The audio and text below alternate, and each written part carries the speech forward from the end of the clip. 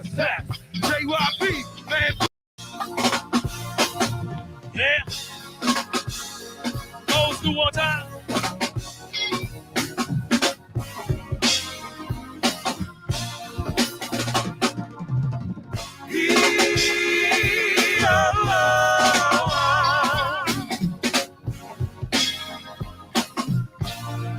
Reminisce a little bit. Talk about the brain, not the mention. Look at how we flip it to a whole other dimension. And look at the extension. And we done went global. How you say we all know when you still feeling our flow though? Hey, well that's 99 cents plus sax. LSC, love soul, crank back.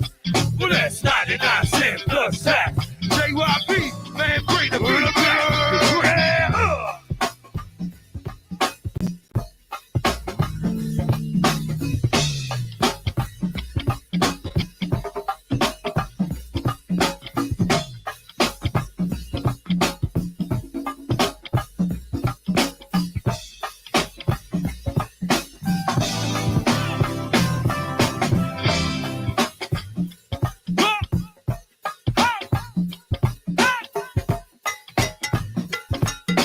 Junkyard fan from Washington, D.C., y'all. On the front porch. When they are. Front porch yard, y'all. Yo. Fred, Bonnie, too. Dino and Bamba be creeping through. We doing the barrel. We doing the barrel. Rock, rock, rock. Rock, rock, rock, rock. We got Willie and Fred, the South Side crew, the North Carolina crew be creeping through. We doing the barrel. We doing the barrel. Rock, rock, rock. Rock, rock, rock, rock. Come on with it. Freaking these on. A good job freaking in the freaking these on. Hey, tune. Every hour is going to get on. Rock.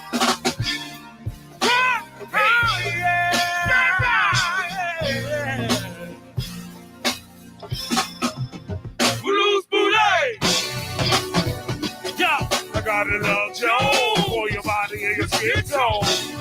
Well, it's on, it's on. You better freak the lady. Freak the lady. You're all that I need and now we're there for you. Well, let me keep it real with you. Keep it real with you. Come on. You better be good if I were you. Make a clap. You ain't. I make a clap, KC. Yeah. Make a scene in it. Yo, we go.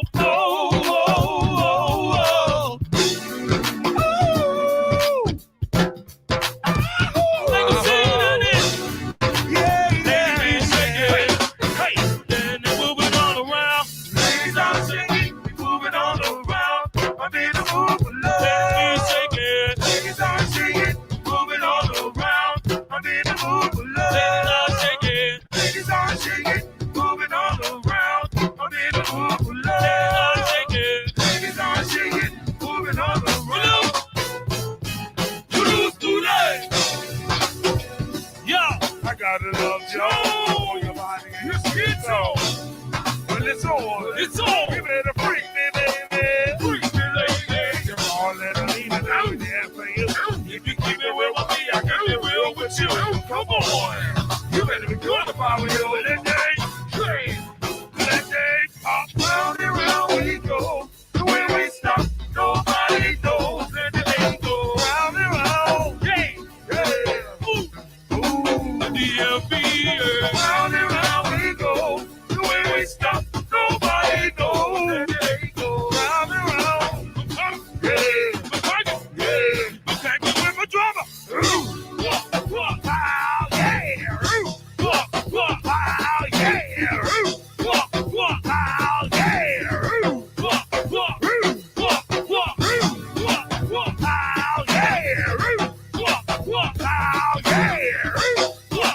Wow, yeah.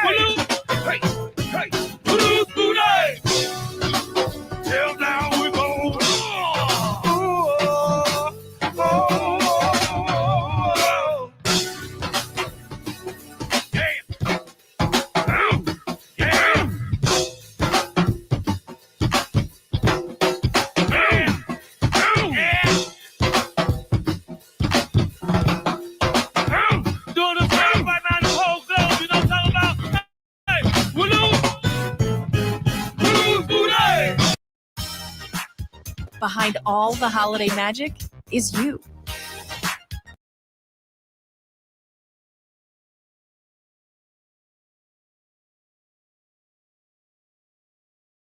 I got a little Joe for your body and your skin tone. Cause it's on, it's on. You better freak me, baby. Freak me, lady. You're more than a heathen, I'm in there for you. If you keep it real with me, I keep it real with you. Well, come on. You better be good if I were you. That day, walk round and round we go. The way we stop, nobody knows. That day go round and round. Hey, hey, ooh, ooh. See you feel honey. Round and round we go. The way we stop, nobody knows. Let the ladies go round and round. Keep it coming, yeah. Keep it coming, yeah. Keep it coming, drama, drama. Ooh, wow, yeah. Ooh, wow, yeah. Ooh, wow, yeah.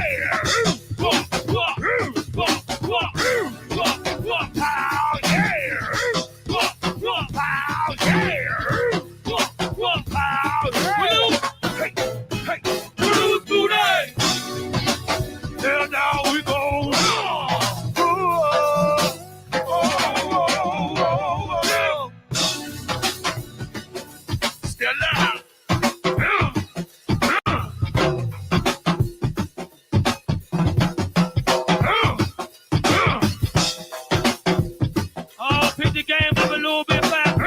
Hey there, man.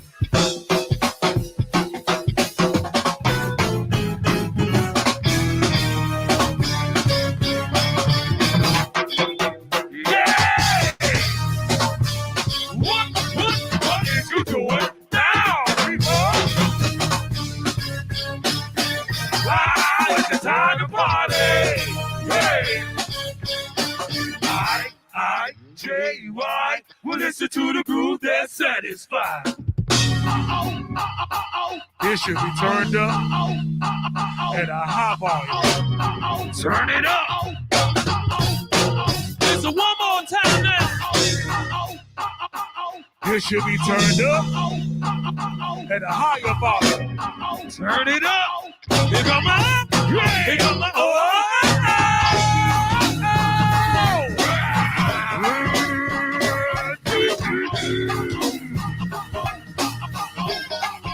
Hey, yeah, I just give you the hand. They gonna give y'all their moves too. Hey,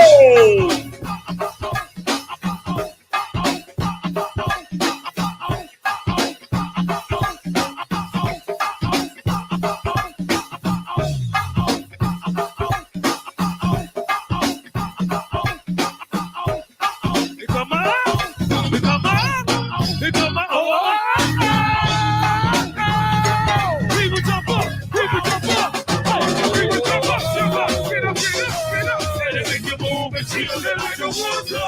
You got the fucking the people, so don't you fake us. Yo, we are people, they take us, take us, take us, take us. We come on, we come on. yes. Oh my God. Shout out to Junkyard, man. Do y'all know a little fun fact about Junkyard? I think Junkyard is the first go-go band to ever be signed to a record deal. So you see they got the Def Jam recordings in the background right there. They were the first go-go band to ever be signed to a major recording contract. So shout out the Junkyard Band, and being from Southeast DC, they from the Burry Farms area. You know, I've taught y'all a lot about certain little areas in my city with historical significance, and them being from the Anacostia, South Side area. You know, just shout out to them. I love them down. So yeah, shout out to the Junkyard Band. Definitely giving y'all that crank, that go-go crank that we love so much here in DC, that original DC music that's original to our city, our people. You know what I mean? Like, not no other bullshit they like to tap on top of it. Go-go is original music. So shout out to that being the case. I believe also that Junkyard started off playing on buckets and stuff like that too. Buckets and pots and pans and all kinds of things, because they didn't have real instruments. They started like that and then they just grew. I think they were like back in the 80s. And then, like obviously now still very relevant to the go-go music scene. So shout out to them and peace and love to everybody. Hey, y'all. I hope you guys had a happy harvest and I hope that food was good. Okay. Period. I hope somebody fried a turkey. I think OTK said he did, but I hope some other people did. I wanted my folks to fry a turkey, but I'm not going to even get started like why that didn't happen. But anyway, peace and love to all the Americans in here today. Now, it's a few things I'm going to cover tonight and I'm going to talk about. I'm going to try not to be too long, but I'm going to be here and we're going to get it cracking. It's been a lot of things I've been seeing over the last couple of weeks. A lot of conversations that's been taking place, you know what I'm saying? And I put that why is reclassification being ignored because I really have been seeing these certain people having conversations around. They want to know why bones aren't found, why this isn't found, and why that isn't found. Tell me why you haven't found an African off the slave boat yet. Tell me that. It really starts to get very annoying because we've come to this situation now in this place in time where everything is being questioned, our identity, our authenticity, who we are. And it's crazy when we go through these things and it's like we can't really seem to place our identity respectfully and respectively, right? It's like we know that people were changed from Indian to Negro to colored or mulatto and black and African. We know all of these things took place, but I feel like within that conversation, that whole context is being ignored because it's easier to ignore the truth and keep building on your lies. Like, I was hearing conversations around Zora Neale Hurston not plagiarizing when she clearly plagiarized. You take someone else's work and you make it your own, that's plagiarism. And then when you add shit to it, we have to come back whether or not that's true too. When you lie, okay, then when you present evidence that says, hey, they found bones in Florida. They found mastodon bones in Florida, and they found human tools in Florida, that predate the ice bridge corridor by 500 years. Oh, when you get that, how old is that? You know what I'm saying? But then you could come up and show the same pissy paperwork, shit from the 1800s that you claim is from the 1800s. You can show whatever you want to show. But as soon as someone shows something that actually combats what is the narrative and what's being put out there, that's not being accepted. It's really, really weird ass work. And that's why I always keep wondering, why is the idea and why is the actual factual truth around reclassification being ignored? Because it is. And it's sick. So first of all, we're going to start here and then I'm going to move right along. So I don't know if you guys have seen this or not yet, but it says acclaimed writer of indigenous stories says he is not Cherokee. Thomas King said he felt ripped in half on learning he had no indigenous ancestry. The Canadian author has dedicated his career to writing about indigenous peoples. So y'all see him, right? That's him. That's him. And see, he could walk around and say he was Cherokee, and he's not going to get the third degree around whether or not he was truly indigenous or not. Because of why? Because he looks like an Asian Mongoloid. Miss me with it. Wait a minute. I didn't even get a chance to shout out the chat. So let me just back up real quick. Hey, live and learn. I'm feeling great. Straight smoke. Hey, baby. Lou Air Grassroots. 305 War Chief. Hey, Enox. Bronze Flat Power God. My sis, Cherokee. Hey, baby. Good to see you in the chat. I hope you had a good harvest. Copper Draco. Peace and love. All right, so let's go. We about to get started. Like, I found this article so freaking interesting. I actually started laughing because I was like, man, here we go. All right, so it says Thomas King, the Canadian author who had identified as part Cherokee through his celebrated career, said on Monday that contrary to what he had believed his entire life, he has no indigenous ancestry. Mr. King wrote in the Globe and Mail and that his mother had told him that his biological father was part Cherokee, but a genealogist working with an organization that aims to expose claims of false indigenous heritage found no Cherokee connection. Mr. King said these findings were shared with him this month. It's been a couple of weeks since that video call, and I'm still reeling. At 82, I feel as though I've been ripped in half, a one-legged man in a two-legged story. Not the Indian I had in mind, not an Indian at all, Mr. King wrote. The revelation adds to a list of prominent figures in Canada and the United States whose indigenous heritage has been questioned in recent years. In Canada, these challenges have prompted a national conversation about indigenous identity and how to prevent fraudulent claims to it.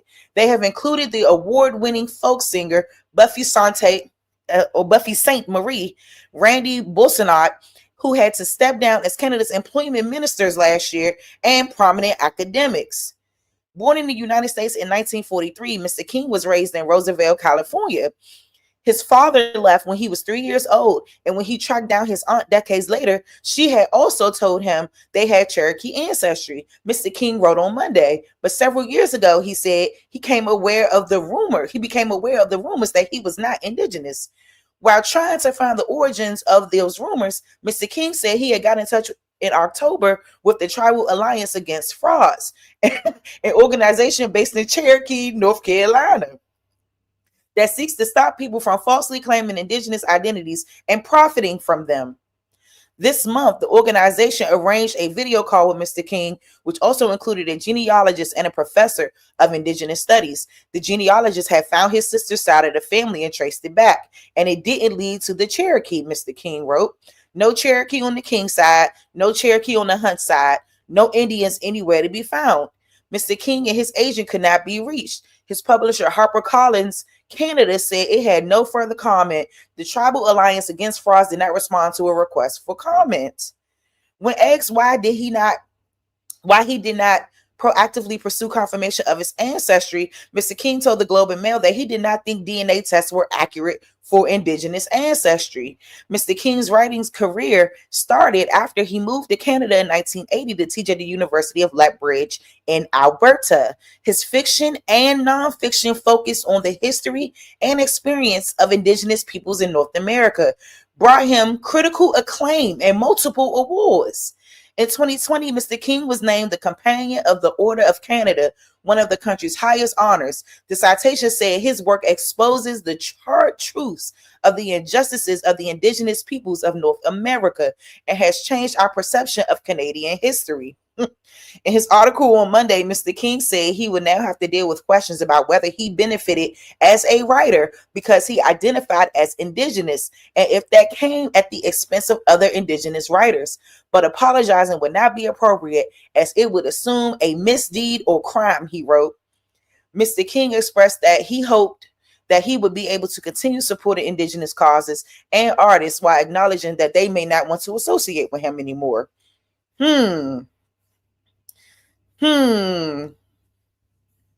Look at that. Look at that. That is something. That is something. You see what I'm saying? And now everybody that look like him need to be questioned as well. We know what happened with from Asians to Chinos. We know what happened. Y'all stepped in and took the real people's place. That's what happened. That's goofy as I don't know what. So hold up, y'all. Let me pull up one more. I'm gonna pull up a video in support. Not really in support, but just kind of, like I had saw this article and I just was so taken aback. I gagged, y'all. I gagged because somebody in Canada is on these folks' tail. All right, so let me real quick. I'm gonna show a video, a brief little Instagram video real quick, and then I'm gonna move along to my next topic. And this topic is going to be about Whitney Houston. So we're just going to keep it moving and how her family has indigenous American ancestry as well. So real quick, y'all, because there's some other stuff I want to show too. Like, all right, here we go. So he talked about it too. That's why I said I saw this article too, engaged. I see my comment on the side. I had already saw the article. I will never shut up about being partially American Indian. You people think that based off of the way a person looks, that determines if they're actually American Indian or not. Not their actual lineage, not who their actual people are, not anything based in reality, based off of what you see. And this is why I emphasize in all my videos how race as a social construct can lead you down the wrong road if you have the wrong mentality, which most people do. So let's get into this story. So this man, Thomas King, is a famous author, and he went his entire life thinking that his father was a full-blood Cherokee. But the problem with that is, raise your hand if you know what a full-blood Cherokee looks like. None of you do, because most Cherokees on the reservation are mixed with white. Yeah, that's the fact. I'm not making this up. That's a fact. And if you could prove it otherwise, be my guest. But you can't, because this is facts I'm talking right now. So he went his whole life thinking he was half Cherokee, all because his mom told him that he was. This man doesn't speak Cherokee. He doesn't have anything to do with the reservation. He doesn't make any Cherokee dishes, nothing to do with corn, pecans, nothing American Indian. He doesn't do it. But because the way he looks, the audience believed, oh yeah, you gotta be Cherokee. Meanwhile, Michael Jackson's great-grandmother is a Choctaw Indian, but he can't identify as Choctaw because he's black. Snoop Dogg is over 20% American Indian, but y'all say he was culturally appropriating for wearing the headdress. And we never hear Oprah speak on her American Indian ancestry because she's just too black to identify as partially American Indian, because that's not what the public wants to hear. A black person, American Indian? Oh, you're ashamed of Africa. And then you have this. These two men didn't grow up with jack crap American Indian in their household because they were adopted and raised by this white man. There's nothing wrong with reconnecting, but it's the way the audience digests this material from these two gentlemen here. They have never taken a DNA test or anything, but you guys accept them as being full-blooded American Indian based off of how they look, despite them being raised by a white man. Michael Jackson has an unbroken line to his great-grandmother that's Choctaw Indian, but you guys refuse to believe that Black Americans carry their American Indian heritage and tradition with them. Grits, cornbread, and everything else that we make, that's sweet potatoes, sweet potato pie, everything we make from our American Indian ancestors, somehow y'all think that's just an African remix. We just made do with what we had. No, our grandparents were literally American Indian. Stop. Y'all getting weird. Yeah. Y'all getting weird. It is. It is. I don't see a lie. I don't see a lie. Y'all are weird as hell. Y'all want to keep sitting over there looking at the way people look. Somebody dark like that, or you must be white. I mean, it's stupid as hell. Where is the archaeological evidence? Y'all, you motherfuckers think y'all so intelligent. And you're not intelligent. Because if you can't even think that for 1 second that this was a whole psyop to keep us from our true identity, then you the one need a lot of help, and you're still buried in a slave victimhood narrative. I want everybody who come up against us to show me their motherfucking African ancestors. Show them to me.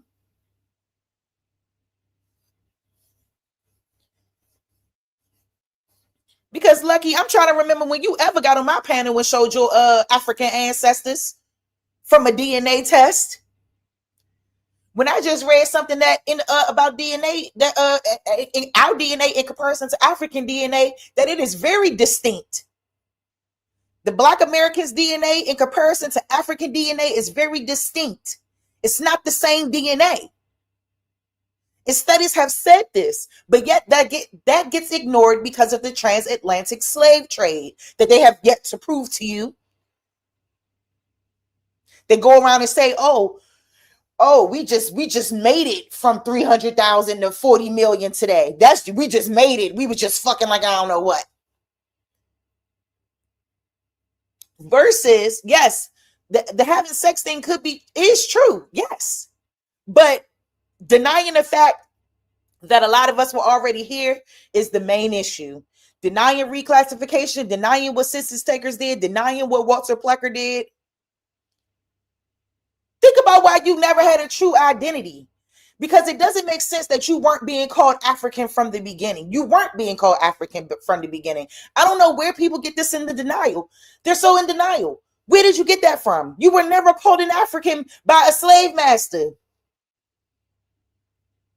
And if you think for 1 second that if your peoples was on a slave plantation, that, oh, they were just walking around everybody's bunker listening to their conversations and just pulled them out if they were speaking an African language.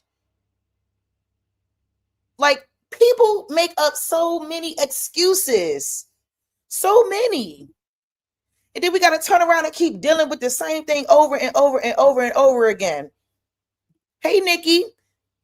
The problem is they're using Siberian European DNA to determine who's indigenous, and people can also self-identify their way into native status as long as the government tries to accept this. Correct. And I'll also say to you too, and that's another thing, and I'm glad you said that, because I kept telling people, you're not going to come up as Native American on a DNA test. You know why? Because it's going to actually identify you as, it's an Asian DNA. That's Asian. They're taking Native American as Asian. So of course you're never going to come up as that. You're not going to come up as that. That's interesting that Snoop Dogg's came up like that. But I still feel like, they be hiding the truth. And here we go, y'all. So shout out to this Morph Boss guy, because this really took me for a loop on the Queen Whitney Houston. So let's go. Houston. Her great-grandfather, John Houston, changed his surname.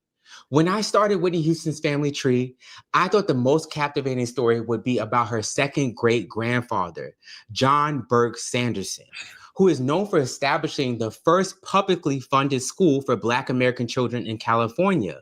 But that was only a part of her story.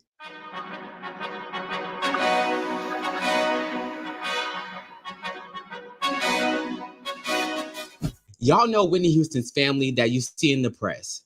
Her husband, Bobby Brown, is an icon in his own right, which, by the way, I met him when I was a little boy. Okay, whatever, you met Bobby Brown. Who cares, right? Well, that's not why I'm telling you this.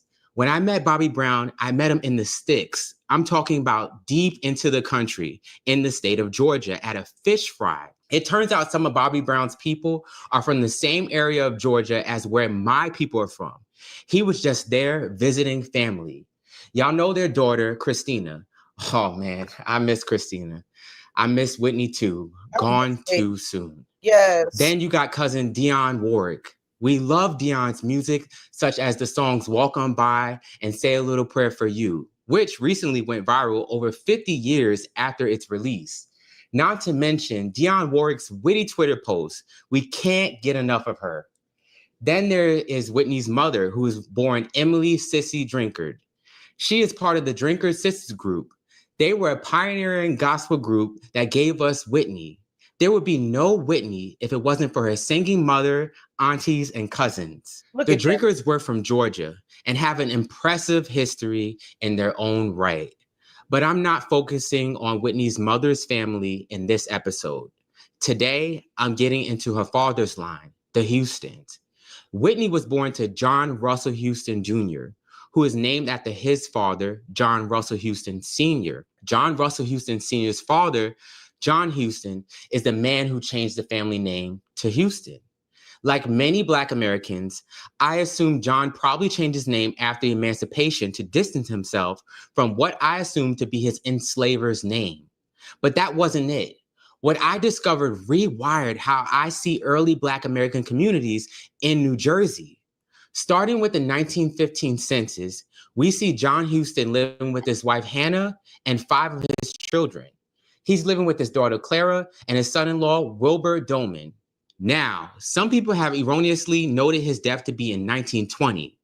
Looking at Hannah Houston in the New Jersey directory, she is listed as a widow as early as 1919. I did not have the time to go to Trenton, New Jersey in person to fetch his death record when creating this video, so I do not have his exact date of death, but it was between 1915 and when this directory was published in 1919.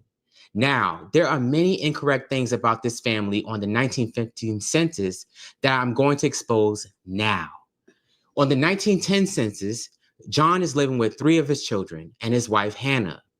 Notice how the birthdates for John and Hannah on the 1915 and 1910 census records state that they were born in the 1860s. Now watch this. On the 1900 census, suddenly John is born in 1850 and Hannah 1858. This is jumping around a little too much for me to trust. So I pulled up Hannah's obituary. Mrs. Hannah Marie Houston passed on January 15th, 1936, at the age of 80 years old. That means she was born in 1856. So the 1900 census was close, listing her birth as 1858. Her surviving children with John are listed here. There's Russell, Whitney Houston's grandfather, and his other siblings. But who is Lillian Finning? After searching for Miss Finning in Pennington, New Jersey, and finding no record of this person ever existing, I almost gave up. But then I came across Myrtle Houston's obituary, and surprise, there it was. Lillian was actually Mrs. Lillian Jennings, not Finning. Lillian was the key I needed to unravel more of Whitney's tree because her marriage record gave me Hannah's maiden name, Davis. But it doesn't stop there. No. You see, Lillian is living with her mother on the 1880 census. Here, Hannah is listed by her middle name, Marie, and only Lillian Augusta is listed living with her. Moving up 15 years to the 1895 census, I see John, Hannah, Lillian, and the entire family under the same household. By this point, I noticed something was up. Where are all these children that were listed on the 1895 census and in the obituaries? Then there is Cora Mae Houston. She married Joseph Smith in 1897. And in 1880, she was christened as Cora Mae McIntyre or McIntyre. At first, I thought this must be the wrong Cora, but the 1885 census confirmed it.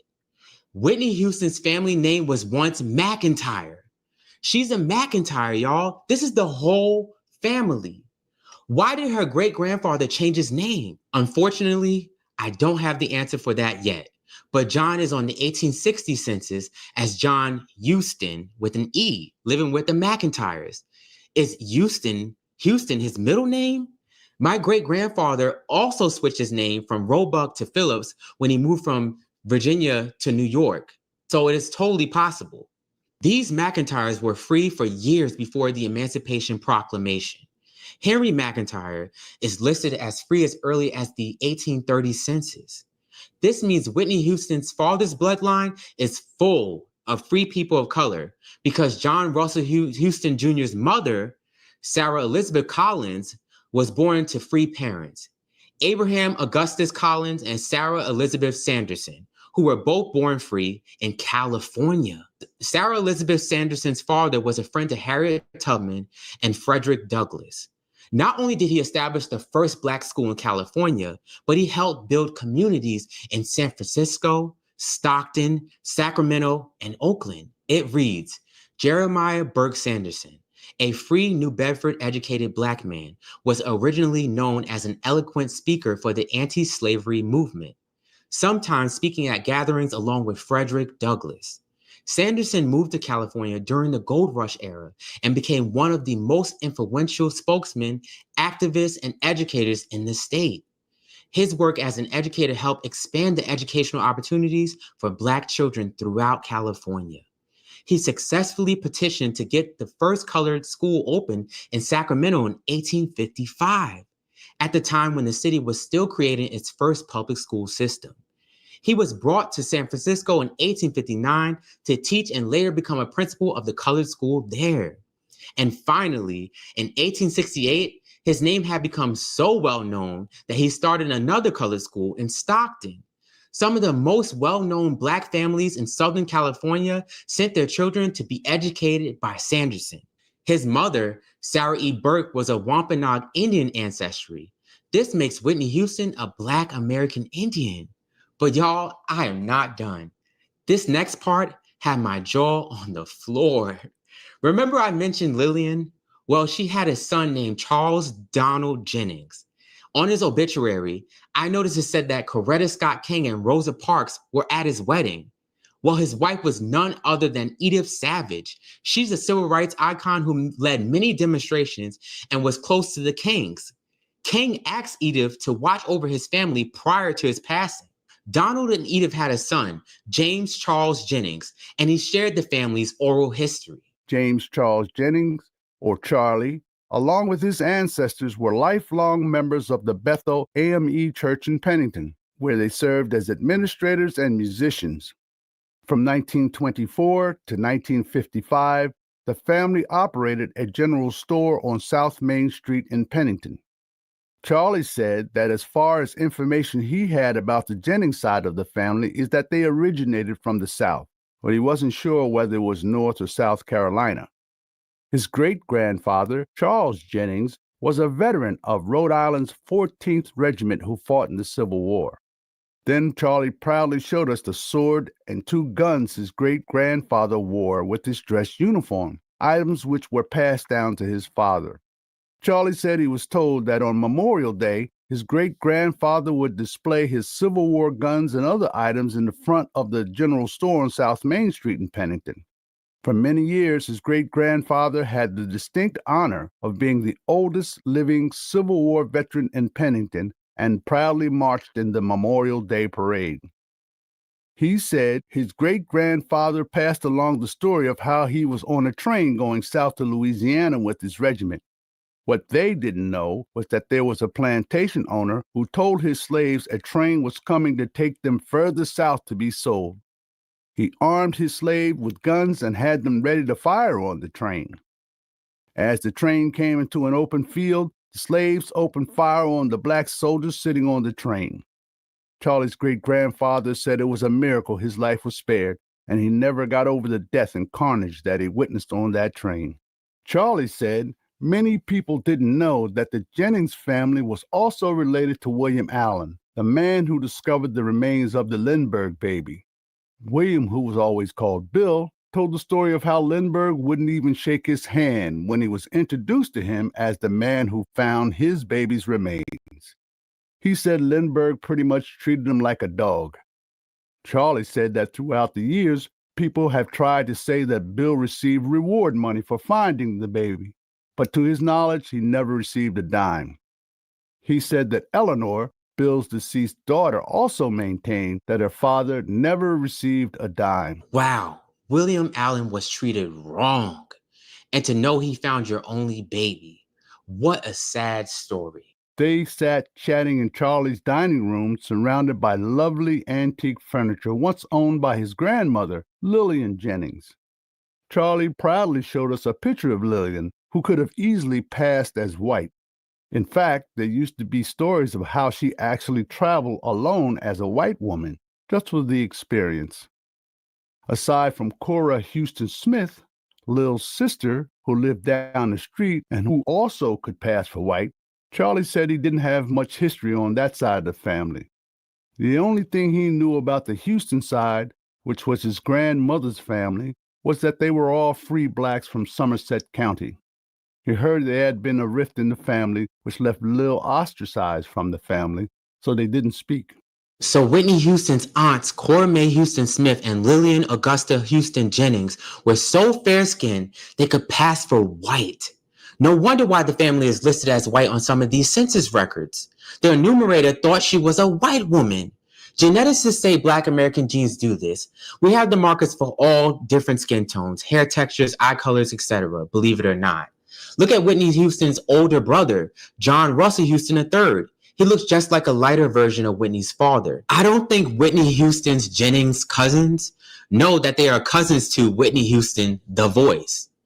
After all, the audio did say that Lillian lost touch with most of the family. There are so many things that could have happened to cause a rift in this family, especially back then. What are you thinking? I am not done with Whitney Houston's story, as there is more to discover.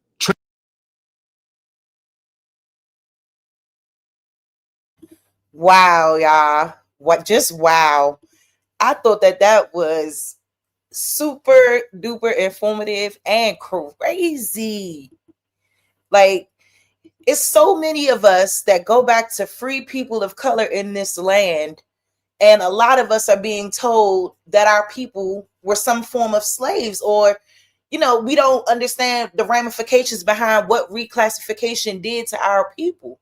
And that's what I mean about looking at people and making judgments about who people is. That's exactly what I mean. Because oftentimes that's what happens. You get placed in a box and you're being told, oh, no, no, no, no, no, you're this, you're that, you're this, you're that. And who's looking at you and doing that? We're talking about census enumerators who had the power to tell you who you were. From 1790 to 1950, shout out to Sachi. Census takers determined the race of Americans they counted, sometimes taking into account how individuals were perceived in their communities or using rules based on their share of, quote, black blood. Americans who were of multiracial ancestry were either counted in a single race or classified into categories that mainly consisted of gradations of black and white, such as mulattoes, who were tabulated with the non-white population. Beginning in 1960s, Americans could choose their own race. Since 2000, they have had the option to identify with more than one. So we're talking about from 1790 to 1950. That until 1960, you couldn't even choose your own race. And this is the bullshit that happens, and it gets misconstrued as in, like he was saying, you don't want to be African. You don't. No, that's not true. What we have to go off is our family lineage and history. And when I tell people that I descend from free people of color, that my ancestors were not slaves, it's so hard for people to take that in, because of what we've always been told. Now, when I always talk about the DNA situation and all of that stuff, we all know that DNA cannot tell you your race or where you come from. That has been established, that has been conferred, that has been understood. And I've noticed that anytime that this country or this United States or whatever y'all want to call it, they find history, or they find our bones lit around the American soil, they find our stuff, and then they'll turn around and say, oh, well, they're black, they must come from Africa. It's already ingrained in the mental capacity to place black people from America in Africa because of the transatlantic slave trade and what they say took place. But then when I talked to David Eltis and I told him, like, the issue with the transatlantic slave trade idea is the fact that we cannot trace our people back to these people who came off these boats.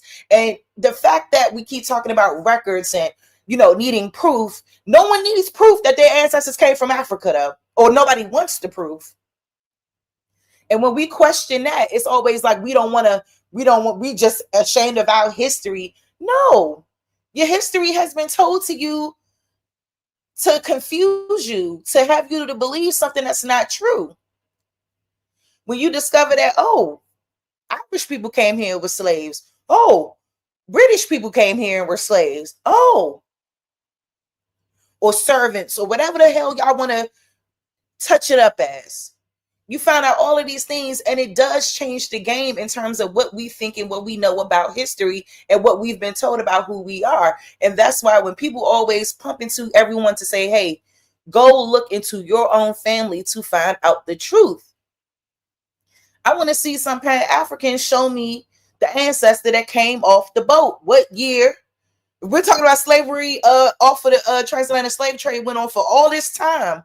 They got to a point where records are being established. And I believe records were established long before that, because a lot of that stuff was insured. And there's no way that people could just be dying left and right, left and right, left and right like that. There is no way that you could be at the bottom of a boat and survive the way that they trying to claim people were surviving. And if you think for 1 second that they didn't have to feed these people and all of that, y'all got the game twisted. Because you got to feed people to survive, to get off and work. Hell, don't you got a lunch break at work? Let's be real here. All right. So let me move right along. So I saw something that was also interesting on Instagram. This thing always got his little head in the goddamn camera. I think it's so funny. But we're going to go into that. And then I do have a couple of readings, that talks about, being changed from Indian to colored and different things like that. I have articles about making Indians white and just all kinds of things that talk about this reclassification effort. Like, I just don't get it. I don't get it. So let's go here and then I'll elaborate a little bit more. But yeah, I think that Whitney Houston has an amazing genealogy, and I thought that that was really profound. And even going back to talking about that Asian man who was identified as Cherokee because somebody told him he was a Cherokee, and it was never questioned up until now. This man damn near 80 years old, and his ancestry just now being questioned. Oh, hold up, y'all. Damn, I thought the speaker was on. Get in there. Now, all my people, y'all gonna love this. Y'all gonna love this secret. I revealed a lot of secrets, but I'm gonna get straight to the point. This is the first time I'm gonna get to the point. Then I'm gonna say what I have to say at the end. But all these is immigrants drawing the fruits of our ancestors' labor, right? But do you think it was called the Congressional Black Caucus? Nah. I'm gonna show you the secret. Then I'm gonna say what I have to say at the end. Now, what it originally was called, watch this, pay attention, take a screenshot. Hundreds attend the first gathering of the National Congress of Black American Indians. Did you catch that? Did you catch that? Okay, let's continue.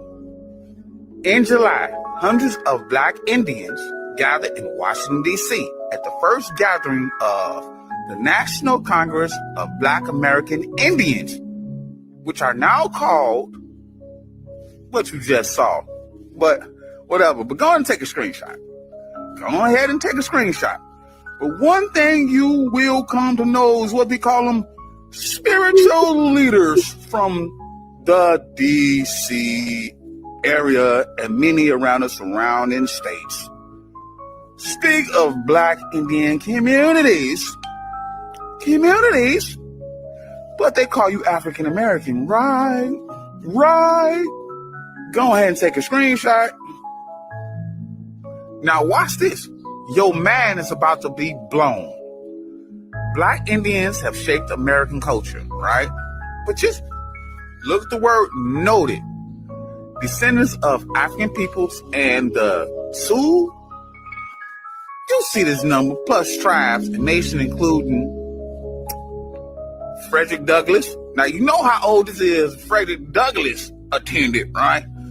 But you always see a little sneaky, my guy, a little sneaky, my guy.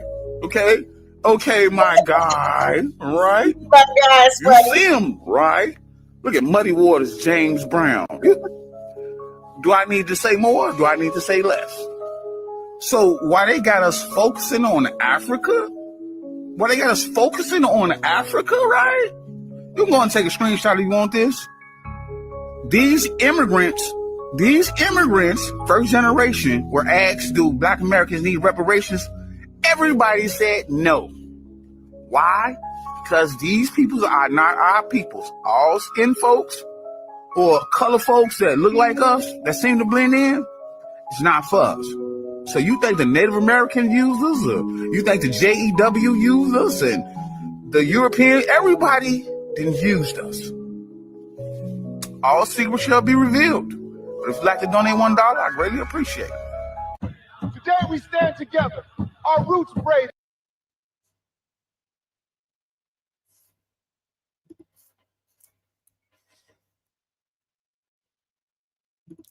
So now, y'all, I did go and find, let me see, I think I did go and find this article he was referring to.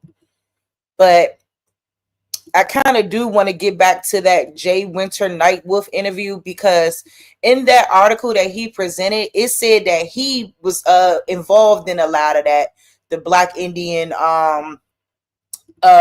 Congress or caucus, whatever it was called initially, situation, that he was involved with that and making that happen. Because I do think that if he feel like a lot of the so-called Black Americans are the indigenous Americans, he need to be speaking up more on that. Instead of sitting over there being quiet. Hold up, y'all. Let me see if I could find. Did I pull it up already?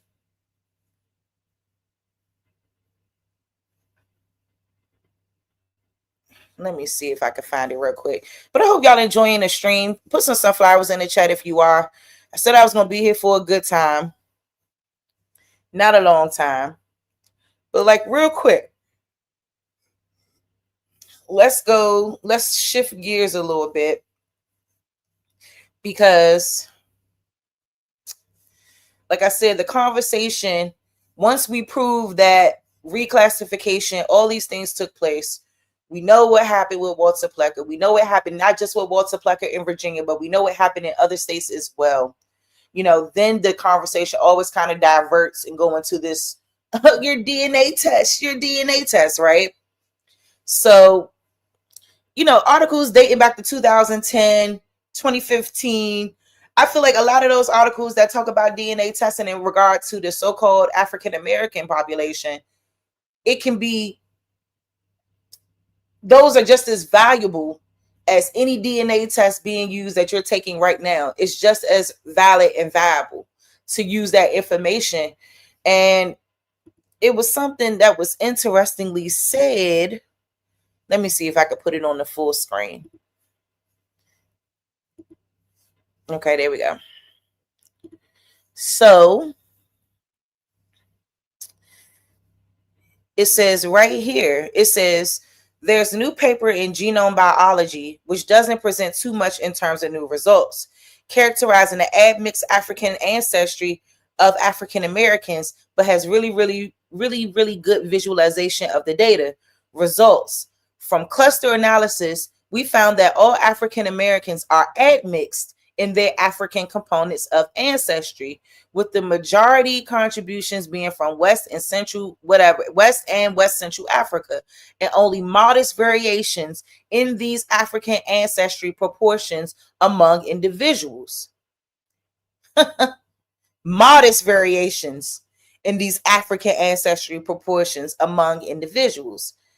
Furthermore, by principal components analysis, we found little evidence of genetic structure within the African component of ancestry in African Americans. We found little evidence of genetic structure within the African component of ancestry in African Americans.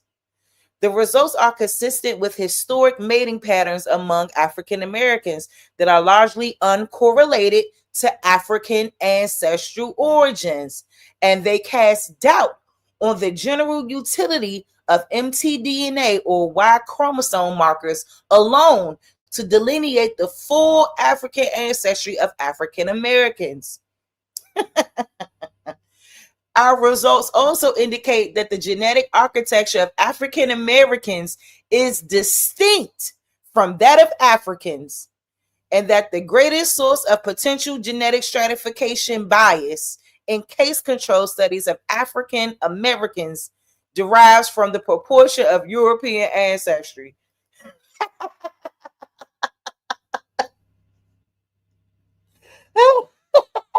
I thought this was hilarious. They'll turn around and say, "Oh, it's European." No.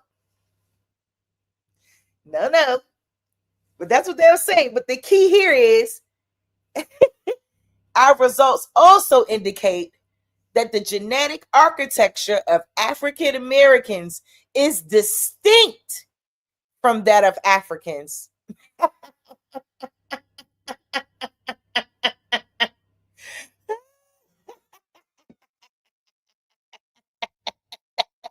So they know that our DNA is distinct from Africans. But somehow you want to keep putting your black ass in Africa. Y'all can go screenshot that, whoever listening in the bushes, because I can't make it up. It's just so funny to me. Okay. So let me see what else I already have on the screen. I mean, on my tabs, y'all. I'm sorry. And meanwhile, we got Tethers acting up. We got the Somalis acting up.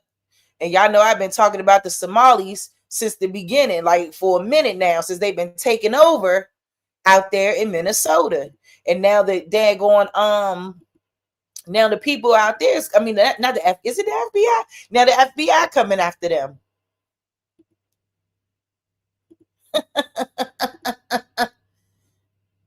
Y'all thought it was sweet. And it's not sweet out here. And then when I want to tell y'all, hey, we gotta question everything.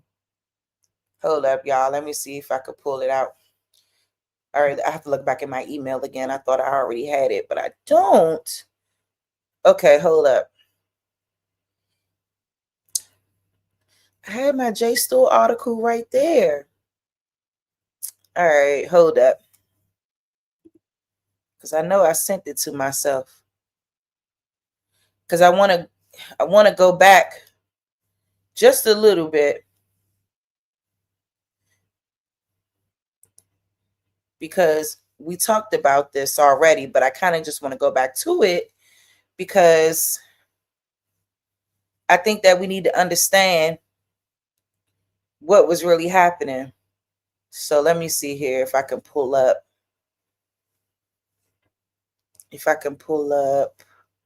Where is it? It's right here, but let me see. All right. So, like, we literally understand and we know all of the bullshit that's been going on.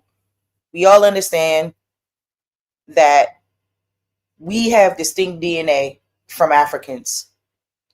And the way they like to lie about our DNA and just like I tell people, and I can show you any freaking source that will tell you that it goes back to the transatlantic slave trade and that historical documents or that whatever they claim is so historically documented, but it's really not as historically documented as they like to say.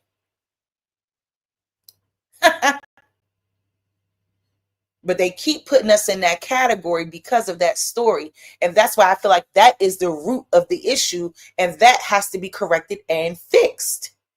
Because if a lot of y'all are basing your reparations on all of that, y'all going to have to rethink that. Because a lot of y'all going to find out that you descend from free people of color. Everybody wasn't a slave. Some people was. But you need to be able to prove that. And that's the issue. These people tell y'all year after year, we got to study it. We got to study it. We have to, we have to do this and do that. Haven't you done enough studying to be able to prove the legitimacy of what y'all claim happened to the Black Americans in this country?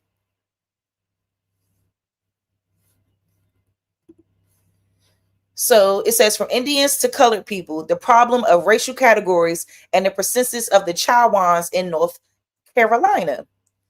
A defeat in years-long engagement with English colonists in 1677 ushered in a momentous political and social changes for the Chowan people of eastern North Carolina.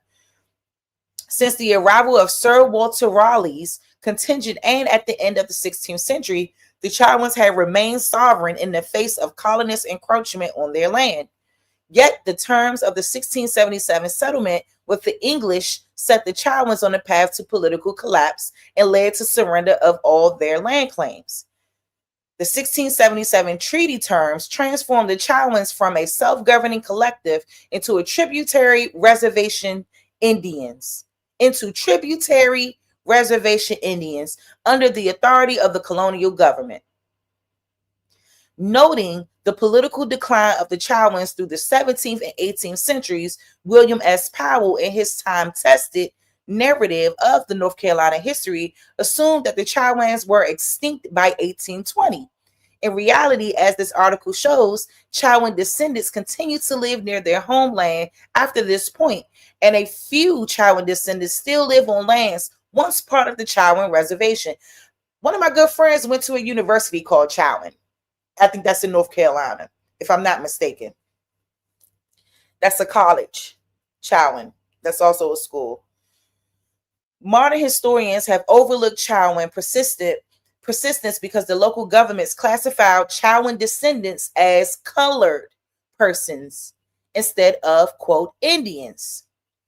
Modern historians have overlooked Chowan persistence because the local government classified Chowan descendants as colored persons instead of Indians.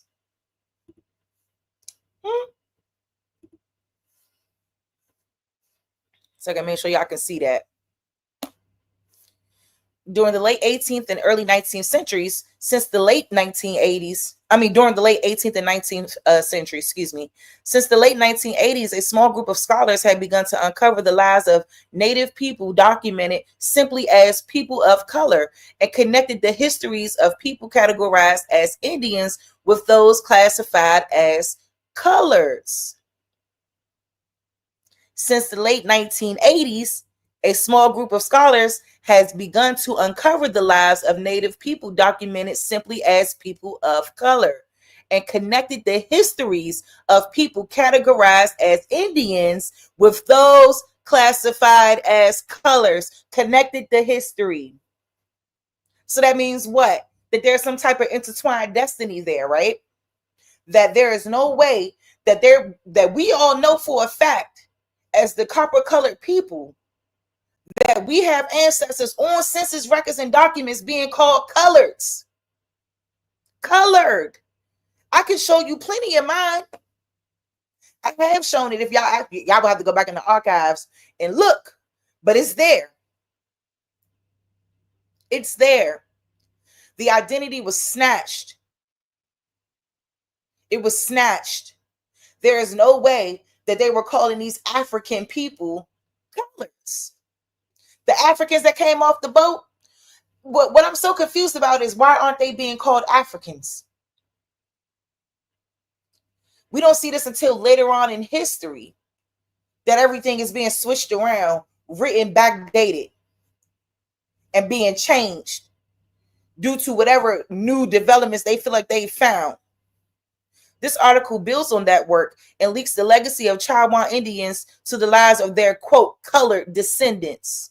Yet, unlike some of these studies, this article goes beyond viewing the recategorization of the Chowans and like groups as a form of documentary genocide or a denial of the Indianness of Indians, and instead demonstrates the racial categories are inherently unreliable markers of social cohesion and ancestral connections.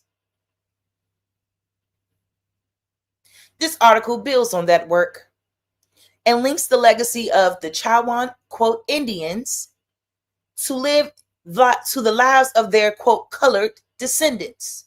Yet, unlike some of these studies, this article goes beyond viewing the recategorization of the Chowans and like groups as a form of documentary genocide or a denial of the Indianness of Indians, and instead demonstrates the racial categories are inherently unreliable markers of social cohesion and ancestral connections.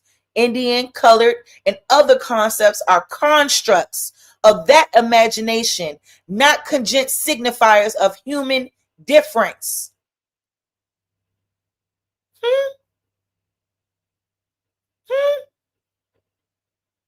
Constructs of the imagination.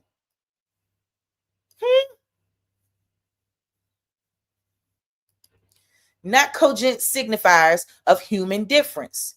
As sociologists have explained, race, ethnicity, and nationality exist only in and through our perceptions, interpretations, representations, classifications, categorizations, and identifications.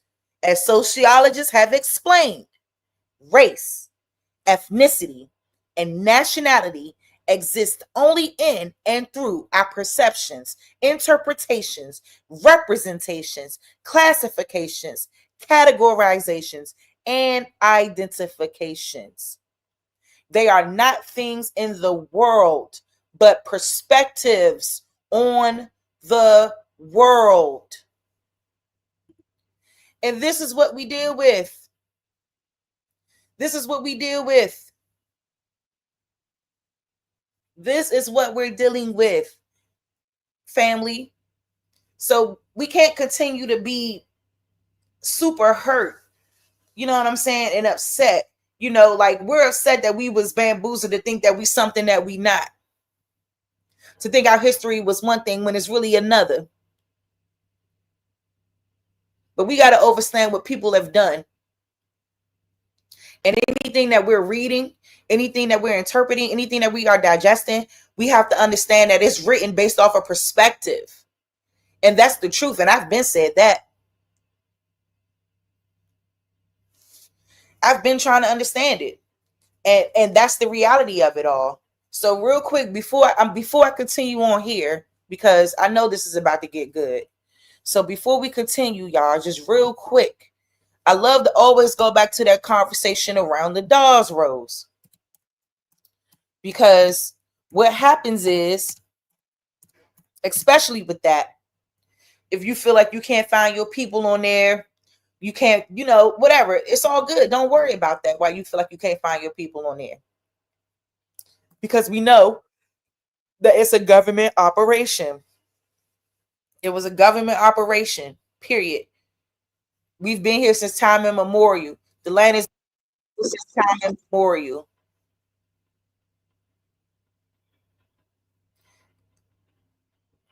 The Dawes Road was just a way to kick you off and take your land. Take your people land. Okay, hold up. Let me see if I could find the lady saying it. And I know just like when they were saying it in that documentary too, that there was no proof that that Paul Cuffey was an African. I guess Africans just came over here knowing how to do everything.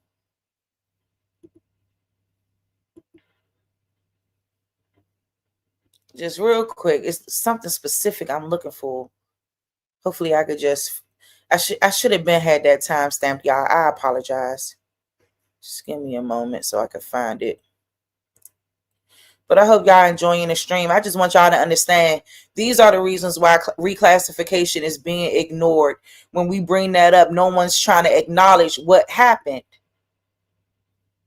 Who was being changed to colored.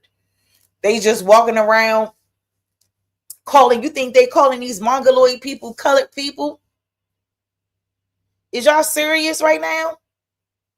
When we look at our records and we see a bunch of colored mulatto, because our people had the fairest of skin tones to the darkest of skin tones. Those are just the facts. Okay, let me see. Just real quick. Yeah, 33-36. Might need to play that. Ancestry, white, degree based on role. Citizens, one fish, Cherokee treated them as much less than equal citizens. Around the turn of the century, the Cherokee were once again part of a government operation known as the Dawes Commission. And at that time, the land which we held in common at one time for time immemorial became individual allotments to Cherokee citizens. Indeed, the whole construction of the Dawes Roll, by which Indian nations were allotted, is based on the assumption that blood quantum, that is the degree of any particular ancestry, white, Indian, black, the degree to which you are one of those determines certain cultural characteristics. The degree to which you are one of those determines certain cultural characteristics. To the degree, yet we still carry out indigenous ways, like the boy said on the earlier video. Sweet potatoes, cornbread. We can go on and on about the foods that we eat that is indigenous food.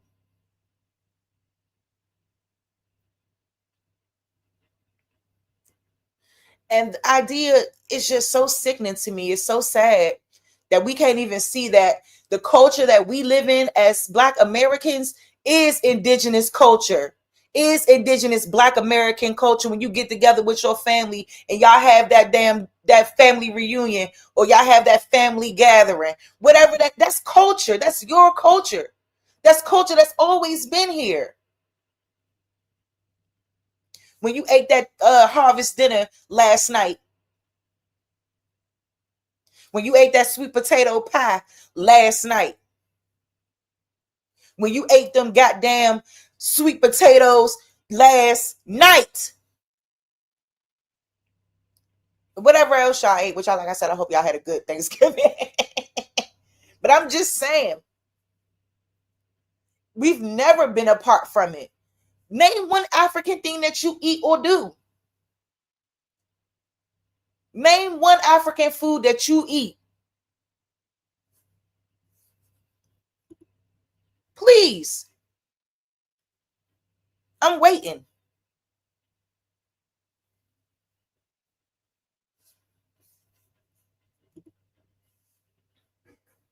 What the hell? Excuse me, y'all.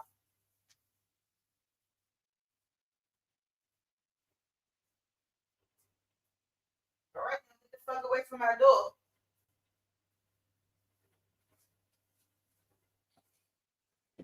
Hearing all this fucking noise. I apologize, y'all. I want to know what y'all ate that was African last night.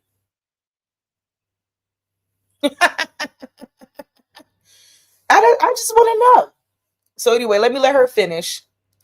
This is already over an hour. I didn't plan on being that long tonight, because I was going to address Lucky and his commentary, like acting like he didn't get the fact what the lady said on the news article. I didn't say it. The lady on the news said it. I don't understand how you didn't comprehend what she said. They've been found evidence of archaic humans in America that predates these people coming through the ice corridor. Y'all got to get over it. So we got to question whether or not these people ever came through the ice corridor or not. Keep on trying to make it seem like these people are indigenous. They ain't indigenous to nothing. That is how able you are to manage your allotment. It was at that time that the separation as citizens between Black freedmen and Cherokee by blood was made. So it wasn't until the Dawes rose that they started to establish who was a freedman and who was a citizen. So it was all a setup from the beginning. These people were indigenous and being robbed out of their land and their allotments. Let's listen again, because y'all don't like the truth. Y'all like lies. Y'all like victimhood. Y'all want to be slaves without facts, without proof, without memory. And then when we always talk about languages, why you don't speak an indigenous language? The same reason you don't speak an African language. Stop asking us this shit. Stop trying to be weird. Stop asking us why we don't speak a language that you can't speak. Stop asking us that. It's not valid. It's not valid. To Cherokee citizens, and that's again part of a Citizens. Around the turn of the century, the Cherokee were once again part of a government operation known as the Dawes Commission. And at that time, the land which we held in common at one time for time immemorial became individual allotments. You said the land that we held in common since time immemorial. What is time immemorial, people? Time immemorial means before any documented historical record. That's how long the land's been in common with us. But somehow, y'all want to believe that that's not the case. Y'all want to predicate I'm telling you, they did a good job of telling y'all was inferior on my soul.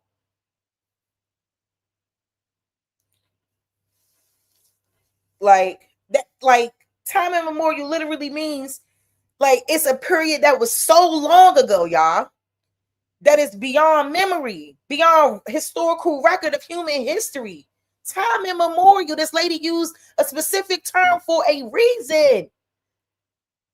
Since time immemorial, since before it could even be documented.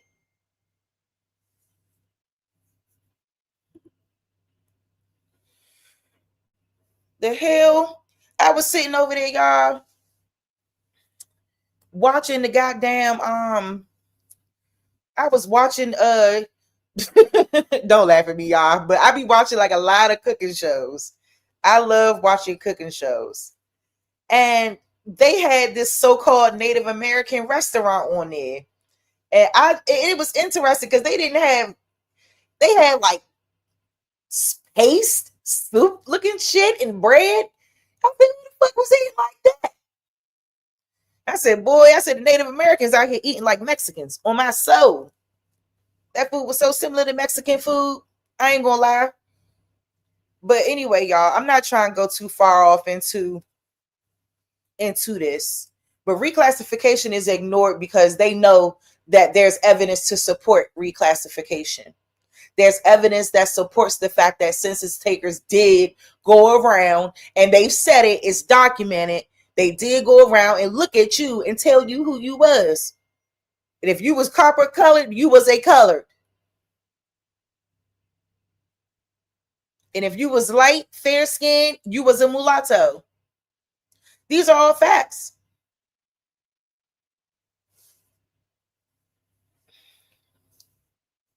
Exactly. So it's crazy to me. You know what I'm saying? And that's why I said, like, you gotta get these people on point, like to stay on subject. You know what I'm saying? Because of course you're gonna have a lot of historical not evidence, but just people recording what they want to record about people's history without the people who was involved actually recording their history.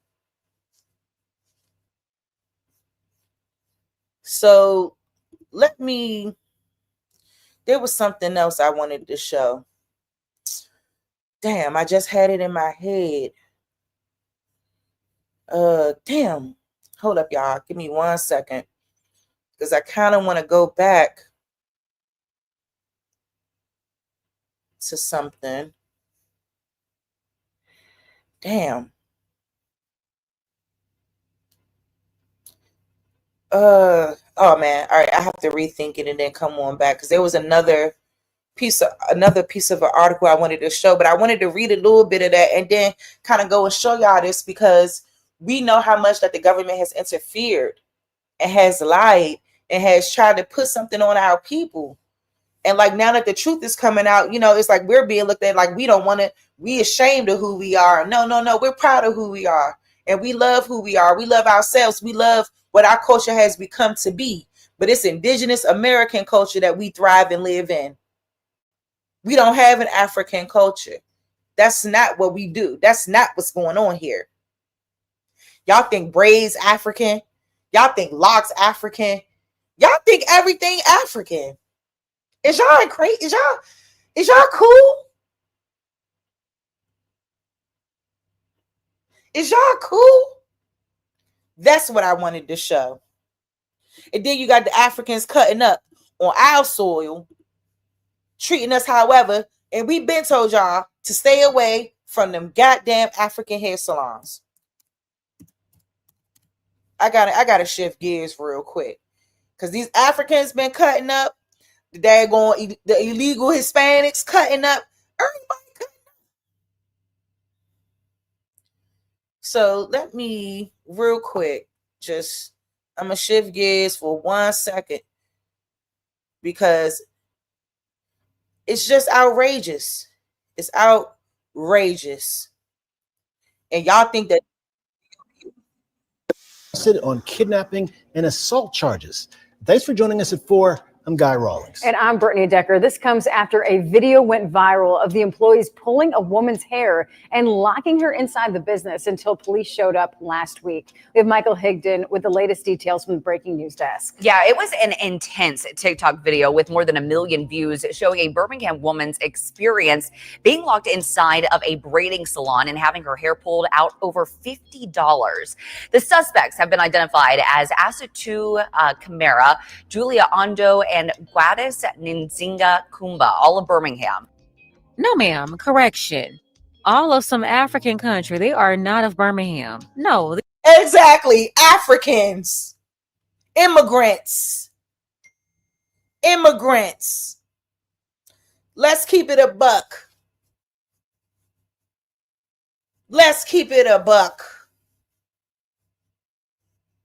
These are not Americans. All 3 of them. Look at their names. Stop playing. They ain't from no Birmingham. They have been charged with kidnapping and assault in connection to the incident that happened last Saturday at Mama Gifted Hands on Parkway East. Jessica Odom, the victim in this case, told WBTM 13 she texted the salon owner directly to book her appointment. In the text messages, you can see how she asked how much for boho knotless braids, and the owner responded with $200. Well, apparently human hair was used to do the style, and the owner said she owed another $50. Odom said she started walking toward the door when the owner asked her for $30 instead of that. If she couldn't pay the $30, she could sit down so the owner could actually cut the hair out. Well, that's when Odom claims the owner locked her inside the salon. Odom said that she tussled with the owner and other employees while trying to unlock the door and finally got it opened when she felt someone grab her by the hair. Odom said that they pushed her back into the salon, locked the door again. In video that you see right here showing the employees pulling on her hair for another 30 to 40 minutes until police. But y'all swear these people, y'all people. These people, your people.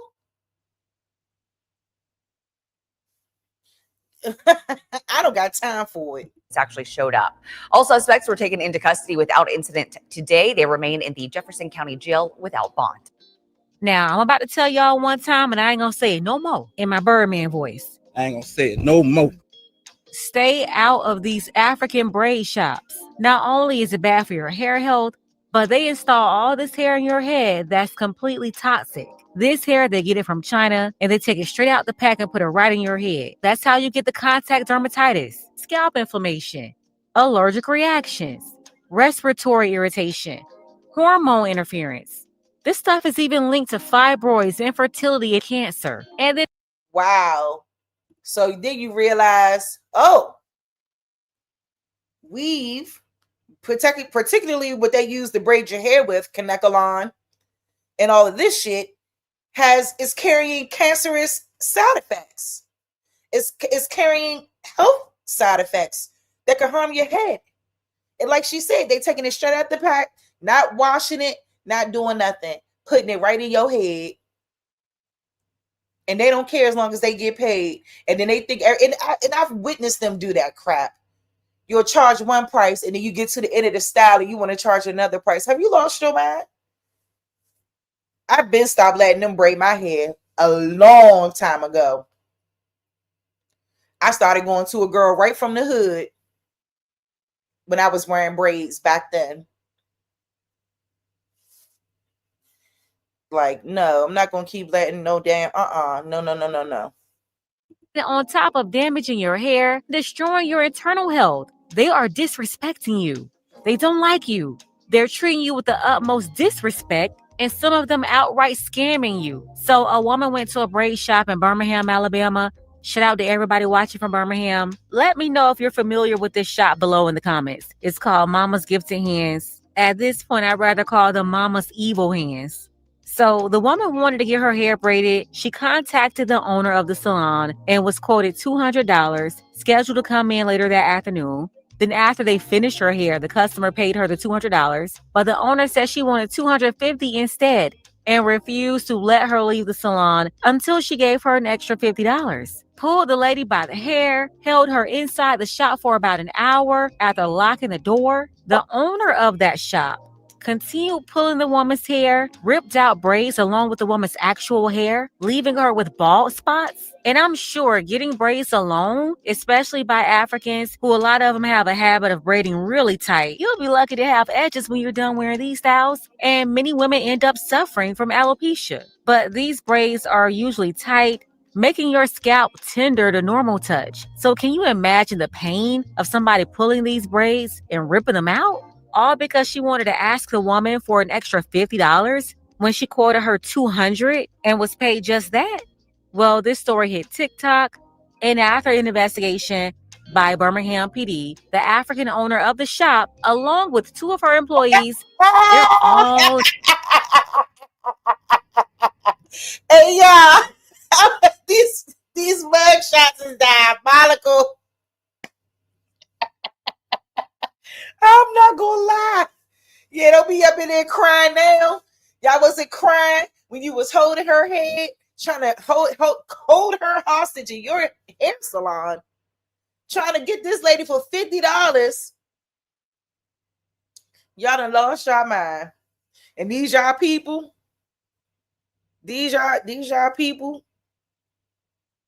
on my soul, they not our people. They not our people. They don't even know about your transatlantic slave trade story. They don't even know what that is. They get over here and they learn about it, but that's not something they're learning about in their homeland. Something that was so tragic and happened. Where are the first-hand accounts of this? They got a couple.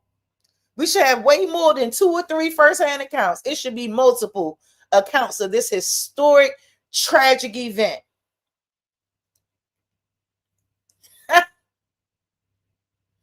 And y'all got these ladies in y'all head. Like she said, she ain't lie. The way this lady lied. And one thing that she said, especially when it came to the edges part, tearing y'all edges apart.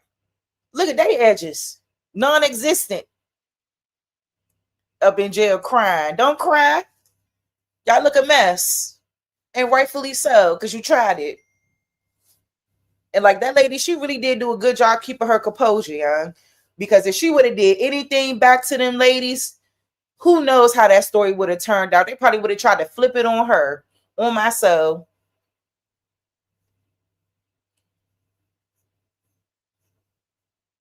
Yeah, I'm going to tell you the truth, wild card. And peace to Bad Saint, a Mary Gal. Hey, Zay. Peace to everybody that just pulled in. He said they've been effing up their hair on braiding, but you got people who promote them knowing they'll beat your edges out of envy. You're not lying. I remember y'all got into a car accident a few years ago, and I was going to physical therapy, like someplace in Heckendra Mall in DC I was going to, so I could get my little physical therapy treatment so I could get my shit coins. And plus I was injured. So I had to go and, get my little stuff together or whatever, get myself back to health. And I remember I think this was around the time I was first starting my locks. And she was just like, my hair would never look like that. I'll never forget her saying that. She said, how is your hair so pretty? She said, if I got locks, my hair would never look like that. That's what she said.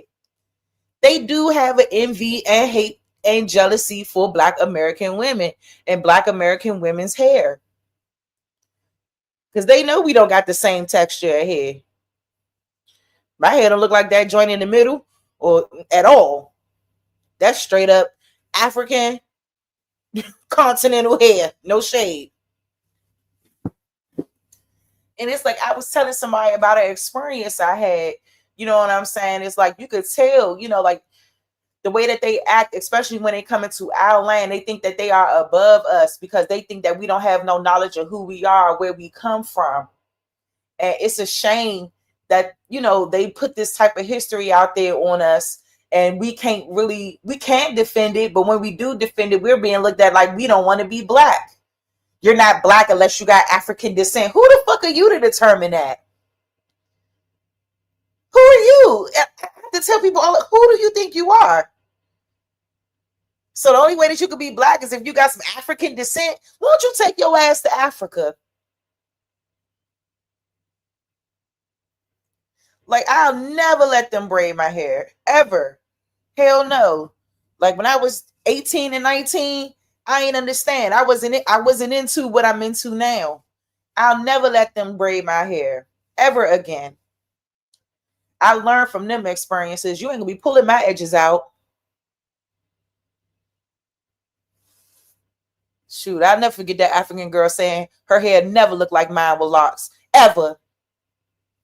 And it won't, boo. And it won't, boo. That's one thing I got compliments on my whole life is my hair. And even with locks, it still gets big compliments. Always. And like I refuse. That's why I say they can't twist my locks. They can't do nothing.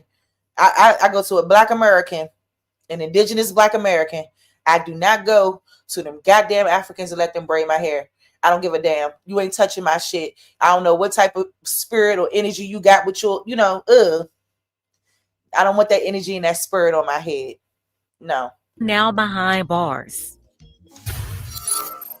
New tonight, a Birmingham woman says what should have been a simple, relaxing trip to get her hair done ended with her locked inside the salon and assaulted. This entire ordeal caught on video, and that video has now gone viral on social media as the woman demands justice. Your reporter James Giles joining us after talking with Jessica Odom about what she says happened at Mama's Gifted Hands in Birmingham. And James, why did she say she needed to post that video? Well, Steve, Brittany, she says it was never about going viral. She just wanted to warn others about what she experienced. She says she never expected it to blow up like this. I just wanted to get my hair done and I wanted to go home. For Jessica Odom, it's not the hairstyle she'll remember. It's what happened after the appointment. I done paid you exactly what you asked for. Let my hair go. I don't care. Let my hair go. I don't care. She says she walked into Mama Gifted Hands expecting a quick appointment and walked out shaken, confused, missing a piece of her hair and holding a video she'd never dreamed she'd need to record. I looked in the mirror. I loved my hair. And I went in my purse. I grabbed the $200 in cash and I gave it to the braider. She started speaking in their language, which I don't know what ethnicity they are, but. And see, that's the thing about Black people in America. Girl, you start speaking their language. I don't know their ethnicity. Bitch, they spoken their African wool off bullshit. Yes. America. Although they did what they did to her, she's still trying to show them some grace. And you tripping because that's why I said people be better than me. Because you're not getting any grace of what you did. I don't give a goddamn. African. And listen, Black women, stop letting these people who don't like you, they've shown you time and time. Listen, what they did to her.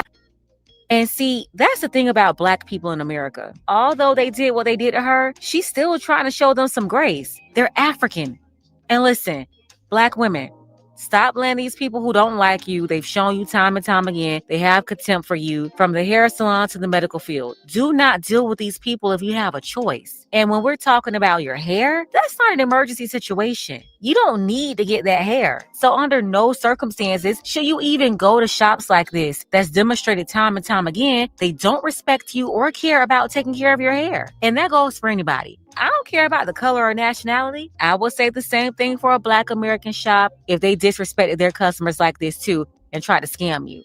Do not support businesses like this. And y'all got to take it a step further. They shouldn't even be allowed to be in business scamming customers like this. And then assaulting a woman that's simply coming in to patronize their business. Nah, people like that, they don't deserve your money. She went over to the owner, which they refer to as Mama, and she gave her the money. And then she hopped up and she was like, no, this is $200. Odom says everything started normally.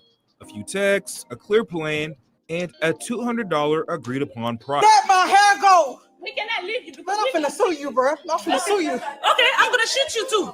I said sue. The customer said, let my hair go, I'm going to sue you. And the woman threatened her and said, I'm going to shoot you.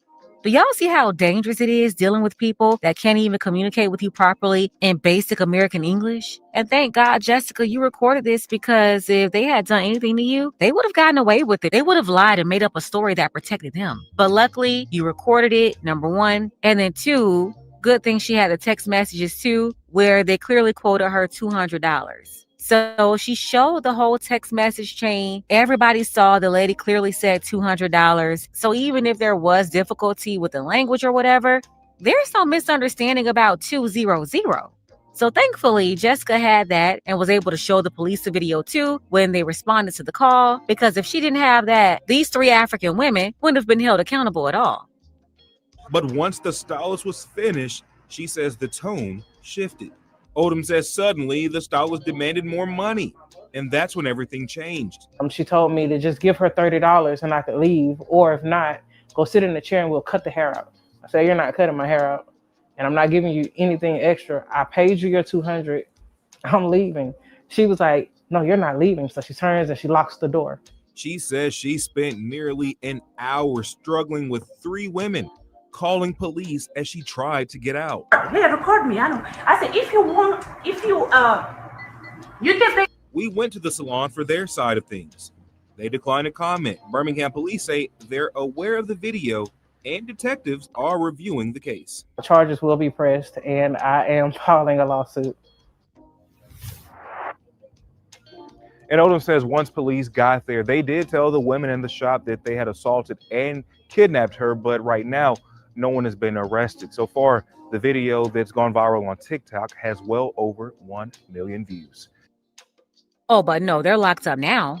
And those folks in Alabama won't let them out. The ringleader here talking about she'll shoot somebody. I saw too, she's 32 years old, born April 20th, 1993. They have her race listed as Black. Interesting because they don't break this stuff down. You know, all Black American crime includes crime from Black immigrants too. And so when you see these numbers, all of these crime stats from criminals, no matter the nationality or their group, they're... See, I'm glad she said that. I am glad that she said that.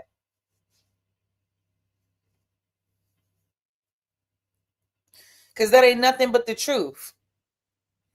All these so-called, these Black immigrants that come into the country are being lumped in right with us. That's why the reclassification and the misidentification is a serious matter. And that has to be highlighted, and that has to continue to be fought against. Because if we don't fight against it, our numbers are going to continue to be inflated by people like this. all classified as African American or Black. Then Julia here, she was also arrested. Julia, she worked in the shop too. She's Black. No matter the nationality, so went down. You know, all they have folks in Alabama won't let them out. The ringleader here talking about she'll shoot somebody. I saw too, she's 32 years old, born April 20th, 1993. They have her race listed as Black. Interesting because they don't break this stuff down. You know, all Black American crime includes crime from Black immigrants too. And so when you see these numbers, all of these crime stats from criminals, no matter the nationality or their group, they're all classified as African American or Black. Then Julia here, she was also arrested. Julia, she worked in the shop too. She's 30 years old, April 22nd, 1995. Julia is looking like she's fully aware of how she just ruined her life. And then Gladys here, born March 21st, 1980. 45 years old, too doggone old to be tussling like this, especially when you're in the wrong. So all three of these women charged with first-degree kidnapping and third-degree assault. A bond amount was set on the assault charge, but it's a first-degree kidnapping charge that's keeping them behind bars. No bond at all on that charge. They are forced to stay locked up, just like they forced that woman to stay locked up in their business. And now the head honcho here, she's about to lose her business. All three of them losing their freedom. And you really don't want to mess around with ICE right now because they're looking for people to deport every day, especially people who commit violent crimes. And kidnapping is certainly considered a violent crime. You can't lock somebody up in your shop for a whole hour after they already paid you what they owe you. Then they wanted an extra $30, $50. Well, trying to scam people out of more money after you got them down there and agreed to a price, it didn't just set you back $50. What y'all decided to do to this woman that you thought you could get away with, it's about to set back your whole life. And hey, it is what it is. Go ahead and deport them. Get them out of here. Let's go ahead and get the conversation started. Tell me what you think about this below. Deport them motherfuckers. And I don't care. Keep thinking that we're supposed to have empathy and sympathy for that. And meanwhile, we over here in America trying to get our identity politics straight, trying to make sure that we disassociate ourselves from the likeness of this. Because we ain't them. We ain't the same. They not like us. And that's just period on top of period. So let me see. Do I have anything else?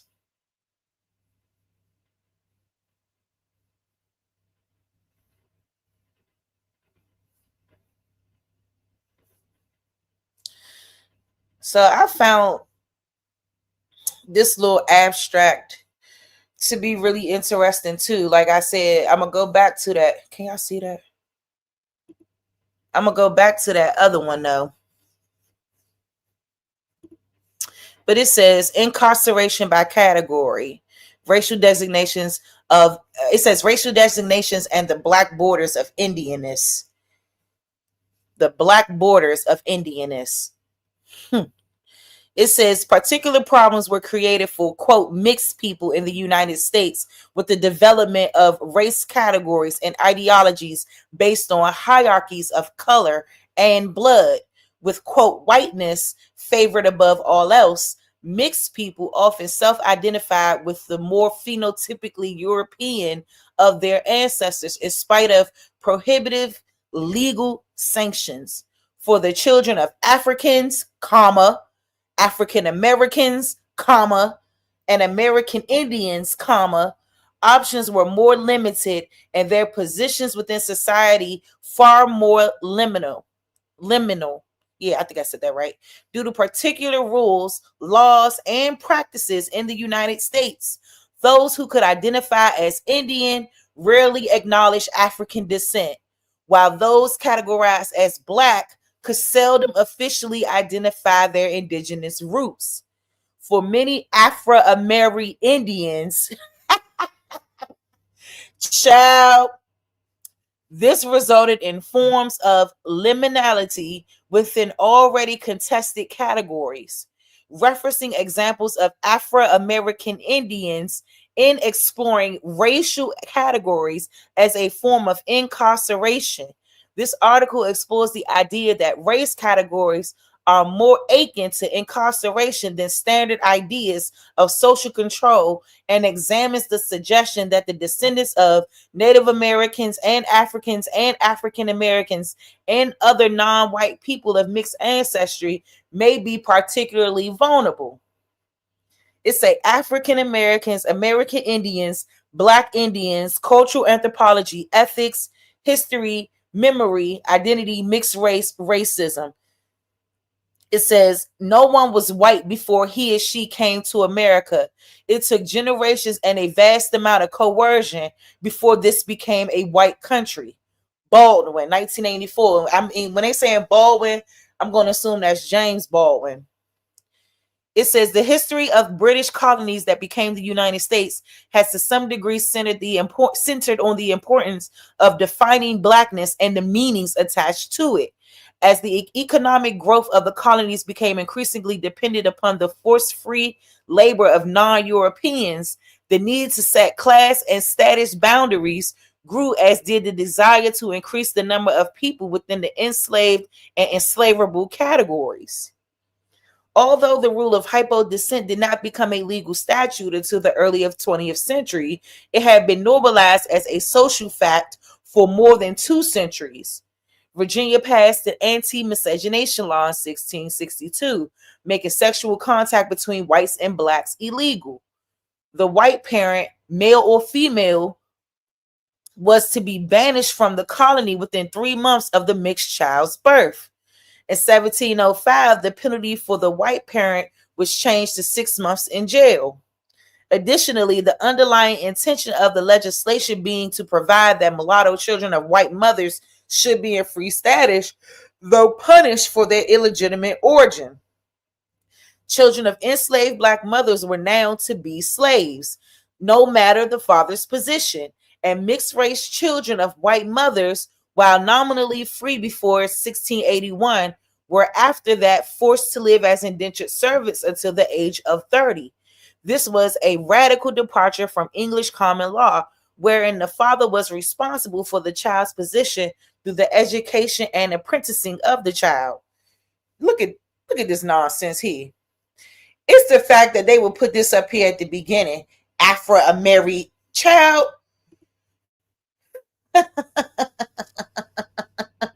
Afro-American Indian child. You know, it's amazing. And just once again, I just want them to prove this African descent. Please. The DNA test can't even do it. The DNA test will give you 3 to 8, 6 different African countries and tell you one of them you come from. You match with somebody over there. Let me find that article from. Like, you just see the bullshit that goes on. Where is it at? Did I get that from? Yes, I did. Is that it? The use of the terms? Yeah, it's not this one. But I do think that this article, that this part of this book, from Jack D. Forbes definitely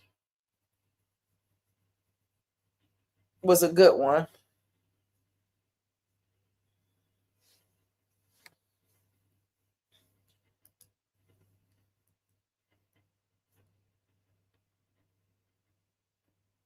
So it says, but of course, it might be argued that this old hat, especially the people in the Afro-American community who have long been aware of extensive Indian ancestry and who have, at least since the Civil War, self-consciously utilized the terms Negro or Black and, of course, colored to encompass people of mixed Native American and African descent. Individuals such as Ann Plato, Paul Cuffey, Crispus Attucks, Hiram Revels, and many others have long been referred to as Negroes, in spite of having perhaps at least as much Native American as African ancestry, and even when living in Indian communities, as was the case with Attucks and Cuffeys. It says, from the scholarly perspective, the logic of white racism, which has tended to classify people in very arbitrary ways, is neither the logic of genetics nor of bona fide ethnicity. The mixture of African and American does not make a person Black or Negro any more than it makes one automatically Indian. Ethnic scholars must aver that it is both pernicious and dangerous to read into the evidence and to affirm for earlier times the pronouncements of a dominant social caste, their myths, their prejudice, and their systems of classification and nomenclature must all be subjected to critical and empirical re-evaluation. So what they have been doing has been said time and time again that, hey, y'all need to reevaluate what you're saying. Y'all need to reevaluate this. And they won't. They won't reevaluate it because they know. Because they know. They know the truth. And if they continue to just throw you around in categories, throw you around, you know what I'm saying? It ain't gonna matter. You'll just continue to be confused. So anyway, let me go to one more thing he said that I found interesting. Let me see what else I could find through my old archives. And shoot, I'll open it up if people want to come up and speak on the topic. If not, shit, I don't plan on doing them long nights like Smoke the Night. No. Let me see. Is this it? Yes, here we go. So I can share this one now. Let me put it up. And what's crazy is that it's so many of our people have bore witness to the Indian origins, and it's constantly being ignored and denied. So let me see if y'all can see that. Oh, hold up. Let me go right here. Where do I make it bigger at? Oh, there we go. So this is another part of the book, Africans and Native Americans. So it clearly says,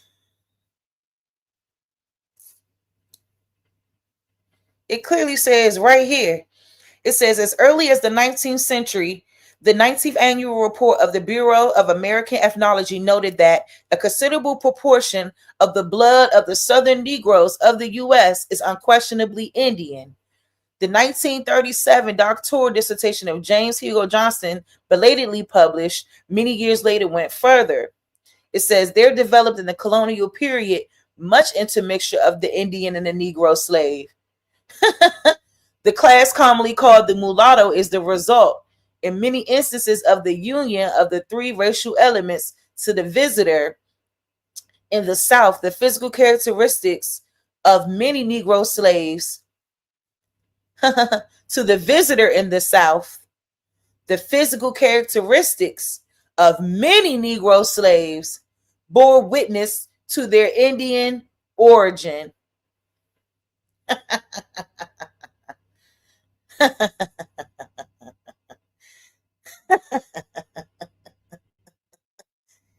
It says right here, the end of Indian slavery came with the final absorption of the blood of the Indian by the more numerous Negro slave.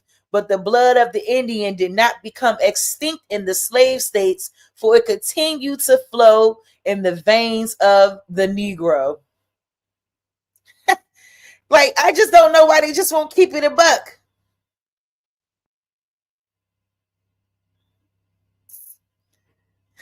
So this is them trying to explain the classification of Native Americans as mulatto in Anglo-North America.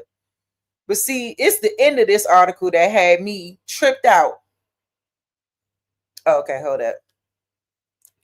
Because they got a lot of good stuff in here that we can go through, but I'm not about to go through all of it.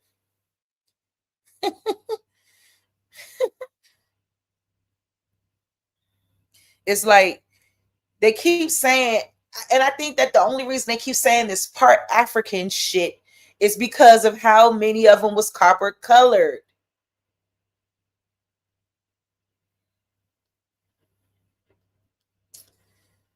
So anyway, let me go down. Okay, so it says right here. It says, where can I start at?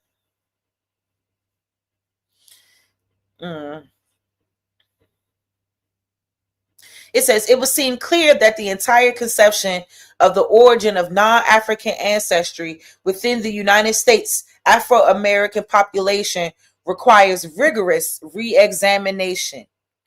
It would seem clear that the entire conception of the origin of non-African ancestry within the United States Afro-American population requires rigorous re-examination. In 1712, John Norris provided advice to prospective planners. He told them to buy 15 Negro men and 18 Indian women, or if they were starting out small, a good Negro man and a good Indian woman. The implications of such evidence must now, at last, be taken to heart. Finally, a new look needs to be taken at the many surviving Native American communities, primarily along the East Coast, who have been denied recognition because of being classified in the past as mulattoes or people of color. Needless to state, the presence of African ancestry should be no bar to state and federal recognition as Indians. But in addition, the use of the terms analyzed herein provides no evidence in and of itself of specific African descent.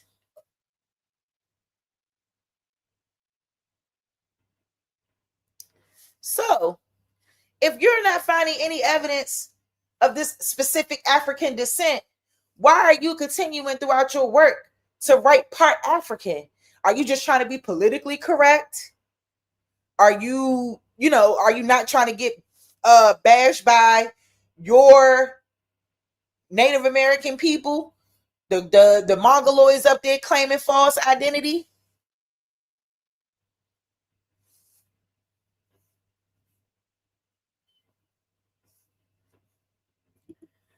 Like, you can't make this shit up. It's actually really diabolical. It's actually really diabolical at this point. So it's like, what do you do?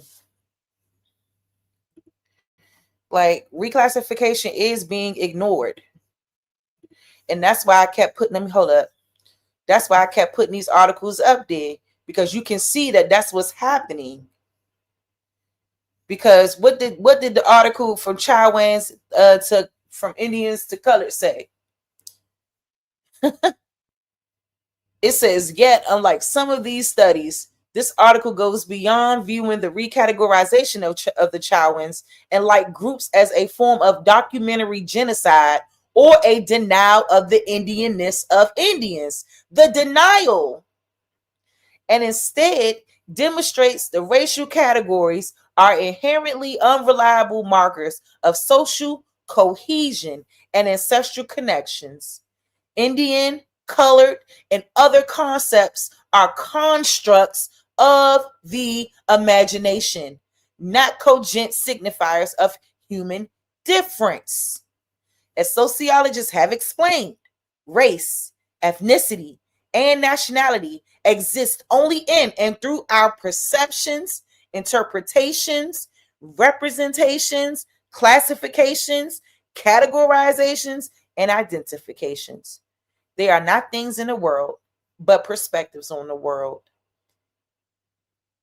And that be the problem. People using their imagination to justify, oh no, because you don't look like that. You don't look like that. Who's saying that they are the real people? Y'all just want to believe they the real people because that's just what you've been taught your whole life. And that's just what you thought. And when your grandmother said that they had Indian in them, you called your grandmother a liar. Instead of believing your grandmother. Like she got a reason to lie. Just showed y'all the history, man. The history of all of it.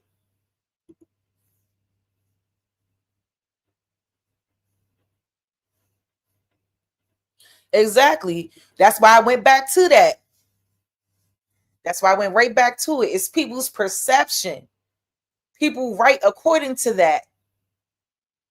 People write according to that.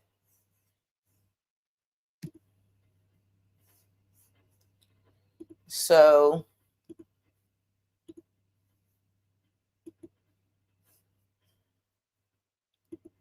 the link is in the chat. Whoa.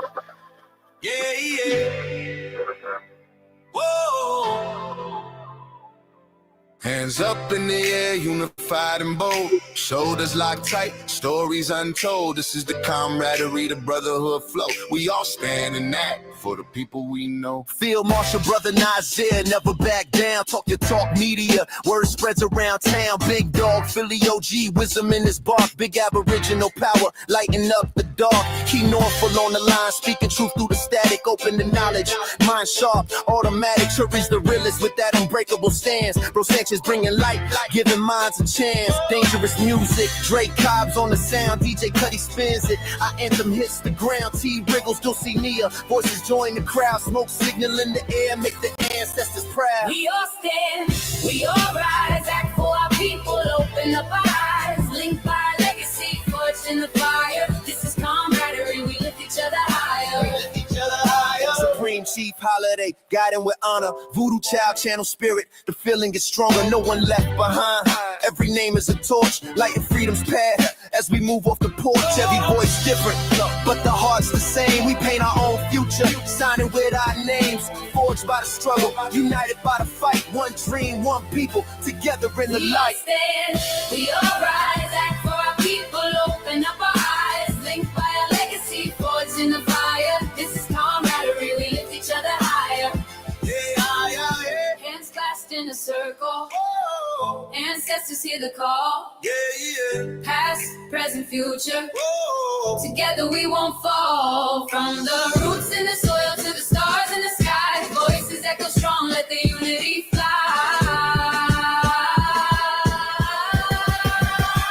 We all stand, we all rise. Act for our people, open up our eyes. Linked by our legacy, forged in the fire. This is camaraderie, we lift each other higher. We lift each other higher. We all rise, act for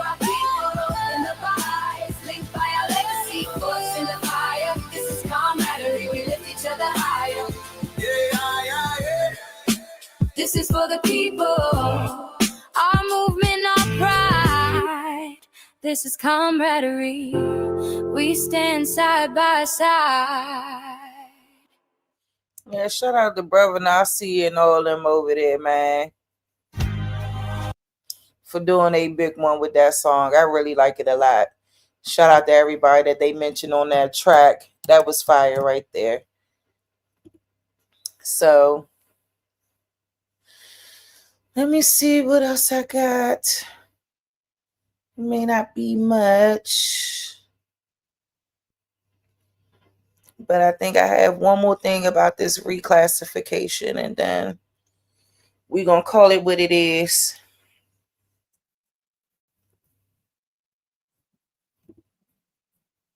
For some reason, Africans seem to think that they know our history better than we do. That's what's the shame.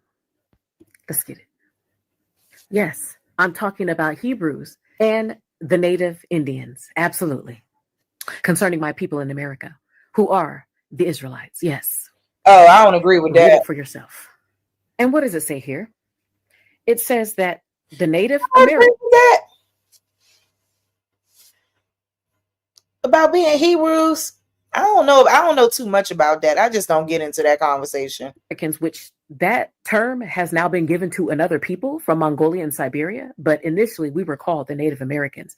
And it says that commonly we are called Negroes. The people that they call Native Americans today have never been called Negroes. So that's obvious, my people. And here is the description of the American Indian. Read it. The Aboriginal of America has coarse black hair, brown, copper-colored skin. Whoa! Where'd she get that from? Y'all see that?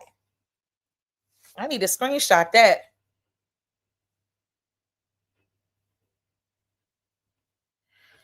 Where'd she get that from?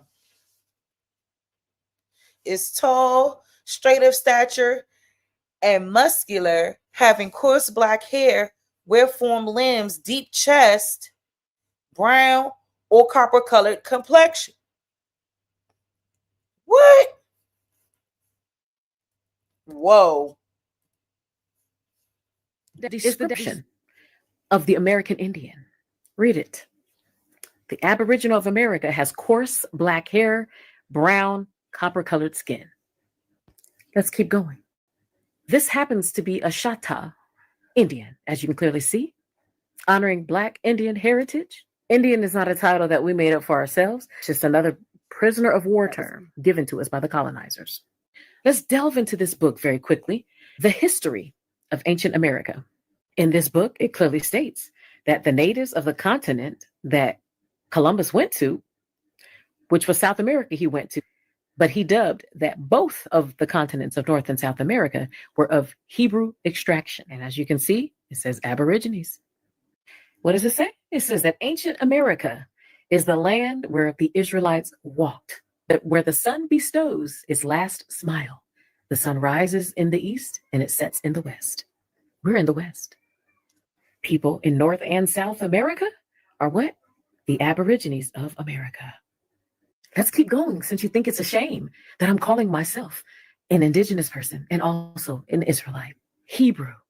It says that we practice the laws of Moses. A lot of them teach that Hebrew Israel. Like I said, I don't know too much about that. And I don't try to comment on it one way or another. But, I mean, like I said, some people feel that way. You know what I'm saying? They feel that way. You can't, change their mind. But yeah, like I said, I don't know if I'm too much in agreement with that myself at all, especially the Hebrew Israelite part. You know what I'm saying? I try to give people the benefit of the doubt. That's why I don't listen to everybody. You know what I'm saying? But, you believe what you believe and you stand on what you stand on. And that's what you should do if that's what you believe. You know what I'm saying? I mean, if she presents some type of evidence to support it, all right. But that doesn't mean that we are Hebrew Israelites, because that means we came from somewhere else. At least in my opinion, that's what I think it means. Because I think it's just always pointing back to something biblical. And I don't think that our people were truly involved with that type of like religious dogma, if you will, like especially like that of Christianity or the Bible or anything of that sort. I'm not sure if that was something our people was into. I don't think so. I think it wasn't up until European colonization that Christianity really became a thing. So that's just kind of my opinion on it. But anywho, let me move around. So I just kind of wanted to, I mean, like I said, this wasn't supposed to be no super deep dive. This was just supposed to be something I could just kind of go through and kind of talk to y'all about real quick, just so that we can continue to get that understanding about what took place with this racial reclassification and what really happened, because I think that it's so misconstrued and it's so terribly mixed up. Like, we got to remember who's in charge and who's putting these pen to this pad and who's saying the things that they are saying and who has the authority to put this type of destiny on to people. You know what I'm saying? And then when we want to challenge it and say, hey, no, like, my ancestors don't come from Africa. I don't have any Africans in my family. You know what I'm saying? You're being told that you don't love yourself. You're being told that you don't like, you know what I'm saying? It's diabolical. It's you're being told something different, all because of the bullshit narrative. Now, I just sat here and read to all of y'all what that shit said about our DNA being distinct from that of Africans.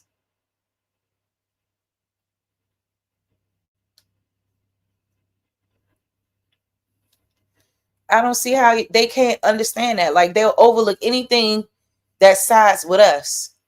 Like, we lying about it. Got no reason to lie. It's just what it is. It's just what it is, honey.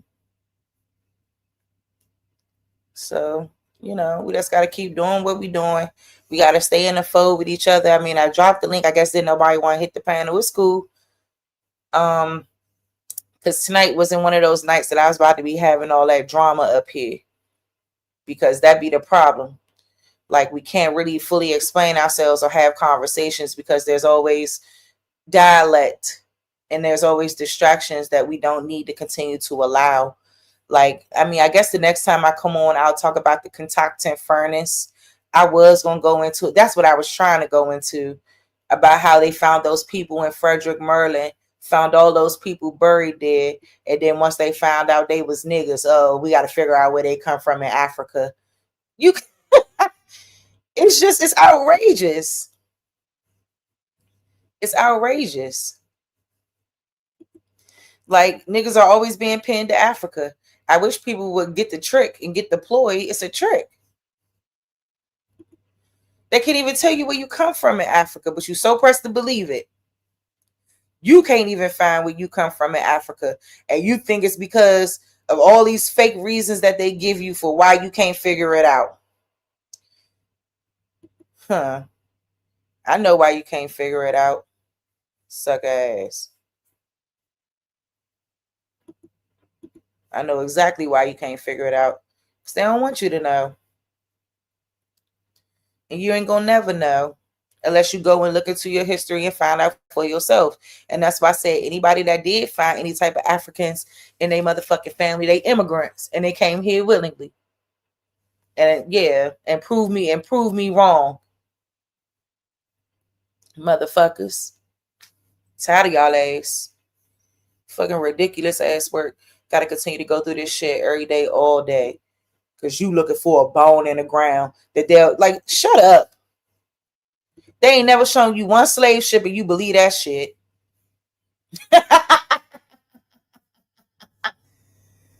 They'll tell you that the Clotilda, we didn't find the Clotilda in the wreckage, actually. But we're going to keep looking. Shut up. Stop the lies. And hold up. Let me see if I can find that real quick. Because they talk about Zora Neale Hurston ain't plagiarized. Child. Like, they'll just do anything to cap for these people. The same one that was a mentee under a fucking out of African theorists, okay?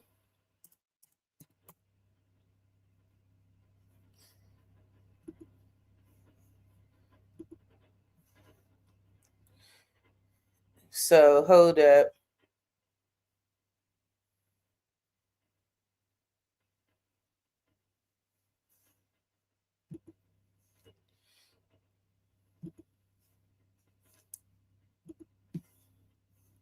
Ain't never seen one slave ship, but you believe that shit.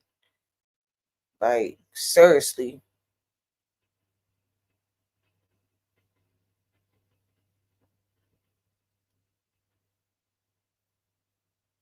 It says, due to skepticism about authenticity, facts became a central trope in the American slave narrative genre. Authors bolstered their credibility by emphasizing factual details about the barbarity of enslavement on Southern plantations, based on interviews conducted with Cujo Lewis, believed to be the last known surviving African slave in America. Zora Neale Hurston's posthumously published Barracoon expands the slave narrative's borders by unpacking the ramifications of transnational betrayal. Lewis's harrowing memory of the African culprits who captured and sold him to white slave traders complicates the slave narrative's adherence to facts. Although the transatlantic slave trade, created and operated by Europeans and Americans, was a greater evil than the slave trading practices carried out by Africans, Lewis's betrayal by his own African neighbors reveals an existential trauma often ignored by the facts of slave narratives. Barracoon is Hurston as her most subversive, choosing to explore the unresolved complications of a truthful lived experience instead of the clarifying comfort of contained facts. Zora Neale Hurston's posthumously published Barracoon represents a momentous rethinking of the hegemonic narratives. The immersive anthropological text used as a literary approach to boldly upend the conventions of the American slave narrative genre. Instead of using prior slave narrative templates to document the enslaved odyssey and journey from slavery in the South to freedom in the North, or to examine how the enslaved individual strives to live a life of honor and dignity within a contained Southern milieu, Hurston chooses to expand the physical and psychological borders of the slave narrative by exploring how the fullness of the enslaved's pre-captivity experience complicates Africa's role in the transatlantic slave trade and the promise of post-emancipation America. Before unpacking the nature and implications of Barracoon's subversive take on the genre, it is imperative to mention that Hurston is an artist with subversive inclinations. In the late 1930s, while Black writers were moving away from hopeful tone of from the hopeful tone of the Harlem Renaissance and delving into the aesthetic of protest fiction, an unflinching look at race relations in the United States, Hurston published her seminal novel, Their Eyes Were Watching God, in 1937, an epic love story about an African-American woman's quest for self-fulfillment on her own terms. Although Black male writers like Richard Wright and Alan Locke lambasted Their Eyes Were Watching God for being too pastoral and unacceptably apolitical, Hurston resisted the hegemonic pressure to conform to protest fiction aesthetic. She was, as a result, ostracized by literary elites and fell seriously out of step with the times. Her work went out of print and she died almost penniless in Florida. Hurston's artistic subversiveness, I argue, peaks in the posthumously published Barracoon, the story of the last Black cargo, that was published in 2018. Not only did the text and its arduous journey to publication eerily echo the tensions of Hurston's career, it completely dismantles established conventions of the American slave narrative genre and sheds new light on the transnational traumas of enslaved Africans in the Americas. Barracoon is a narrative about Cujo Lewis, the last known surviving African of the last American slaver, the Clotilda. The Clotilda, arguably the last United States slave ship to traffic in slaves from Africa, carried out its expedition about 50 years after the U.S. had already outlawed the transatlantic slave trade.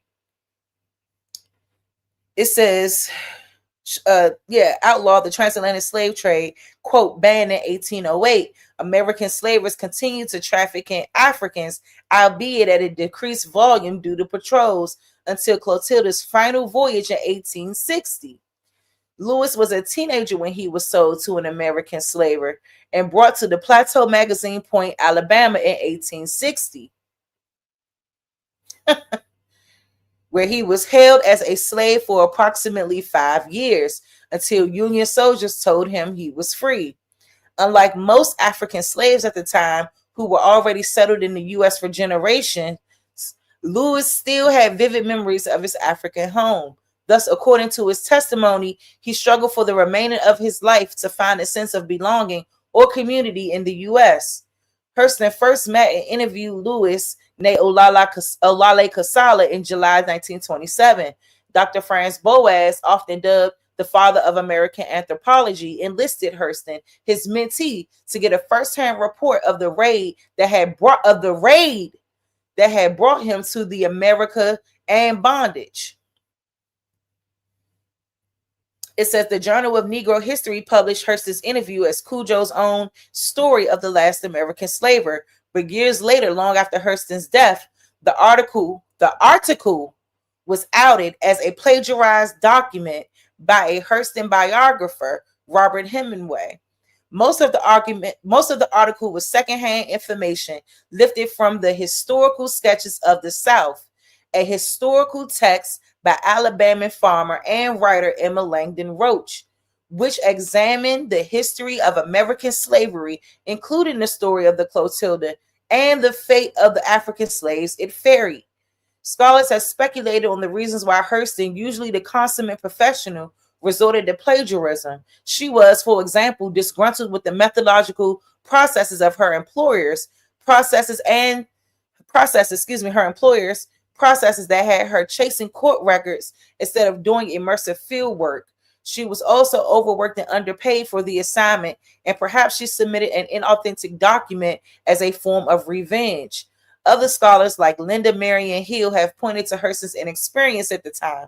In July 1927, she was not yet a tested social scientist and an accomplished novelist. She was perhaps overwhelmed by the daunting task of depicting Lewis's story in a manner that transcended the stale methodological processes she detested.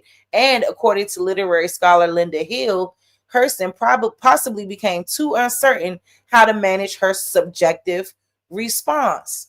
Accusations of plagiarism cannot burden the literary and anthropological genius of Barracoon. When Hurston went back to see Lewis in December 1927, she was interested in telling an original story, infusing literary devices like suspense and irony into the new anthropological perspectives she had acquired since their last meeting. Hurston in Barracoon is more secure in her talents and makes an effort to properly cite the passages she borrows from Roach's historic sketches of the South.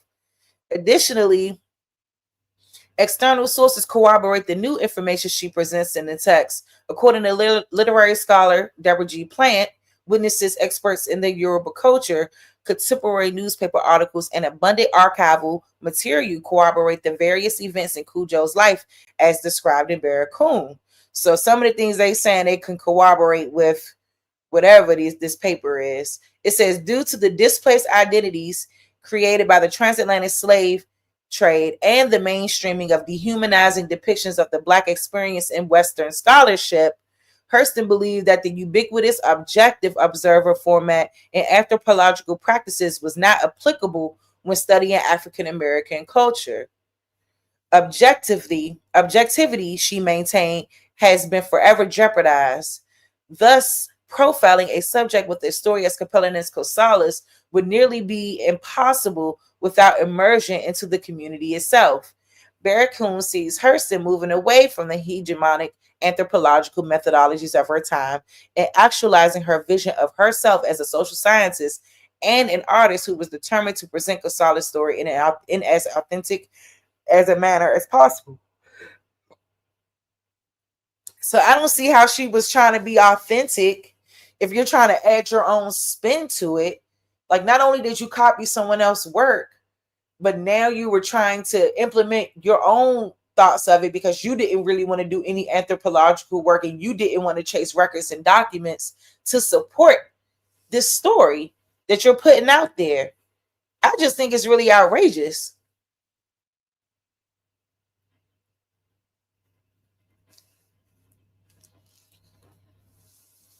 Because this is outrageous to me. And I don't understand how they was able to get away with this and still continue on with the nonsense to this day. To this day. It's sick. And I can't really deal with it. And you right, Bad Saint. If the transatlantic story was real, they wouldn't have to pull out lies. They wouldn't have to go in and add anything extra to what this man may or may not have said.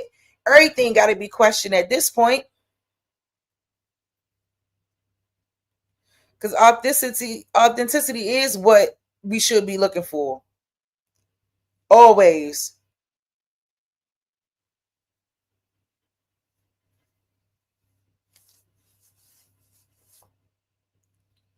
Like, it's just outrageous. And that's why I said, y'all better look out, man. Because there's really a lot more to come. I just kind of, like, right now, I'm not about to do all of that because it's getting late. I've been here for 2 hours. I was supposed to been gone. But, like I said, peace to everybody that came in today. Like, you know, I just wanted to go through some quick things. You know what I'm saying? We got a lot of stuff that's been happening, especially when it comes down to our history, how it's been changed, reorganized time and time again. And we gotta lay down the law. Reclassification is being ignored because they know that that's actual factual proof that a lot of our ancestors were changed from Indians to colored people, to Black people, to African Americans, to all of these different terminologies. You know what I'm saying? All of that to keep us off our land, all of that to keep us away from what truly belongs to us. And people think that being recognized federally or being recognized by these tribes, that means that you're an Indian. No, that's not what that means. The Dawes Rose was a government operation. It was a setup. And like those of us who know. So on that note, y'all, because I'm ready to get under my covers and snuggle up. Okay. I just wanted to come through real quick, just, wish y'all a happy holidays and everything like that. I hope you guys, like I said, ate good with your families and was able to enjoy time with them, because I certainly did enjoy time with my family, my grandmother, and all the beautiful matriarchs on my mother's side of the family. Never Thanksgiving went by, or holidays rather, harvest went by. My mother's not here, so it's always sad for me during these holiday times, but also just happy that I'm able to continue to see them and be able to be with my family and give hugs and give kisses out and and just remember why I'm here and what I need to be grateful and thankful for. And that's what's important at the end of the day. So I hope y'all was able to do that and just able to bask and love on your family members while you can, while we're all here and while we all understand, while we all trying to get an understanding of this identity situation and what has happened to our people, and it has to change. So, whoever didn't get a chance to catch me, I hope y'all catch me on the replay. I guess, like I said, people be having all that mouth, but they never want to hit this panel when I open it. They never want to hit this panel when I open it. And that be the real problem. They want to wait the OTK come up here because they want to fuss at OTK. You know what I'm saying? But every time I'm up here, they never want to come up here. But then they want to go on their channels and talk shit. And that be the real problem. So, shout out to y'all, man. Like, we getting it done. I hope some of that stuff that I showed y'all today was informative. Just to kind of recap, we talked about Thomas King. He found out he wasn't no Cherokee at all. We talked about, what else? We talked about all the things that went into reclassification. We talked about fake African DNA. We talked about, what else we talk about? Whitney Houston and her Wampanoag Indian ancestry ties and everything. So, we did dig into a lot today. So I'm proud of that. And hopefully we could just, when I got like 2 more weeks of school. over the weekend, I'm gonna be trying to finish a lot of that work early, so I ain't gotta look back at that shit again, because I'm tired. Okay, because y'all know I'm going for my master's degree. So yeah, we should, like, literally like 2 more weeks to get this work done, and I'm just glad all the major projects and all that stuff is out the way, and then I could just like relax and enjoy my Christmas break and enjoy time with my daughter, getting her to and fro. And y'all, it's just been really, these last few months have been something on my life, and it just always reminds me why I always need to continue to push and never give up on myself, and just keep pushing until something happens, because it is, like, long as you stay focused, stay grounded in your work, and never give up. I think that those are the key things to life, and being able to overcome your hardships. And like I said, for me, it just hasn't been like the easiest road, but I'm just grateful for understanding. I'm grateful for all of y'all that come in and holler at me, and I don't, it don't got to be a whole lot of people. I don't need thousands of people in here. You know what I'm saying? Like, I just know that I come from a genuine place, and my heart is genuine, and I just care about the truth. That's it.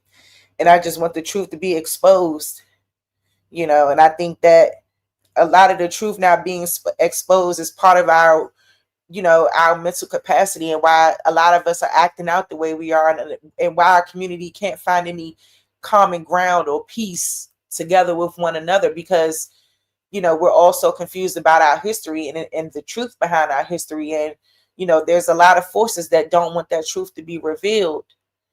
And you know what I'm saying? It's if you get it, you get it.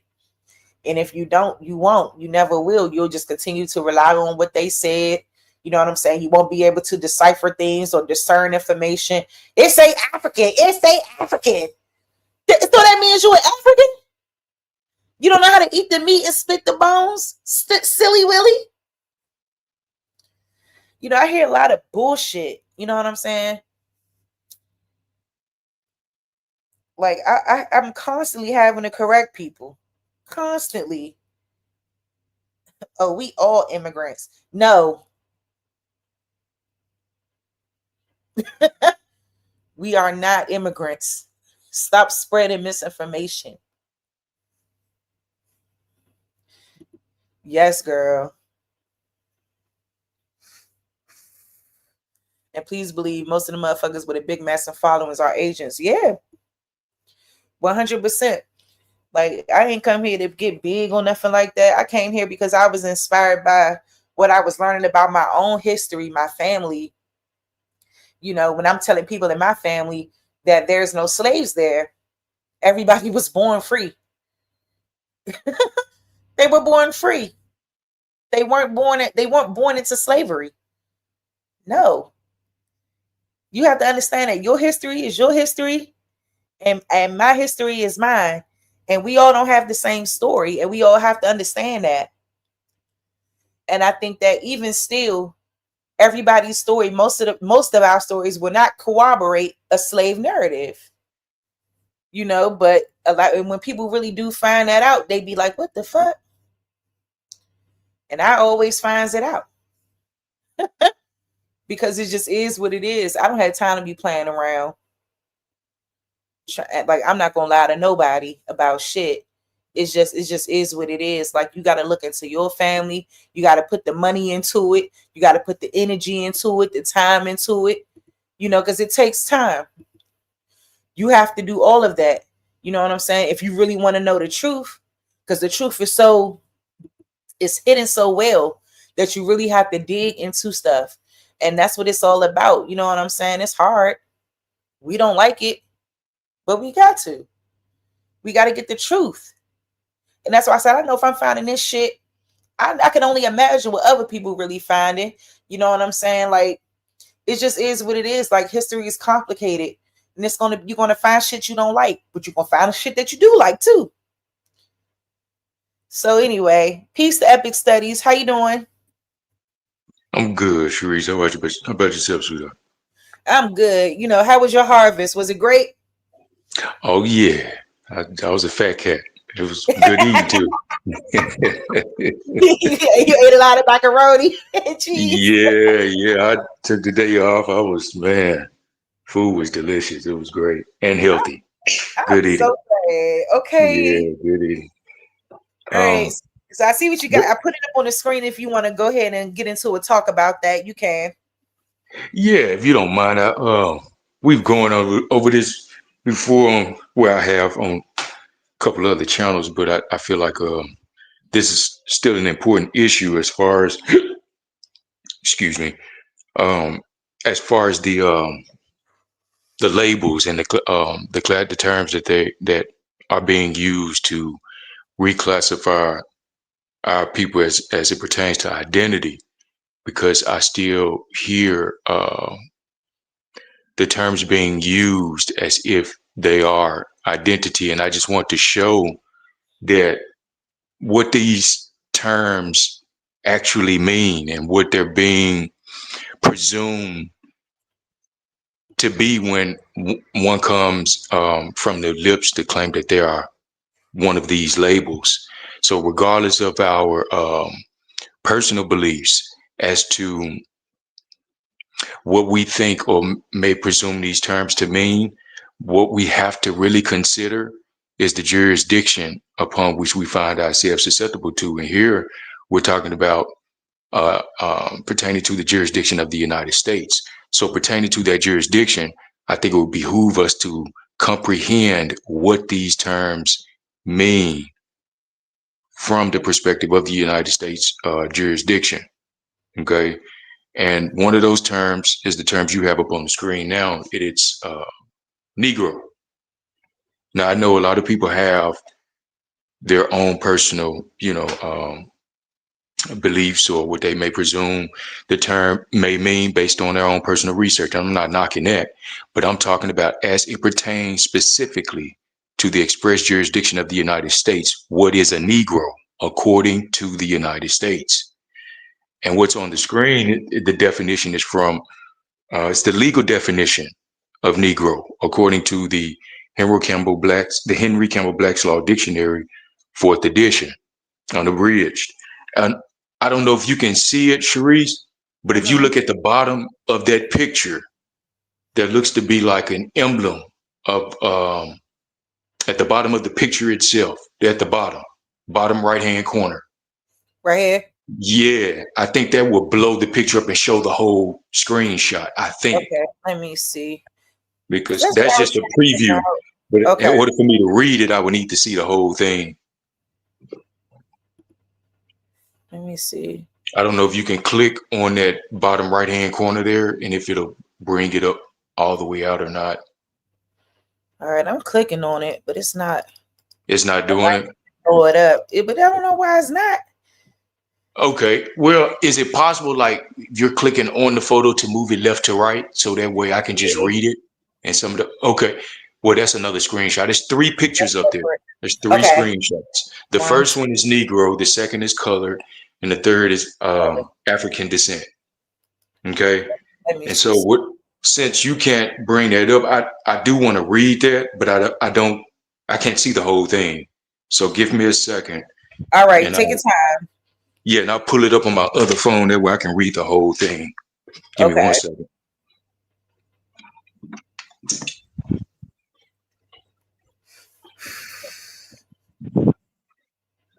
Okay. Right. I just got it. Yeah, because it's I got my dictionary. Bigger. That's insane. They hate Yeah, when I tried presenting this on Smoke Signals channel 2, he had the same problem. He wasn't able to pull up the whole screenshot, but it's okay. I got the dictionary pulled up on my other phone. I'm just scrolling down to the term that's on the screen now, which is Negro. So give me 1 second.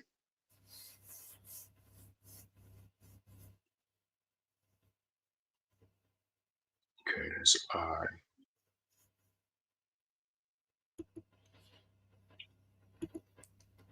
Well, Savage, why you got the? Why you keep putting this in your thing? What's up, Carl Johnson? Man, shout out to Carl Johnson. What's going on, brother? Yes, peace to you, fam. That's my guy there, man. Ooh, y'all lucky y'all came up because I know, shoot, I was about to call it a night.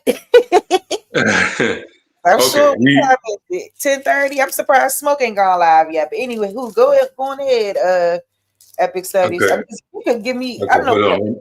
I could probably still pull it up. Okay, but I have it right here. It's okay. It's okay. You can leave that up on the screen like that. I'll just read what it says from on my other device because I have the dictionary pulled up here. Perfect. All right. Negro. The word Negro means a black man, one descended from the African race, and does not commonly include a mulatto. Felix versus State. But the laws of the different states are not uniform in this respect. Some including in the description Negro, one who has 1/8 or more of African blood.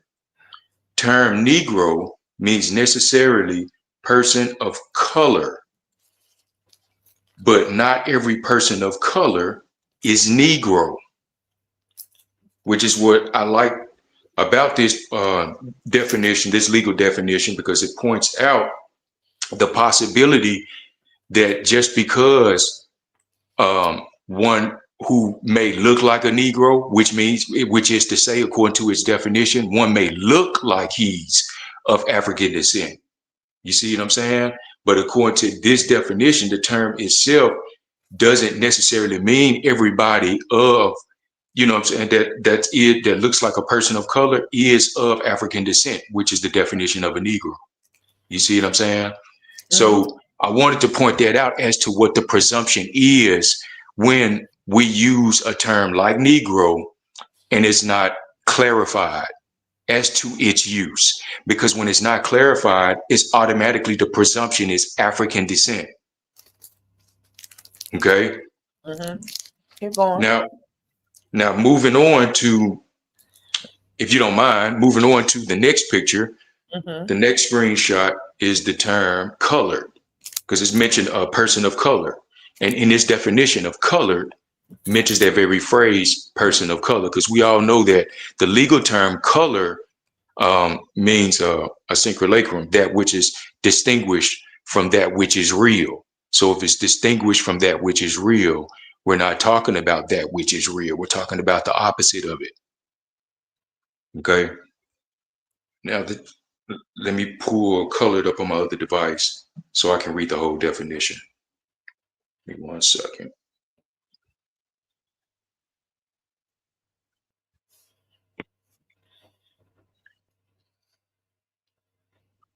Because I think this is a common mistake that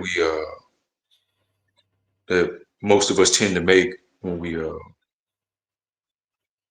talking about the identity, the reclassifications and stuff like that. But when we know these things, we still use these terms, not understanding and knowing or comprehending the distinction, especially legally within the jurisdiction of the United States, because there is no presumption as to the United States meaning of the term.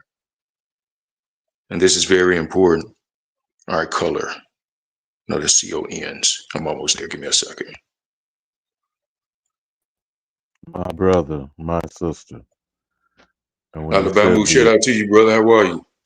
yeah, I won't be here long because I just wanted to share a couple of thoughts. I don't want to step on your wisdom, but I will remind whether it was Bad Saint or Powhatan in the chat about what the intentions of others are.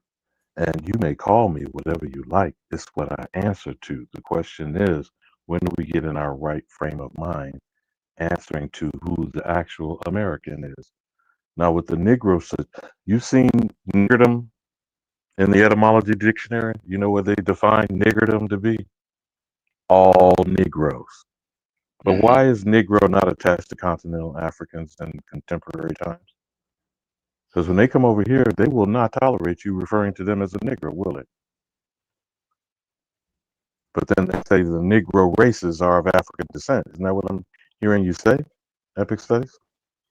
Right, but I also pointed out also this is pertaining to the express jurisdiction of the United States. We all know that the game doesn't go outside of its jurisdiction, outside of the United States. We're also Nobody, not dealing with that the free white person was created by an act of Congress called the Naturalization Act of yes, 1790, right? Now, you yes, can indeed, find people referred to as white before 1790 outside the United States, or they came here to agree to be white. right. The latter, the latter is what took place. Because even in international law, when you're talking nationality, you're talking about those very principles of civics So, and where is a nationhood. white person upheld in international law and jurisdiction outside of the United States of It's America? and that's the point I'm making. It's not when you're dealing with national principles and international law. You're not dealing with color because we know color is a semblance, a simulacrum, So that which that is would the be, semblance I'm of not trying to reality. be presumptuous, brother. I'm not stepping on your wisdom. I'm hopefully building on your fire. That Oh means yeah, yeah, you're good. You're ethnicities, good, bro. that means ethnicities and or Yes, nationalities. And a nationality does not equate to an ethnicity because there are all multitudes of people within what they consider nations' boundaries, right? And so then correct. what is the differentiation of ethnicity versus nationality, my brother? Now you. Well, with ethnicity, as it pertains to the jurisdiction of the United States, we know we're not talking nationality or political allegiance, if you will. We're talking about um, what they would deem within that jurisdiction color, which is they got all kinds of legal terms for it that derives from that authority. Even the phrase "color of authority," "color of law," "color of office," "color person," all of which every judge is judicially bound to know that there is no technical significance to any color of law But a colored whatsoever. person is not an ethnicity.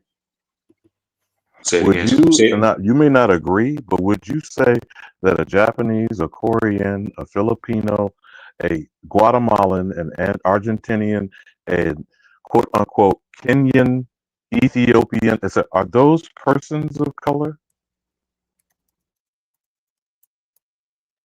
If they if if if they match the description as it is defined, if they meet the bounds, the means of which the term or the phrase is defined, then it can be applied. That's within said jurisdiction, though.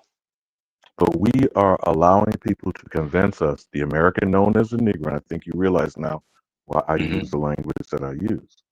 Hmm. They are convincing the American that there are other people that are persons of color, right? Right. So what is BIPOC? Black Indigenous Person of Color, which is a federal designation Hmm. within the departments of the United States of America. What is BIPOC?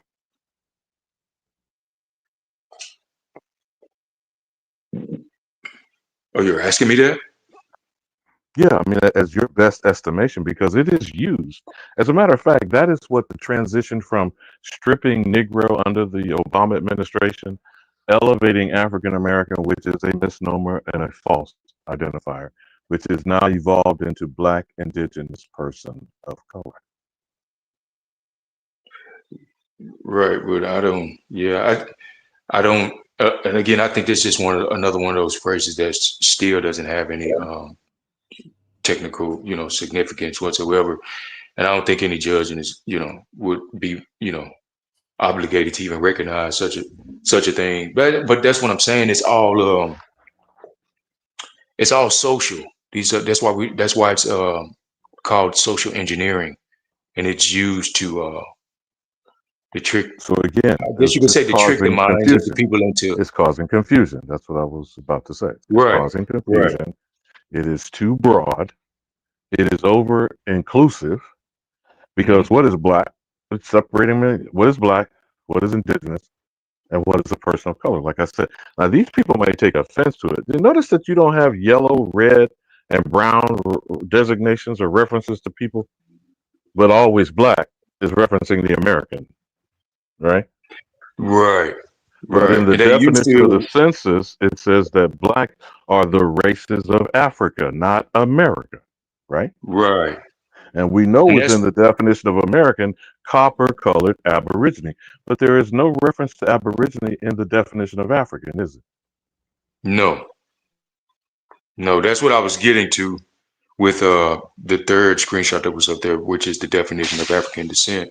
But if you will, let me read this right quick from the term colored. By common usage in America, this term and such phrases as quote unquote colored persons, the colored race, colored men, and the like is used to designate Negroes or persons of the African race, including all persons of mixed blood descent from Negro ancestry. That's the definition, the legal definition of color. And again, to point this out, this is another one of those legal terms that are used to misclassify us and to misidentify us into the category of African descent. This is why it is presumed African descent when we take on these terms as identification purposes at any part, from my perspective, from any part, whether it be ethnicity, whether it be you attempting to call yourself one of these terms for your nationality, which these are not nationalities, but as it pertains to identity, to take this on as an identity, right, to be identified as such. Well, then, if that's what you choose to identify as, understand that the presumption behind such identity has its classification and thus its definition. And you need to understand what that classification is. You see what I'm saying? Because that comes from its very definition. And according to the definition, it means African descent. So if you're not African descent, you need not be recognized by these terms or attempting to use them to identify as them. Regardless, even if even your ancestors, you may have ancestors that may have identified Misled, as they were misled. misled. Yeah, So wouldn't it okay. behoove you to not follow in those footsteps? Yes, because yes, those are our ancestors, but clearly the record shows that they were misled and thus they've made the mistake of misidentifying via these misclassifications. We shouldn't be following in those footsteps. We need to recognize that was a mistake based on misleading, based on misinformation, and based on misclassification. We know that.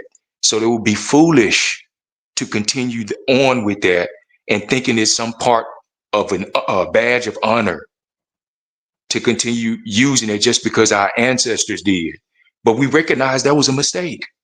We recognize these are misclassifications. You see what I'm saying? And You that's know, what's my killing my us. sister in the chat, my sister Bad Saint. There's two Mhm. things that she said here that's interesting to me, which is just a statement of fact, but people want to keep imposing their opinion. The American Indian is the American race as a collective, although we Mhm. have our own individual tribes and nations within America. But I did not know this, and thank you, sis. She was responding to someone who's being belligerent, I think, in the chat, so I won't name them out of their idiocy and possible ignorance. Negative. Read Senate Hearing 107-921, aka, quote, an act to reclassify colors as American Indian, unquote. Were you familiar with that, Epic Studies? And if you can pull that up in the chat, Charisse, do you see that where Bad Saint said that and made this reference? I was not aware of this, and I presume this is a United States Senate hearing that she's referencing. But were you familiar with that, Epic Study? I'm sorry. Was I familiar with what now, bro? A Senate hearing 107-921, aka an act to reclassify colors as American Indians. And in Bad Saint, if you could timestamp that or give us a date. Yeah, she got the on that link in the particular. chat. She got the link in the chat. I'm gonna pull it up. Now, I imagine this is a United States Senate hearing that she's talking about, but I noticed a lot of the commentary that's running back and forth we constantly wind up on the crime scene, which is the Virginia colony, which was the Virginia Company, which was the Virginia Company of London, right, Brother Epic Yes. Studies? Yes. And my 100%. research and listening to other people, all of the charters come from the original charter of 1607 for the Virginia colony. Yes. And so therefore, every charter and every colonial expression, I argue, illegally and unlawfully on this land springs from that original Virginia charter, which was based on the Magna Carta. If I'm incorrect, please correct me, brother. No, you're on point. Keep going. So then, again, as my good sister was saying, an American is a collective ethnic designation. Now, the actual, how should we say this? Would you consider an Accomack, a Ogallala, a Navajo, a Arapaho, a Hopi, would you consider them ethnicities, you and sis, Sharice, or would you consider them nations or both?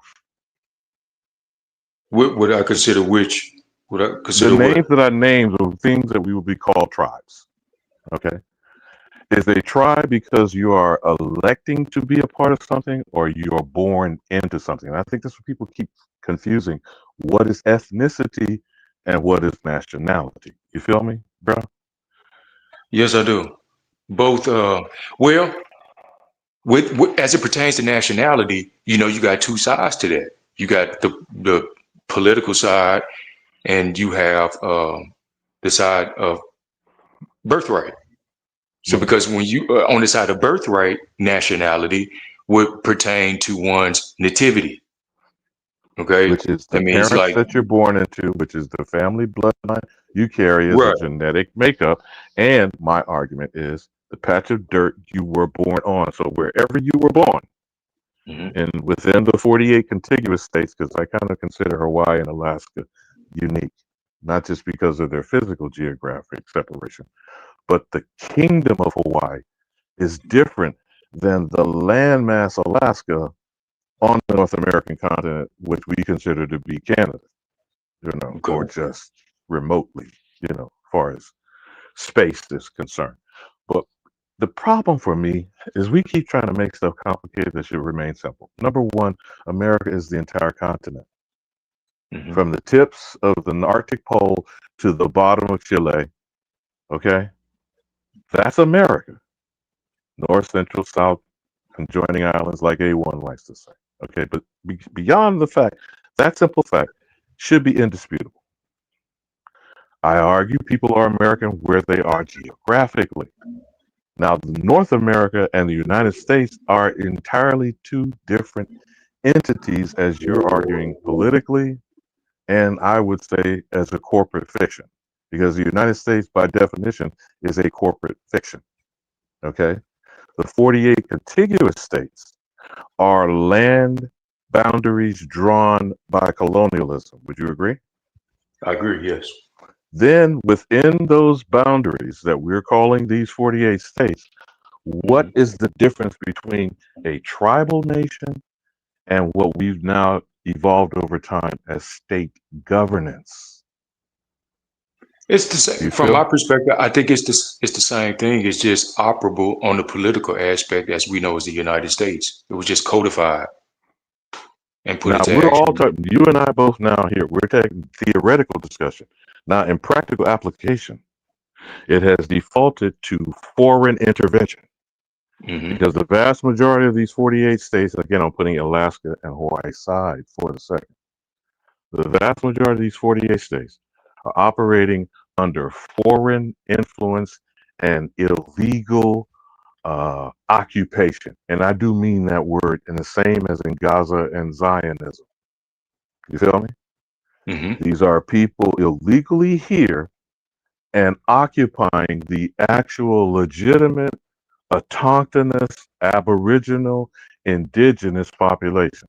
I'm being specific with this to identify a unique people. You feel me? Righteous. Now, regardless of those people, whatever they think individually, come to grips with it when they tell their own family story, not what other people tell. Right. Like From Sea to Shining Sea, America the Beautiful, God Bless America, Pledge of Allegiance. You get what I'm saying? These examples that I'm putting, epic studies, these are Yeah, all I'm connected with you 100%, expressions. Alabama. You on Yeah, but see, point. these are all expressions from foreigners putting their narrative based on refugee stories. Again, these are myths and legends. Now, all of these myths and legends that we're being forced, and I do mean forced because it's under duress and coercion, that we've been put through kindergarten and 12th grade on average, especially now in the 21st century, because today, every day this year, someone's turning 25 years old. That means everybody at that age and under is born in the 21st century in this comical thing I call the United Snakes of America. Because these are a species of foreign people that are alien to this land and are alien to the American, known as the Negro. Now, again, that's just my opinion, but I think the facts bear out if we objectively look at the facts. Okay? Fact one, United States citizens are of foreign origin. That's by the Constitution and by an act of Congress. No United States citizen is an American, period, full stop. Right. We don't have conversations starting from that factual basis, epic study. We still allow these same United States citizens to fraudulently claim American status. And just because they call themselves American only further exacerbates the fraudulent identity theft complaints against actual Americans. Because the actual American is thought of as a Negro, which is a creation. It's categorized, colored, as you were just pulling out time after time, code noir, black codes, etc., color of law. All of that is to make an American a colored person. And then ultimately, black by definition in law, Black's law, or even in action and policy is discriminatory. You feel me? So making an American black is just harming him or her.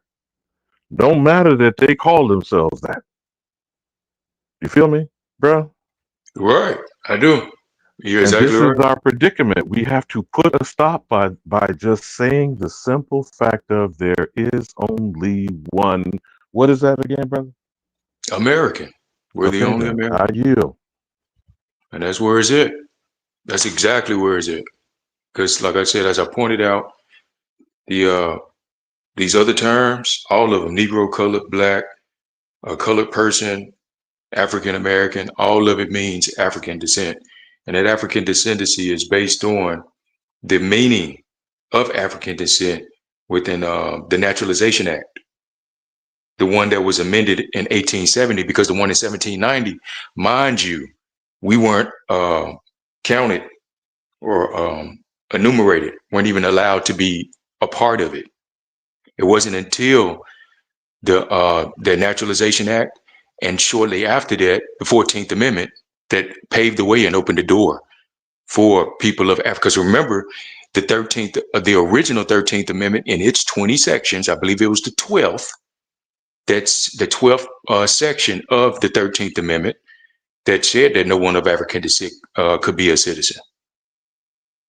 And so after the amended Naturalization Act, and please correct me if I'm wrong because I'm coming off the dome with this, the amended Naturalization Act of 1870. 1870. But again, here's the problem. When Okay. people keep presuming, and this is you can assume, which makes an ass out of you and me, as my grandmother told me. But presumptions are just like this legal jargon that says possession is 9/10 of the law. You know that still operates today. Yeah. But people misconstrue.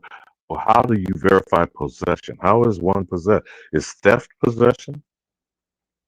You know, is discovery? I come in your house, open your refrigerator, I discovered your ham. Okay, that's the doctrine of discovery. And literally in 2005, the United States Supreme Court said that all property law is based on the doctrine of discovery. Does that make it either legitimate, correct, or lawful, when first and foremost the doctrine of discovery is a Roman imperial edict? That means, by definition, not of American origin. That means being imposed on American soil from foreign intentions, right?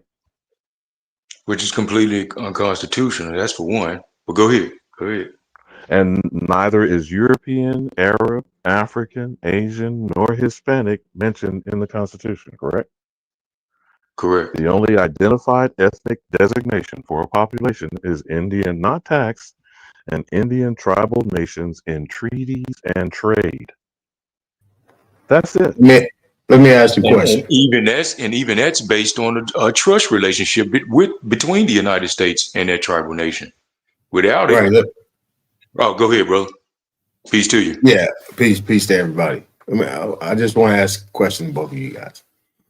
Yeah, so Wasn't once that some shit of those start happening, they don't have no more ties. OTK. Yeah. I got a question. Hold on. My question to both of you brothers. Man, I said I had a question. Hold on, brother. Relax. My question is that under these reclassifications, are you guys saying there was no agreement with some of these indigenous families and people at that time? Does an agreement mean that there's consent, informed or ill-informed, voluntary or involuntary? When you ask a question like that, I mean, you answer the understand question, under man. fraud. Answer the question. Well, no, I'm Answer trying to the answer question, you. Alabama. No, but hold on. Let me finish because I wasn't finished. Even though I took a pause, I wasn't finished. You answer the question No with a matter, question. because I'm setting the stage for the answer, my good brother.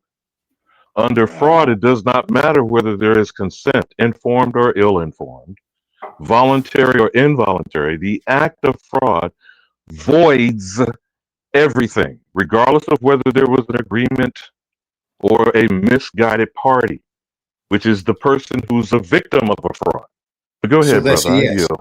So that's a yes, Alabama. There was an agreement. No, I just told you fraud then voids any such thing that you want to contemplate as to agree to something that is criminal. But go ahead, All brother.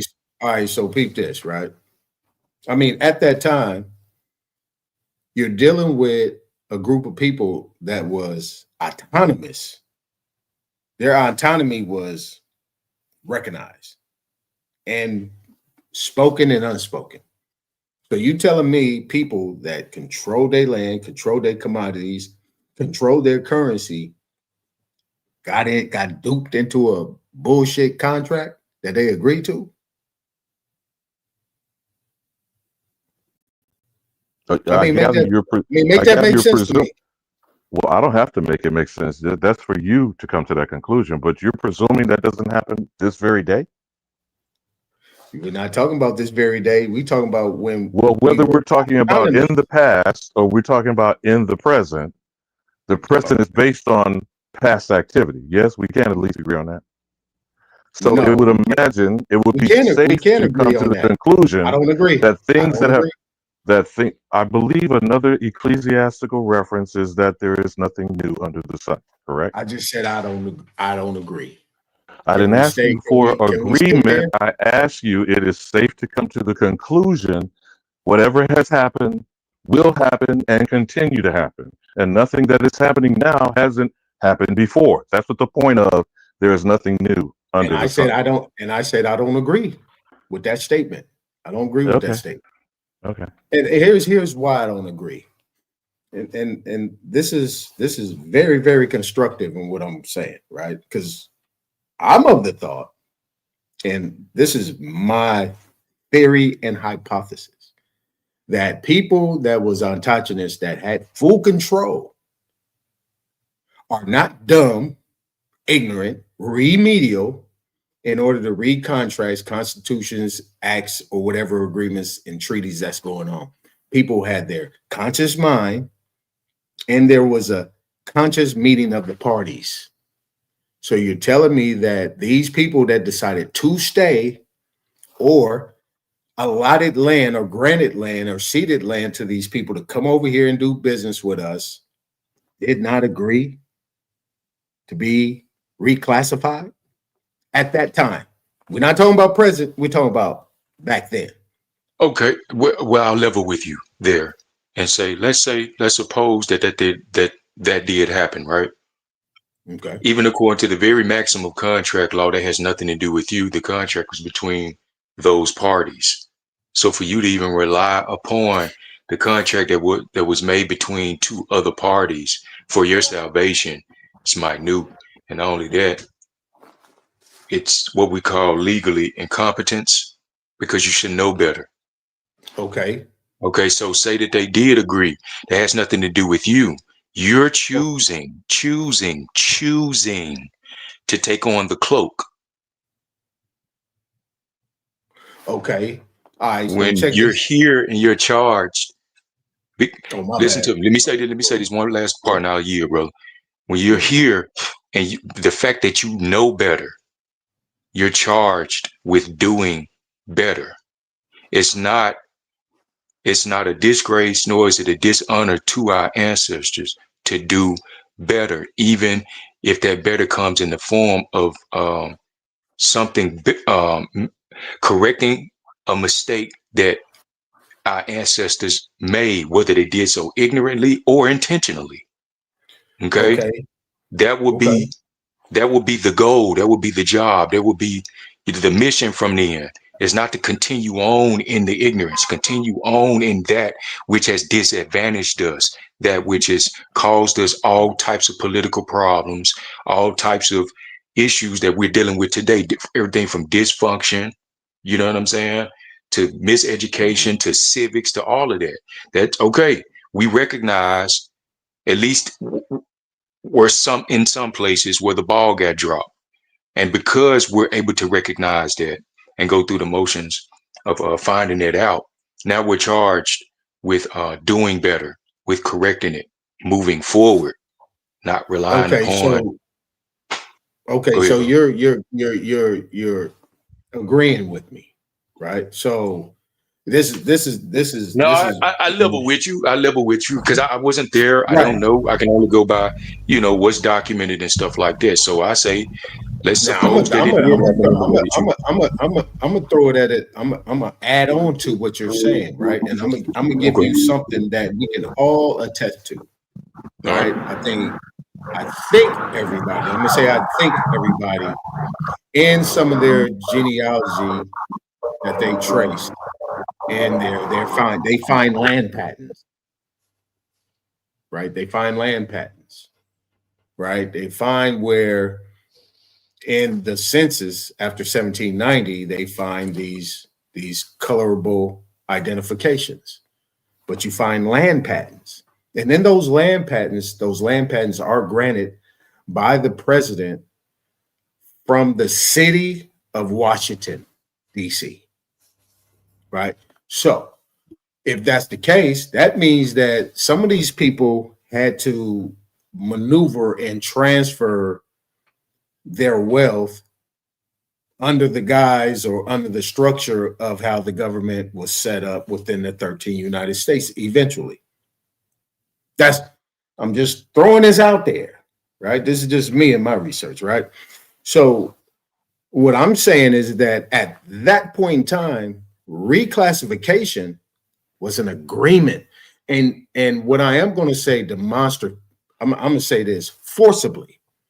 We cannot give our ancestors an excuse for something and say that they got duped out of something from some people that was actually given asylum over here to lamp up and do what they needed to do. And the people that wanted to do business with them, the indigenous people on this land that wanted to do business with them and gave them, allotted them land and granted and ceded land to them, they fully was aware of what they was getting into. This is not equal to what's going on right now, and it ain't equal to what was going on in the 40s, 50s, 60s, 70s, and on forward.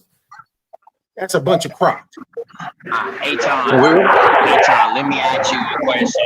Aton, hold on, real question. Let me ask Aton a question. Because What's up, Aton say we OTK? can't blame it on the old what the OGs. What's going on? Peace to the panel, man. Peace to my sis. Peace to all of y'all, man. But I don't been hearing Peace, enough of OTK. this rhetoric.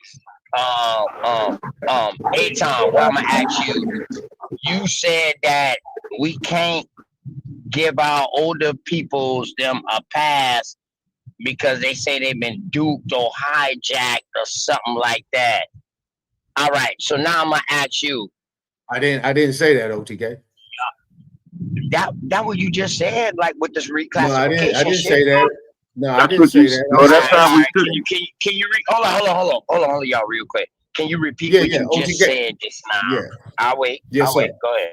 Yes, sir. What I did say is we can't give them a pass because they knowingly and consciously got into that contract. They got into those treaties and those agreements that allotted land to them foreigners that came over here and let them set up shop. That was knowingly and consciously. They did not get duped by some people that was scraping their ass and seeking asylum, which we gave them refuge over here.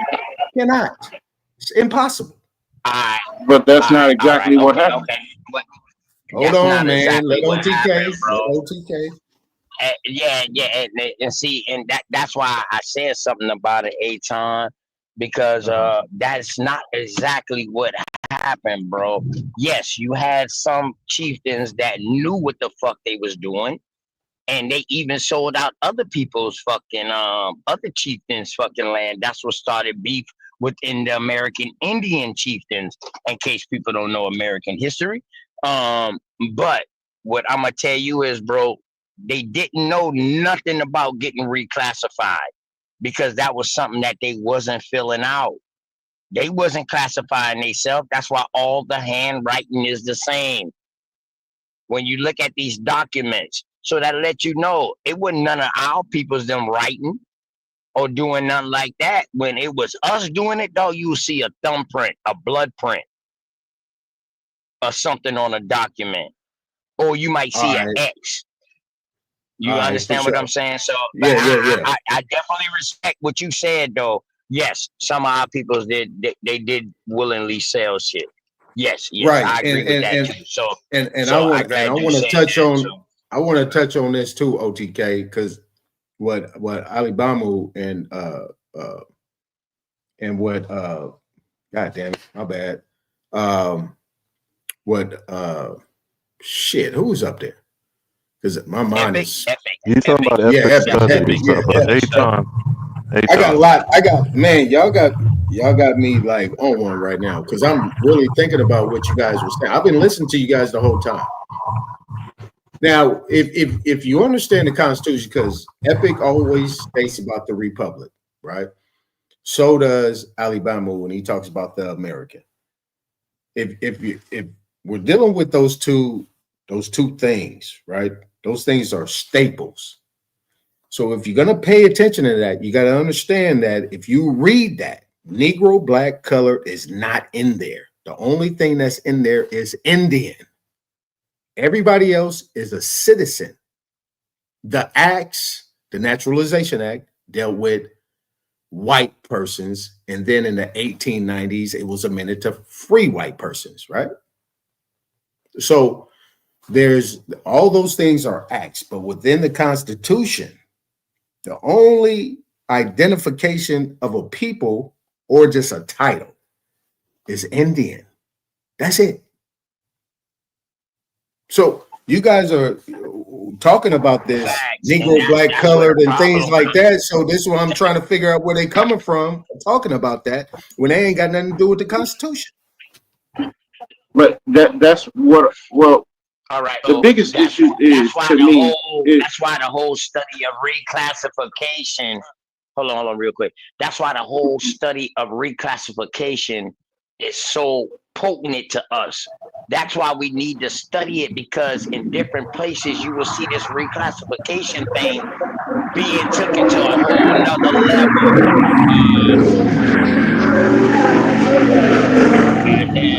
Somebody God mute up damn. real quick. Yeah. Damn, OTK, you sound like you in the engine block. I thought that was you, Nah, OTK. that's not me, What's bro. happening? Nah, that's me. not I'm me, outside. bro. That's not me. Come on, man. Mute That's up, not bro. me. Me. I'm out. But yeah, All right. so the whole thing about this reclassification thing, we got to understand that in different places, this reclassification thing was going on different levels. All right. So the thing is, Aton, and you absolutely said a good, you asked a good question, because you say the only thing that's in these paperwork is Indian. So where did we start using Negro and colored and shit like that? That's when you dealing on a state basis. See, we got to understand it's a federal and it's a state. So what you classified as in the state, dog, might not be the same thing you classified in the federal, and vice versa. So this is where they started taking control at, bro. Not taking control like that, but this is when they started the fuckery, when they started on the state level, bro. And the reason why I say that, because I know over here on the East Coast, bro, we've been through more shit than the Indians on the East Coast been through more shit than any other motherfucking American Indian. Let's be for real. We was the beginning of all of that. They had practice from the East before they took it anywhere else. And so from our research, Aton, we agreed with these things because a lot of us didn't want to leave our lands. Right. So when we agreed to these things, dog, we didn't know we was getting classified as these things and people of color and all of this shit. We didn't know this, bro. But wait a minute, hold Because on, we didn't OTK. fill out Right no there, you just paperwork. described Go ahead. coercion. Coercion, force, Big facts. influence, torture, all of that is what causes Yes. fraud. Come on, Exactly. Alabama. Big You facts. can't do that, brother. You can't do that. What are you telling me what I can't do? Alabama, you can't How do can that, you man. You're not? giving our So ancestors. You're making excuses for ancestors. You telling me our ancestors didn't know what they was doing at that Hold time? on, wait a minute, It hold was on. Now, Aton, I powerful, didn't man. interrupt you. I didn't interrupt you. So now let me state what I'm stating instead of you keep trying to put words in my mouth. I This mean, is a come on, man. simple You got to make that statement, clear, bro. man. Hold on. I don't have to make anything, bro. I don't tell you what to Yes, make. you do. I'm not Yes, telling you you to do. defend your position, though your position is mighty questionable. What I am saying is that when people I wouldn't say interact my with other position. people, just like you trying to coerce me right now, you trying to dictate to me what I Nah, think I and what ain't I'm trying to saying. coerce You you, trying to man. You wait a got minute, to. see, stop, bro. I'm Hey, it's addressing you about in the pushback, moment. man. I'm addressing you in the moment. No, this is not pushback. Now you're coercing. See, No, now I'm I'm not. defining what you're doing. This is the whole point that I'm making. When people are in, first of all, you're talking about a people who are being infringed upon. These are all foreigners, bro. I don't know why the hell is you gonna give them some status of equal. There's no equal. When you come into someone else's house, a guest is not equal to the homeowner. How they get over right. here? Why do you A think? guest Why do you is think not they separate equal them? to the homeowner, bro. Why do I have to explain this to you? How they get over here? Oh goddamn! Go ahead, Epic Studies. No, How they get over here, that's Alabama? exactly How they correct. get over here? Alabama, how they I'm get over saying, here? Aton, that's you talking right now, Aton. I just want to make sure, man. Peace to everybody on the panel. Derek is trying to talk. You know Go what I ahead, mean? let Derek have it. Derek trying to chime That's in. you talking. Yeah, he's trying to Yeah, get in. that's Go me, ahead, man. Derek. Go ahead, let him get in. That's you keep talking. Why is Alabama talking, Derek? That's you or that's Aton? Which one is No, that was me agreeing with Alabama. Y'all, Okay. what you're putting out of history is the fact that from 1870 to 1970, you can say racism was to separate the people to benefit them, the Yes. Europeans. This That is happened. where So scientific. This is where now eugenics come into play, bro. You will not have no separation of race without eugenics. Okay, hold on. Remember, Stop. eugenics created Hold, race. hold on. Stop. I understand all that. First of all, you have to define the American race, which was defined in 1820. The copper-colored races. No, Period. it was defined way Okay. before that. Okay. That's the Webster Okay. dictionary you're talking about, Yeah. 1828. Yeah, Hold that's on. Webster, Now, but we was defined way 1820. before that, bro. Okay, sir. All I'm saying is this. Today, there's only one group of people who have a genealogical record that dates them back to that time. Period. And that's us. Today. Exactly. That's us. So therefore, you are the American race. Yes. So that means well, we'll take that construct too. We take that construct too. That means the United States is not under your jurisdiction. The United States is below your jurisdiction. Period. Today. Whoa. That's why you have to be reclassified in the first place. With y'all. This is the problem what I have when people be talking this government stuff and this law stuff and stuff like that, man. I got a big problem with that because it's a place and time for that OTK. It ain't everywhere. I agree with you. It's a place and time for that shit. Because that shit there is that's a touchy situation because people be in here talking about this law stuff and don't even know law. They just regurgitating stuff. They not bringing out nothing new to show us nothing new to say this and that. Because if they did, I would know. Because I know. I just sit back and watch. No, well, no. Epic gives case law. Epic brings case law. So Epic does. Yeah. Epic does. Epic does. Hold up. Yes, he Hold does. up. Yes, he does. So you're saying that the nationality American is the same as the United States citizen?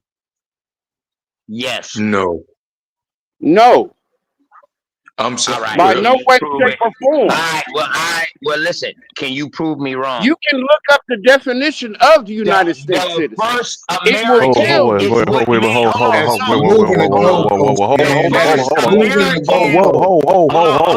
Sharice has something. Hold on, OTK.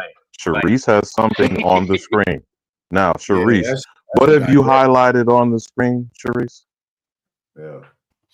Nah, I was just putting this up here about what the census takers did, just to remind everyone who determined the race of the Americans they counted. That would be a government agent, right? Not regardless of what the persons call themselves, right? Because when we're talking a census, we're talking about the federal government's recording of populations. Now, under the Act of Congress, can we walk? Hold on, brother. Hold on. Just take a breath. Pause. All right. So, Sharice, as many times I gather you're going to go back to your bill on birthright citizenship. Would you care to elaborate on why the Naturalization Act of 1790 was a response to the Constitution ordering the House to create rules of naturalization, not nationalization, rules of naturalization, and to naturalize a foreign-born alien, correct, sis? Yes. Big facts. So the naturalization process is not pertinent to Americans ever. Big facts. Big facts. Why do we make simple shit complicated? Yeah, they were for whites. My bad, Alabama. My bad, Alabama. I was about to break it down in layman terms to the simplest form because some people, they just don't know Alabama. Like, yeah, you did. But yeah, the American. Without the American, you cannot have a United States, bro. Exactly. So how can it ever be equal? No, hold up. Would you agree? Would you agree? Without the American, you cannot have a United States, correct? Yeah, I agree with you. I agree with All that. right. So who is the American?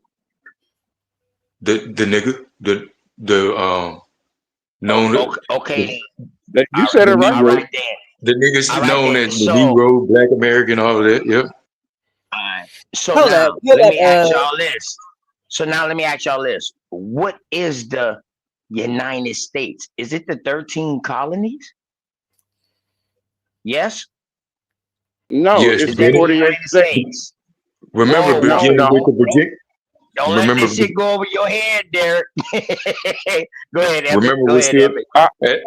as me and Alabama touched on earlier, we're going back to the root being the Virginia Company, which spread Correct. out into everything Spread else. on down But into the South. Correct. beginning first with the Virginia Company.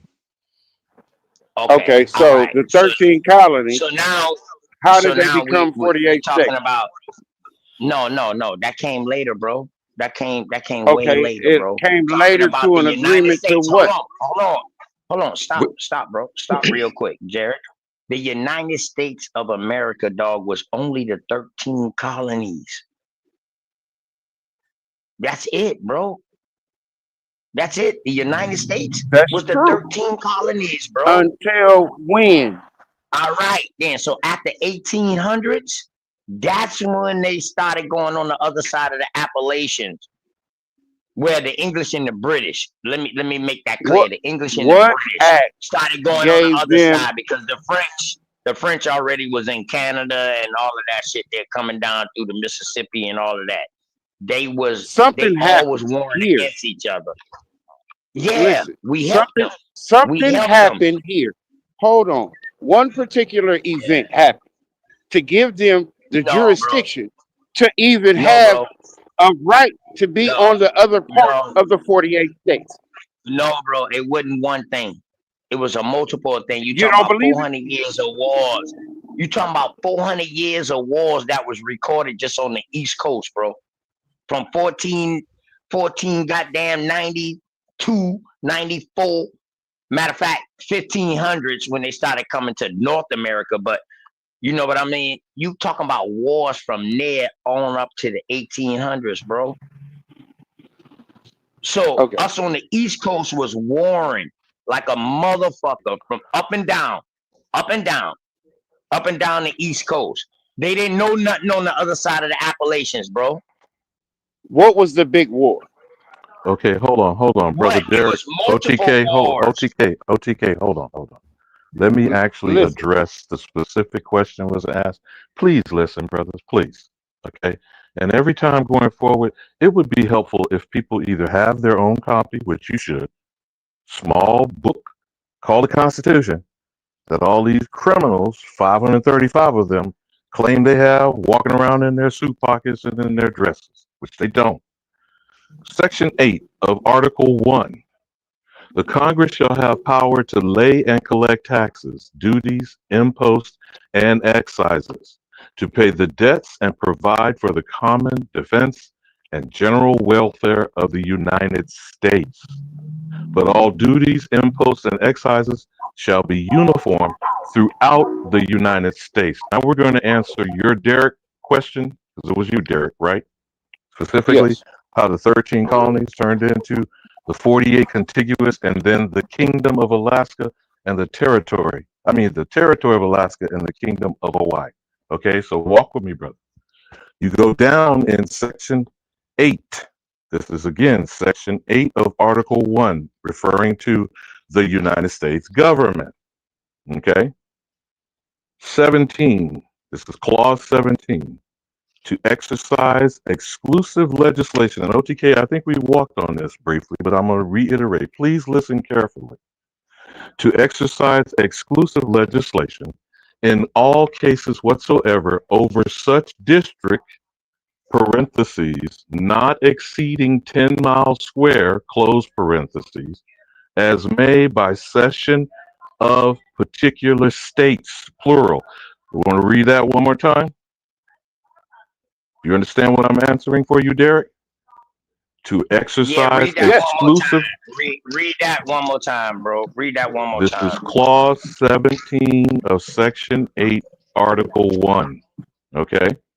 Article 1 specifically tells you about dealing with the government, the House of Representatives and the Senate, right?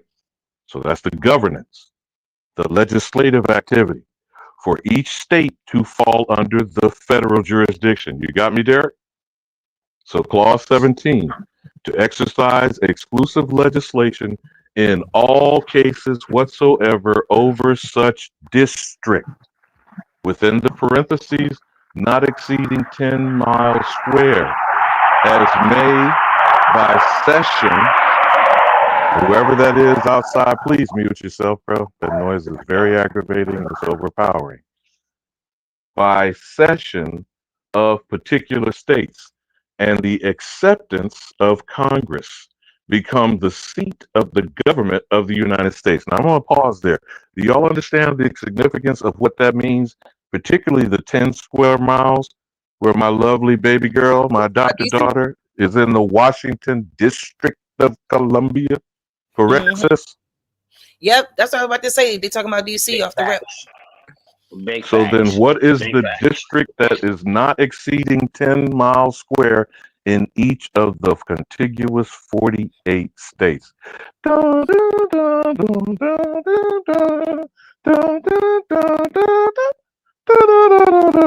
Now, what is the answer to the question on Jeopardy?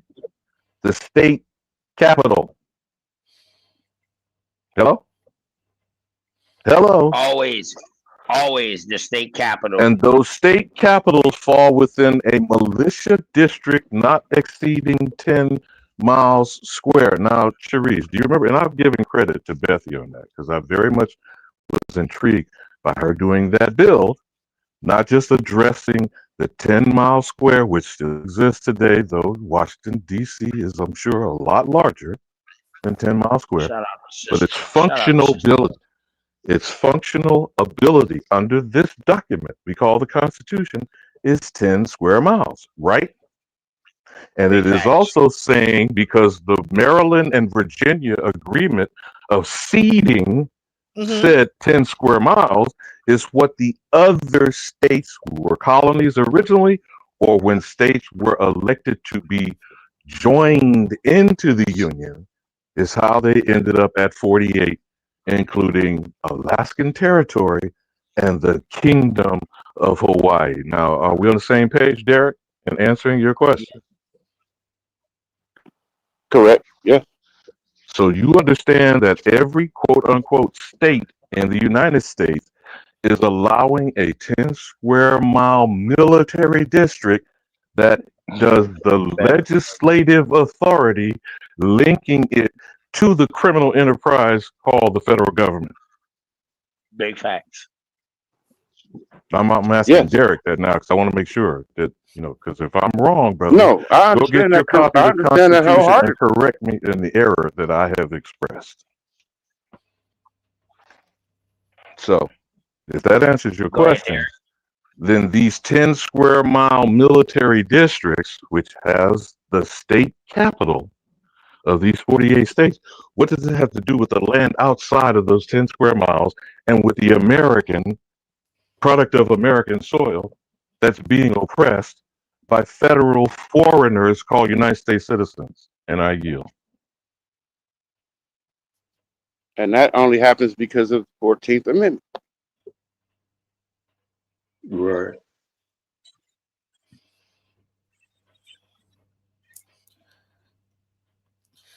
Now, for those, so we as do Americans people, don't need so, the 14th Amendment. hold on. It doesn't pertain to American by birthright. Let me just say this last thing, OTK.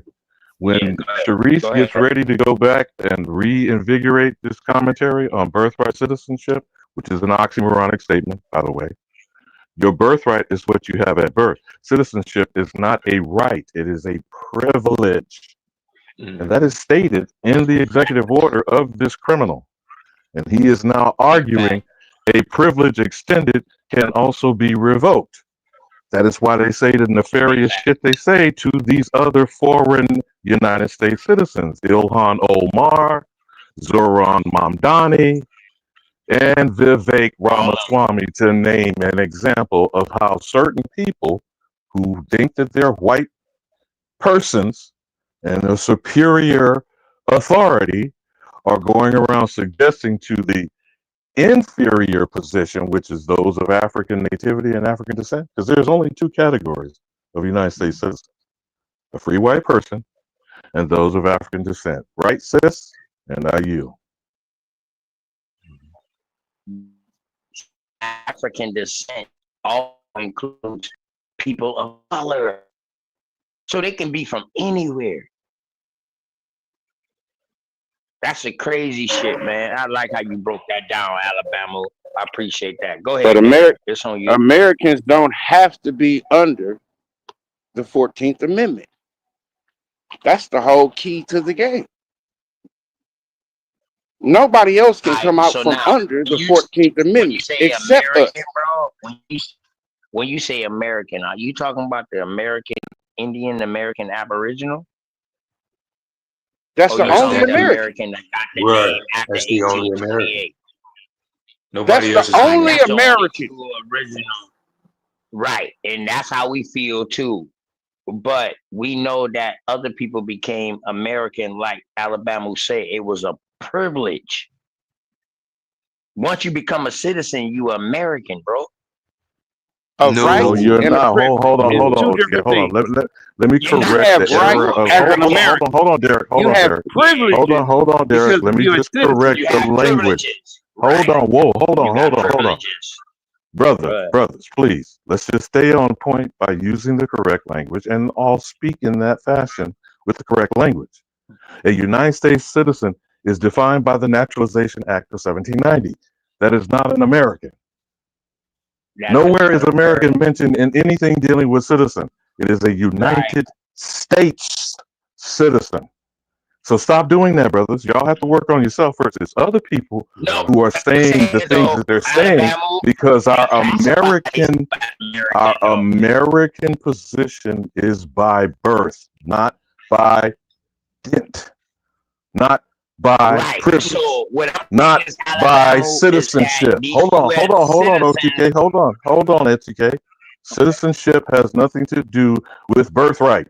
That's why I'm trying to make this very clear and distinct going forward. There is birthright, what you are born with, and citizenship is what is granted.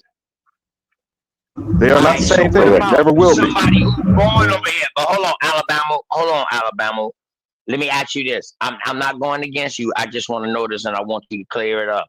So what about somebody who's been a citizen and they have kids over here? What would they be classified as, bro? Okay, so Epic Studies. Yes or Yeah, no? hold on. Epic Studies. No. Hold They on, will listen. carry Just that listen, title, OTK. American. But go Listen, ahead. OTK. Come on, you have to actually listen. So Epic Studies. God damn, let me When finish we my walk through this, question.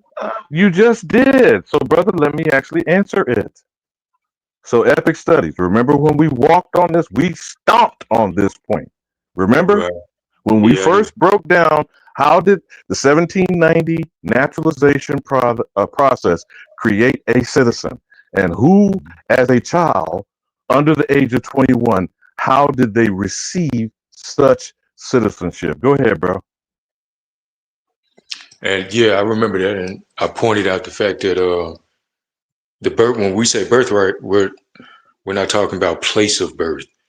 We're talking about by virtue of your descent nature. That's the difference. Anybody, for an example, anybody can be a U.S. citizen. You can be from the Middle East and gain U.S. citizenship. You see what I'm saying? But that's political. That's political and legal. But when we say birthright, which is one's descent nature, which means we descend from the original people of America, which are the actual and only Americans. And as far as so-called birthright citizenship is concerned, with your question, Brother OTK, that child is that child, because they are born to U.S. citizens. Okay, that child would automatically be a U.S. citizen by virtue of his or her parents being U.S. citizens. If they were, say that they were over here illegally, if you will, right? Like from elsewhere, and they came over here illegally, and they had a child over here. That child is not an American or even a U.S. citizen by definition, because his or her parents are not U.S. citizens. So it does not matter because they had a child here on the landmass, because we're talking about political designation or political allegiance. And neither parent has political allegiance to the United States, but they're here on American soil and they give birth to a child. And by virtue of, for one, even the legal part of it, but by virtue of the law of birthright, that child is of its mother by virtue of its birth. You see what I'm saying? And neither one of the parents are U.S. citizens. And because they have not been naturalized, they cannot extend a privilege to an unborn child. Right. And even the cracker is trying to say, I'll say this last thing, OTK, and then I'll yield. This white nigga with an afro, the Orange Julius Caesar, said that this is pertinent to the babies of slaves. Would you elaborate on that, Epic, and I yield? All right, you know, took me somewhere else right now. Go ahead, Epic. Epic, but go ahead. My bad. I stepped away for a second, y'all. But understand really, brother OTK. Then I yield. Just understand when it comes to this thing, especially with identity versus political legal sense. You just because I had to learn this too, bro. We got to learn how to make those distinctions. No, it's not. It's not even. There's a proper distinction, and what we tend to do is we mix the two, thinking that they mean the same, and we proverbially call it mixing the dope, and it causes confusion. You see what I'm saying? Because today the way I broke that down as far as the identity of what American actually is by virtue of your birth or your descent nature, if you will, versus a United States citizen calling themselves an American. You see what I'm saying? And so without that proper distinction being made, that comprehension won't get met. And you'll end up mixing the two, thinking that they mean the same, especially as it pertains to your identity or your descent nature. You see what I'm saying? Because you're a citizen. What year did the United States citizenship come out? Where you got the 1790 Naturalization Act.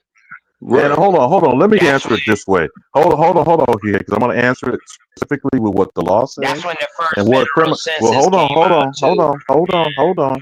I'm answering what the law says and what criminals don't do, because outlaws don't follow the law. The Naturalization Act of 1790 said that you should be of good moral character. You should be a resident of a minimum of 1 or 2 years, and the residency is in the colony. So how are you a United States citizen in the same year of 1790? At the earliest, and this is what I've always been arguing, and please, Sharice, if you go back on this bill and what is citizenship, deal with the law as the word says, not the interpretation, which is our opinions of people. Right. Let's deal with the word. Now, first of all, you'd have to be a resident in good standing and this is my argument, of good moral character to apply for United States citizenship through American authorization. You feel me, Epic Study? And I argue to this day, from 1790 to right now we're talking, there is not a single alien foreign invader who is of good moral character interacting with the American known as the Negro. First of all, their opinion is that we're niggas or Negro or colored or black. And if they debase us, let me just finish, please. If they debase us with any of these misnomers or any of these labels, they are taking away our Americanness and then stealing it through their declaration of claiming to be an American, like Joe Biden did before he left the office. He said, we are all from somewhere else, but we are all Americans now. And I yield. You're exactly Can I, right. can I Alright, say this? Can I say? so Bingo. that's why I'm asking. That's why I'm asking that question, and that's why I'm asking y'all because in the eyes of law, Okay. some of the first Europeans that came over here, some of the first Africans that came over here free to help fight inside the war, Hmm. they became American. Can I say this? Yes or no? Yes or No, no? Was they not? no. I The was Was some of the official white? record. Oh, whoa! Hey, Epic. The reason why I'm asking this, bro, Okay. bro, I'm not asking this question for no reason. No, you The good, bro. first Europeans that I'm not was offended I by your coming, think bro, I question. think was I think calling we I think we when the other people was coming through Ellis Island. The white people, the Europeans, I ain't gonna say white because we don't, the motherfuckers been all mixed up. They had all colors. But the they European was saying that they was the Native American.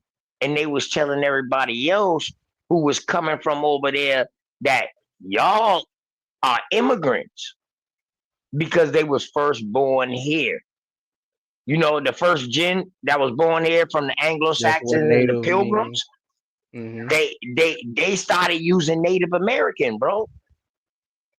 Okay. Can we Again, So that's the now, reason can I why say I'm this? asking that Can I say question. this real Now quick? I know what y'all saying. I understand what y'all saying. When we talk about the American, we know we talking about us who been here, and ain't no ifs, ands, or buts about it. But it's some people who don't know. So that's why I'm asking this question for y'all to break it. Sometimes Bam will be talking and it go over people's head. He don't like to break shit down in layman terms. So this is why I like to ask these questions. okay. Well, just I know the well, answer, bro. You know what I mean? So I ask these questions for y'all to bring it out. Go ahead, bro. I think it just all goes back to, like I said, the proper distinction, and that's why we're having these conversations to have to make these proper distinctions. Because with these distinctions, I think brings the comprehension and thus the understanding, and then we can operate from there. But understanding the distinction between an American and a U.S. citizen, understanding that distinction, then there won't be confusion. You see what I'm saying? Hmm. And even our conversation will revolve around that comprehension and understanding. We won't call somebody who's a U.S. citizen an American. You see what I'm saying? As it pertains, especially when we're talking, the conversation or the topic is about identity. We know somebody that's foreign to our homeland is not an American, and Big you cannot change Can I say this your though? descent nature. That does not change or pass uh, away. You are who you are Can I say without this though? without doubt a contradiction. That does not change or okay. pass away. So Like applying that Okay. principle to what I'm saying about the descent nature and what an American actually is, there is only one American. And we talking about us. Right. And that's with respect. Right. That's with respect. That's not disrespecting anybody else who's not from here, come over here and gain U.S. citizenship. But as it pertains to identity, descent, nature, we can't have or even be allowing that, because allowing people to refer to themselves with our very name and birthright, because that would then, what we have today, created a lot of confusion. And now we're Right. deceived and confused So about what identity. about these Hello, ones? OTK. Hold on, What about OTK. these ones? OTK. What about these Hold on. ones that came before citizenship? Oh my god I, I, damn. I yield, I Hold on, yield to just Sister hold on for Steve. one All second, y'all. I'm sorry, because Aquila been trying to get in there. He been asking, can he get in there? I just want him to say what he got to right. say Yeah, real but quick. My damn, he apologies, trying to bro. get in there in the middle no, of a y'all fine. conversation, man. He just gotta wait his turn. We in the It's, middle of a conversation and we building. You know what I Okay, mean? It's I Hey, about know. patience thing, dog. God we it's damn. okay. It's building. okay. It's okay. We Go and let the brother building. get in. I'm Go and let the being brother I'm get in. being patient. I'm not really intruding. I'm not gonna be the type of person that gonna be feeling like I'm Nah, you entitled good, to be bro. here. You You good, know bro. what I'm You saying? good? You good, You bro? good, You bro. good? You But good, I bro. You listen good, at bro. You good. but I've Yeah. been listening to y'all for about a year now. You know what I'm saying? Like I've been listening to y'all talk, and I haven't really been like out in the community speaking to the people who was out here speaking. because I've been learning, I've been listening. And one of the things that I did learn and I did listen to, and not just on our side, I've been listening to everything. And the reason why I listen to everything is because I did learn one of the things that we need to, as a community, learn is that law is more important than how we feel. Like we have to get to the point where we understand how they use law against us. I want us to think about how they use us to put us in jail. Like, remember, law is, we have to combat law, not just how we feel, not just about our lineage. We have to combat their laws first and foremost, because their laws is the reason why we're in the positions that we're in. We can't keep fighting each other when it comes to how we feel about our identity, how we feel about even what we've been through, all of these things. Put our feelings to the side, put our ideology to the side. What are we actually facing? We're facing the laws that they put in place. So learn what it is that they put in front of us to combat us, because they're combating us. They're not combating any other group in America.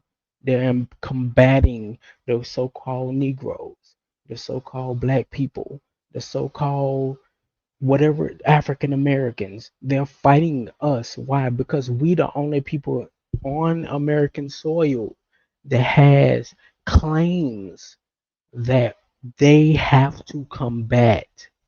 They don't have to combat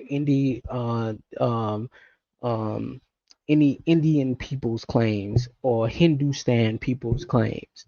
They don't have to combat African people claims. They don't have to even combat European people claims. They have to combat our claims. They don't even have to combat Native American um, complaints. Why? Because they put them in place in the first place. You got to remember that they put those people in place of us. We got to remember that we are combating them, not everybody else. Fuck everybody else. Anybody that is in between this, that's trying to combat us, drown out the noise. We are talking to each other. We are trying to get everything together collectively. Forget everybody else. Drown out the noise. We are our own enemy. So we have to combat all the things that they taught us within our own communities. So what y'all are doing, I would say, That's listening to y'all, respect. That's I respect. actually That's respect. appreciate it because it taught me a lot. Forget everybody else. Forget all the outside noise. All these Africans talking, fuck them. They can say what they want. Let them say what they want. We are talking amongst each other. Remember, we have to remember the things that's in our rap music, that's in our gospel music, that's in our jazz music, that's within everything that we do. We talk amongst each other when we make music. Remember that we're talking amongst each other. Nobody else really understands what we're talking about except us. So what we're doing Facts. is trying to gravitate everybody towards the same ideology and to understand each other. But if as long as we Yeah. keep fighting against each other, we're not gonna get nowhere. No, but we not fighting. This is what No, you no, no, no, call no, no, no, no, no, no. steel I'm not saying. sharpening I'm not. steel over here, But what I'm saying is, bro. but what I'm saying is, I'm Shit, not. I'm this not nigga with the saying that car going we're by. on this platform. We're fighting against each other because that's what happens when family like go against each other. We're trying to educate each other. One is learning from the other. But the thing is, we Definitely. have to continuously, even when we disagree with somebody, we gotta be. a little more humble, because just because somebody doesn't know what you know, you got to understand that they have to get to where you are. We weren't always Big where we facts. are. Big And facts. I'm gonna give y'all an example. I know a lot of people don't believe in the Bible and all this stuff, but I learned a And lot after from the you give us Bible. an example, bro, give us a Mhm. solution. Since you've been on the So, outside for a year looking in, after you give us this example, give can you chime in and give us what you think a solution can be besides us, building together? We already know that. We got that. We got that under mhm. wraps. But can you give us another solution, bro? Go ahead.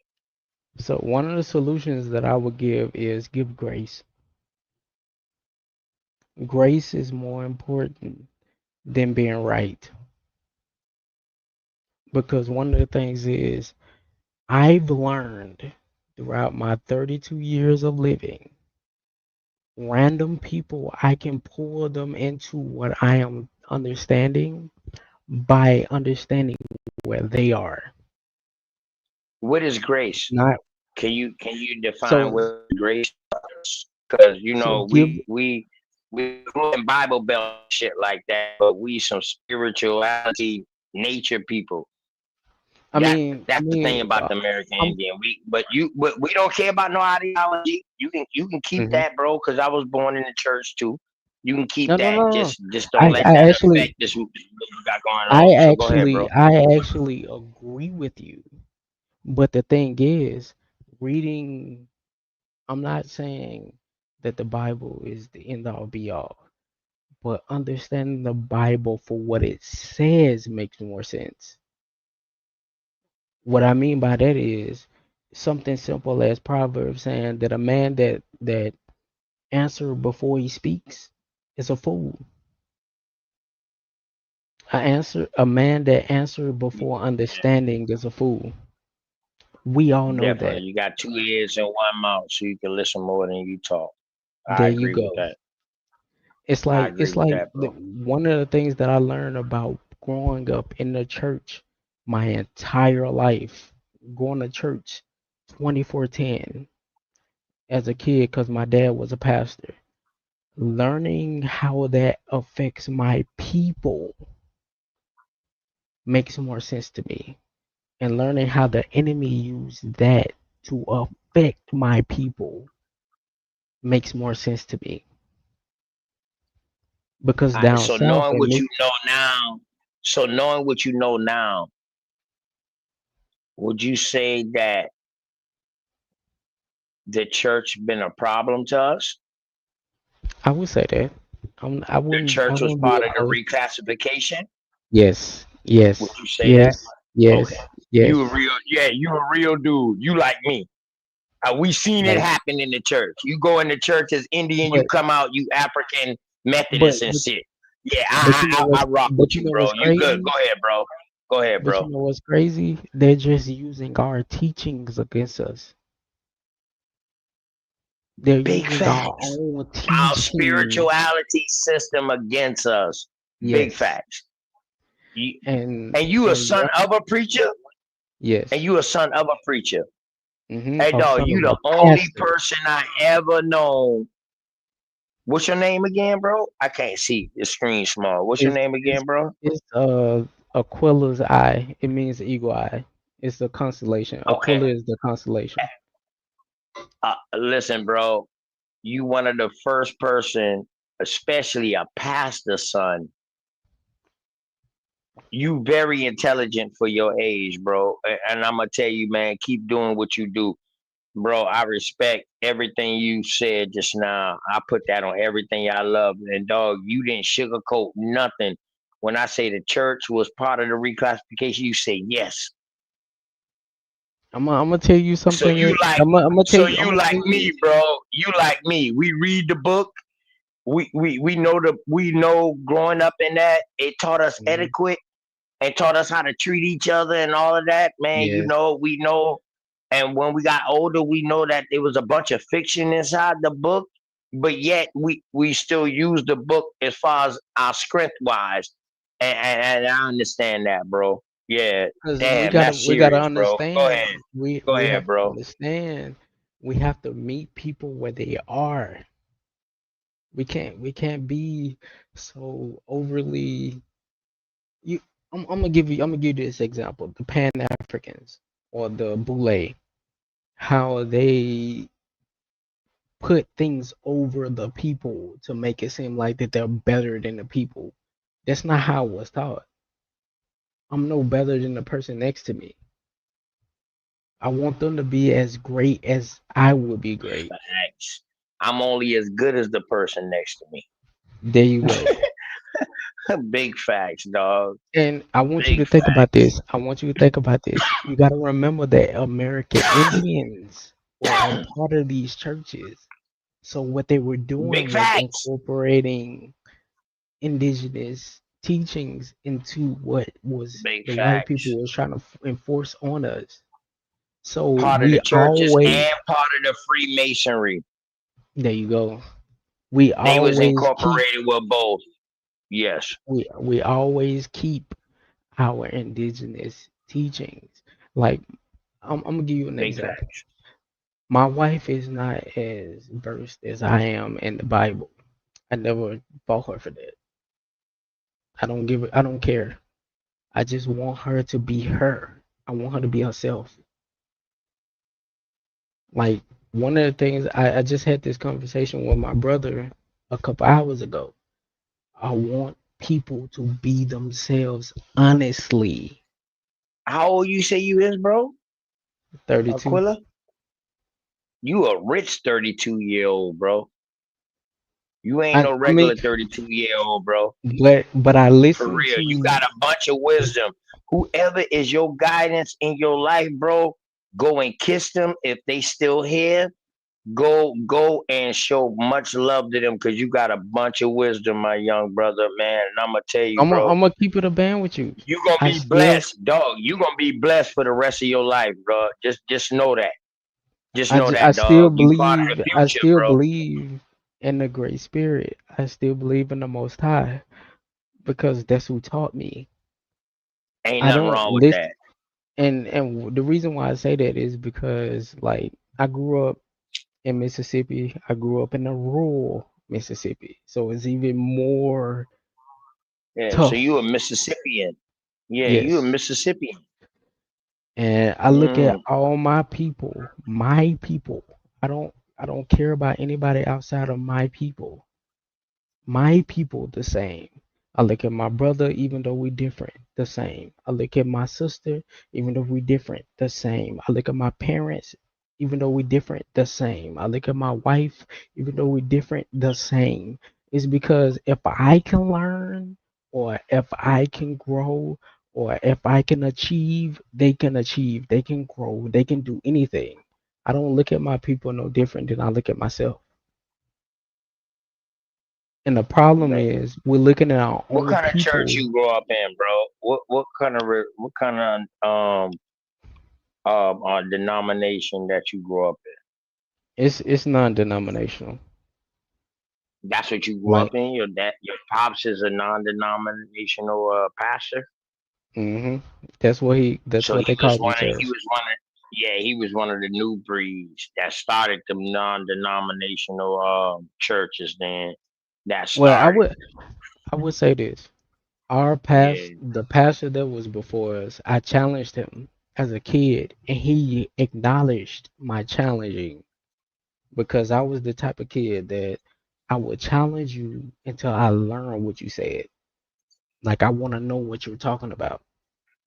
I want to Mhm. learn what you're talking about. It's not just about I okay, let me say like this. When I went to church, I didn't go to church just to for formalities. I went to church to learn because I actually cared about what I was learning. I You didn't gotta care go to about Sunday school for that. You're not gonna learn pretty much nothing in service. hey, I went to Sunday school, Bible class, Yeah, Bible study, all revivals for months on end. Like I was in the church a lot as a kid. so you good with the Bible. Yes. Like I know it from Ah, front to back. so do you think that the American Indian is the people of the Bible? Yes, 100%. How? How? I'm gonna give you an example. We're the only people that Yeah. actually follow it, follow it without even knowing it. Hold It's up not. then. So are you It's not saying the just. Bible was created off of our spirituality system then? Yes, yes, Oh, so you 100%. saying the Bible was created over here as far as what Yes. we know, the Bible that we know Mm, today, it was created over here. Okay, all right, yes. bet. Go I'm ahead. gonna give you Go an ahead. example. I'm gonna give you an Go ahead, example. bro. Go ahead. What's his name? I was just listening to a lecture about him. The guy that went to That's in Adair, our American Adair. Indian, American Yes, Aboriginal Adair. community. Who Shortyat is that? Adair. James Adair. Yes, him. I don't know who that is. I was He listening lived with the to. Indians for like 30 years or some shit. But carry Mhm. on, Aquila. I was I listening don't know to who him. that I was listening to somebody talk about his accounts with the Choctaw and with the Chickasaw. And I'm gonna tell you something because I grew up down here around the Choctaw and the Chickasaw.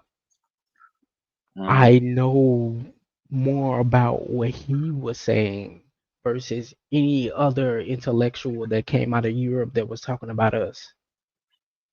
Because I Mm, see all of our when I see circumcision, when I see the men standing for women when they are on the menstrual cycle or any of those things that they say that the Hebrews were doing, I see that in my own people naturally without them I'm even going to saying, church.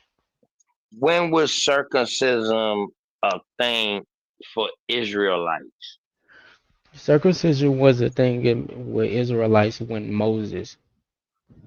All Moses. right, so now let me ask you this question right here. If hmm circumcision was a thing, why did David had to go get 100 foreskins from his family members? Then I I would say this. Moses wasn't. I mean, I said Moses. I mean, David wasn't getting 100 foreskins from yeah, his own people. He was getting 100 foreskins from the Philistines. That was those is his different. own peoples. Those are family members. Stop it, bro. I thought you said you read the book. You know what? I was just gonna say no. No, I'm not. I'm not disagreeing with you. They are Like family members, bro. Like, what it is you depends on talking about? it. No, it depends on who we're talking about. If we're talking about Esau or we're talking about Israel, those are two different people. Oh, whoa, hold up. Eh, we talking about before Israel. Well, No, David. no, no, no, no. Oh, David matter of was fact, after Israel. yeah, they was saying they was Israel at this time right here. hmm Yeah, yeah. And then they were Okay, yeah, talking about with David Esau. and yeah, yeah. Okay, all right. So So now, Esau. So so when it comes hold on. to So okay, go ahead. Jacob and Esau are Mm. twin brothers, correct? Mm-mm. Huh? That's what I E- thought. Esau was older than Jacob. Oh, because he came out Oh, they first. weren't But they, twins. No, but they came out at the same time, correct? no, no. Uh They oh. Oh, Esau. whoa, bro. You forgot Go the ahead. angel came down and touched the stomach and said you're gonna have you got two nations within your belly. Jacob and Esau are Where do twins. you wait? What did you read that? Yeah, well, Hold this up. says they were biblical, they were fraternal twins. It They says were the not. biblical Yeah, story. I They don't were Says, not. that's what this say. That's what this yeah, say. It I don't says know. the I don't I'm know tell biblical y'all. what story he recounts that talking they struggled with each other even in the womb. about. Yes. What the Yes. No, what no, the no. hell is that? Yes. So And so bro, it depends uh-huh. on it depends on what you're reading. So the No, reason no, why no, I no. asked you, What book are you reading out of? I am reading the old King James. All Okay. right, so That's we what talking that's what about I've been King reading. James Bible. Yeah, even though I don't agree Yes. with it. Like, but it's older than most of the New Living Translations and all these other translations. Yeah, it is older. It's not older than the Algonquian Bible though. Hold on, wait. You got a They said it's plane in in the your book of background. Genesis. Let's look. God damn. That's the type of shit that happens, boy, when you mess with the Lord. That's why I don't be getting involved with the Bible. Where are you at a racetrack? What's going on with all that? Hey, listen though. The Bible says So, stop with the noise. I would say this. I would say I was this. thinking, what the hell was that? King I James would say this Bible, at the right? end of the day. That is not the oldest Bible in America, bro. Just to So let you know. so so Do you know what that? Bible? Hold What up. Bible? Do you know that? I know That that the is not the Geneva oldest Bible Bible is in older. America. I know that the No, the Geneva Geneva Bible is Bible is older. what the that is what the pilgrims came up with. They came with Mhm. that before the 1619 Bible. Mhm. But no, have you ever heard the Algonquian Bible? To be honest, no, I have not. All right. Everything good. All right. Okay. I'm glad Now I you've been will say, watching us for a year, bro. I'm glad you've been watching us for a year, and I hope you continue to watch us for a year on. Well, now you coming up on the panel now, so you know what I mean. yeah. And I respect your honesty. You know what I mean. You ain't arrogant or no none of that, dog. You say no, I don't know about that, and that's why I respect that, man. So I want you to keep coming back. But no, bro, just But look up the how can you? But Algonquian Bible real quick. my whole point with that Look it up real is quick. Look it up real quick. but I So will say one this. thing But about being around here, my when we whole say point. something, go look it up, bro. Go look it up. Well, Cause we not I'm saying nothing that always. we can't prove. What do you think I learned? Everything that I learned from. I go So and how look you up can what y'all are so talking if about. you learn everything you learn from us, then how you gonna come back to the masters Hmm? and teach? Or you just letting us know like, yo, I'm good. That's what this is. Hey, that's what you I'm gonna saying. say it like Then this. I'm okay. gonna say it like this. I'm gonna say it like this. I think that at the end of the day, Uh, it's just like what I was telling my brother. We don't all have the answers. no, we don't, because we wasn't there. We learn from each other. Like I learn from you. I learn from UBTV. I learn from Mike TV. I learn from everybody. Even if I That's where you disagree. found me at. That's where you found me from, Mike TV, huh? No, That's where you no, found me and my sister. I actually found you from here. But like Oh, okay. I learn from everyone. Even if I disagree, I still That's the learn. best student. That's the Like best student. I don't care about being right. Like I genuinely don't care about being right. I just want to learn because Right and wrong because is perspective, bro. That's there you subjective. go. Like I think about how the only thing I can think about when I think about right or wrong is my great grandma, Minnie B. Welch, She's or always Minnie right. B. Welch, and She's she always was right. my wife had the pleasure of meeting her before she died, and I don't want to cry, but she was my best friend as a kid. She was born in Damn. 1927, and she You the was oldest so grandchild? no, no. Mm. I think I'm like the 10th oldest, but like she was so Families. mean, but she was so sweet. And she loved me because I always asked her questions and I didn't care about if she was right or wrong. I just wanted to know what she know.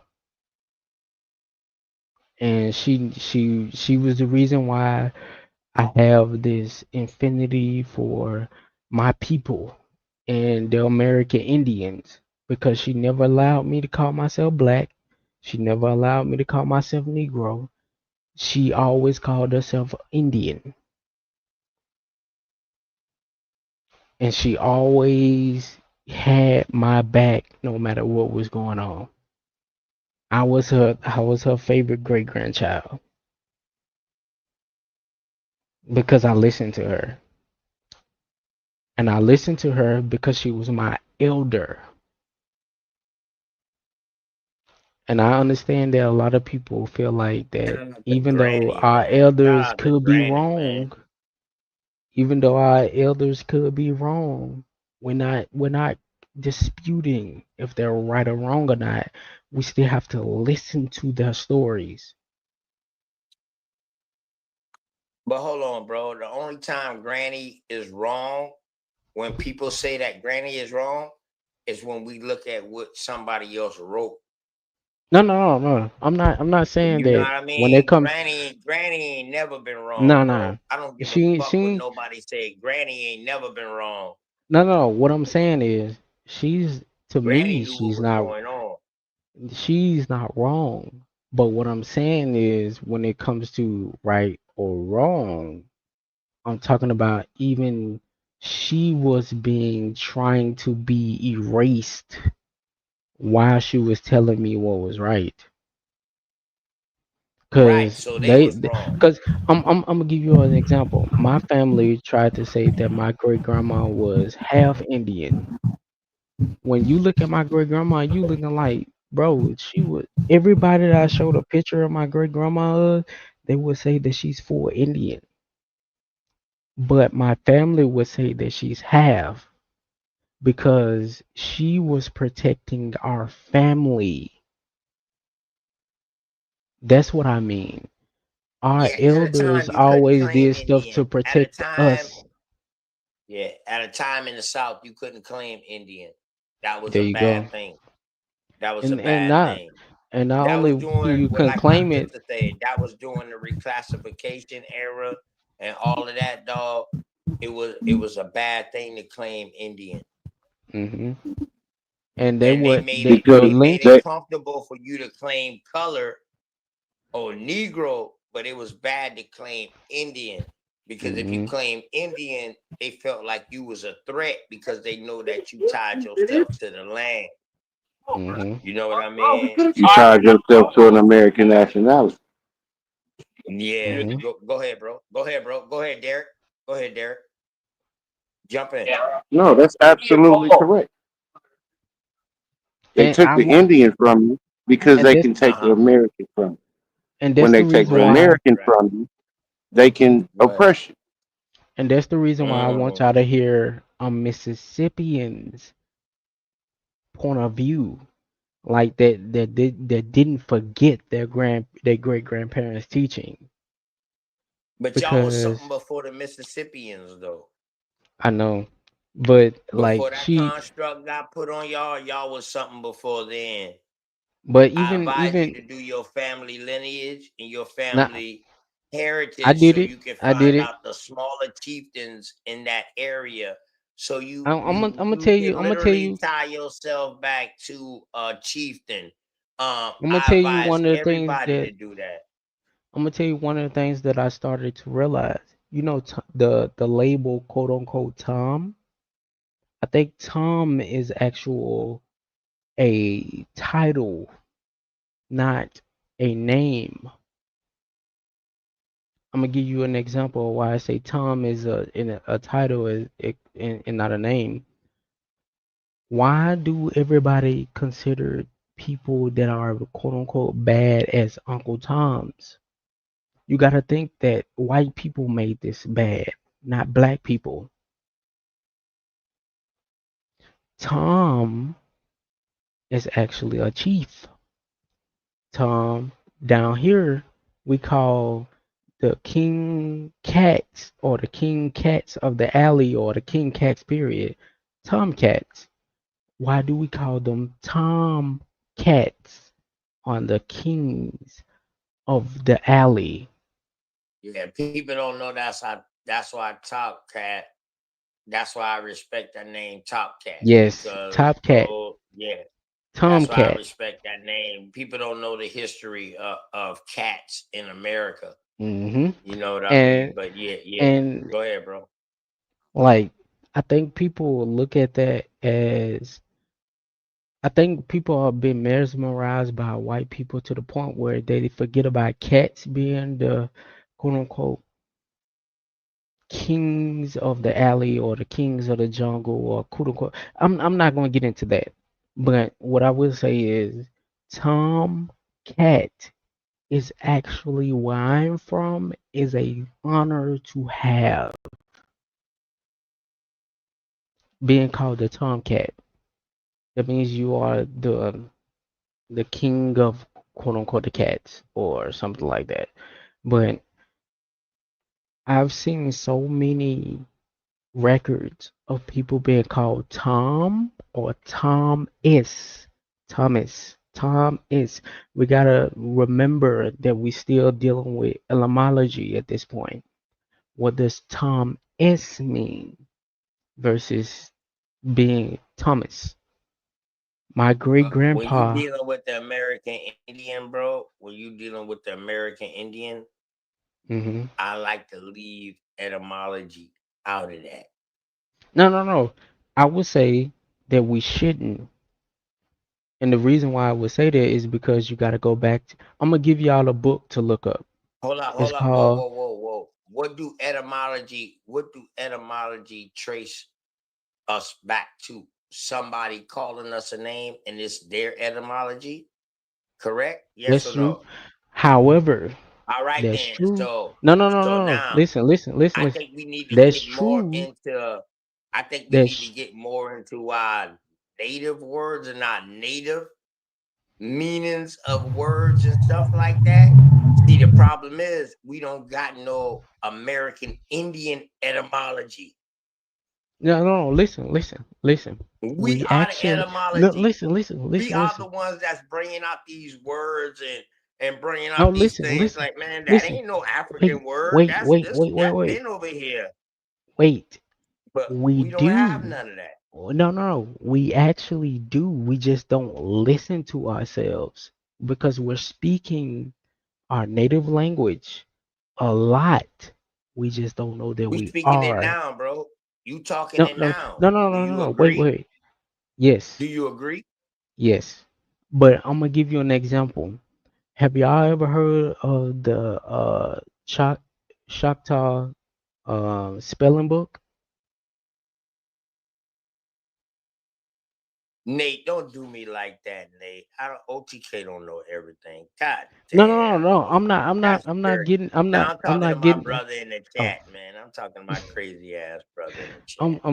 I'm not getting at y'all, but I've discovered this book maybe a year ago, and I've been looking at some of the words of how they use the words and how we use words in that book. I'm gonna give you an example. Um, Faket. What does that sound like when I say faket? I don't want to say that word There you go. No, on my no. I know sister you. live. I You know know what you I mean? understand. I know you understand what I'm saying. Yeah, But yeah. it's faket, See, the meaning thing is, a dog, no. Let me bring it around. It means a turkey. I want you to think about if you actually understand what a turkey looks like and what a turkey does and how a turkey walks. And you ass. understand what faket, why our people themselves, because that etymology comes from us, why we say faket is F-O, is F-O, is, hold on, wait, I'm it's coming, bro. F-O-K-I-T, but the O is feminine. So it's F-O, um, K-I-T. The I is feminine. So to the I, when you put the I feminine is if you put the word met and you think about um you think about the I in met is kit, the kit, not the other word that we say. Why were our ancestors saying that word feket to the word that we say in modern day? If it means turkey, and you think about how a turkey walks, how a turkey moves its neck, then if you get the visual, you'll understand why I'm saying that and why ancestors said that. It's like we have been speaking our native language this entire time, and we didn't understand that we were speaking it. And that's the Choctaw spelling book. You can find it on the Internet Archives. I downloaded it and I have been studying it. And it actually makes sense to me. Like I could actually read it. When you learn how they use the feminine and masculine versions of different words, you can actually read it. It's not even hard to read. It's because we've already been reading it. The English language comes from the Choctaw language. Male and female, which is the O in the female expression is dang, I wrote it down. Let me think of it. The male version of the O is like when you say rule or pull. So it's O. And when you say it in the female version is I think it's O, I wanna say. I have to go back and look at it. But I've been studying it here recently and just learning the words that is being said. We've been speaking our language this entire time when we have no idea that we're speaking it. We're just speaking it kind of in reverse. But what I would say to all people is don't disqualify our own, even if they're confused, even if they don't know. Because if we keep disqualifying each other, then how are we going to have allies? How are we going to have people that's going to understand who we are? The only people that understand who we are is our own. Even if they are on the crazy train or the Christian train or the the any train that they're on, the super um capitalist train or anything.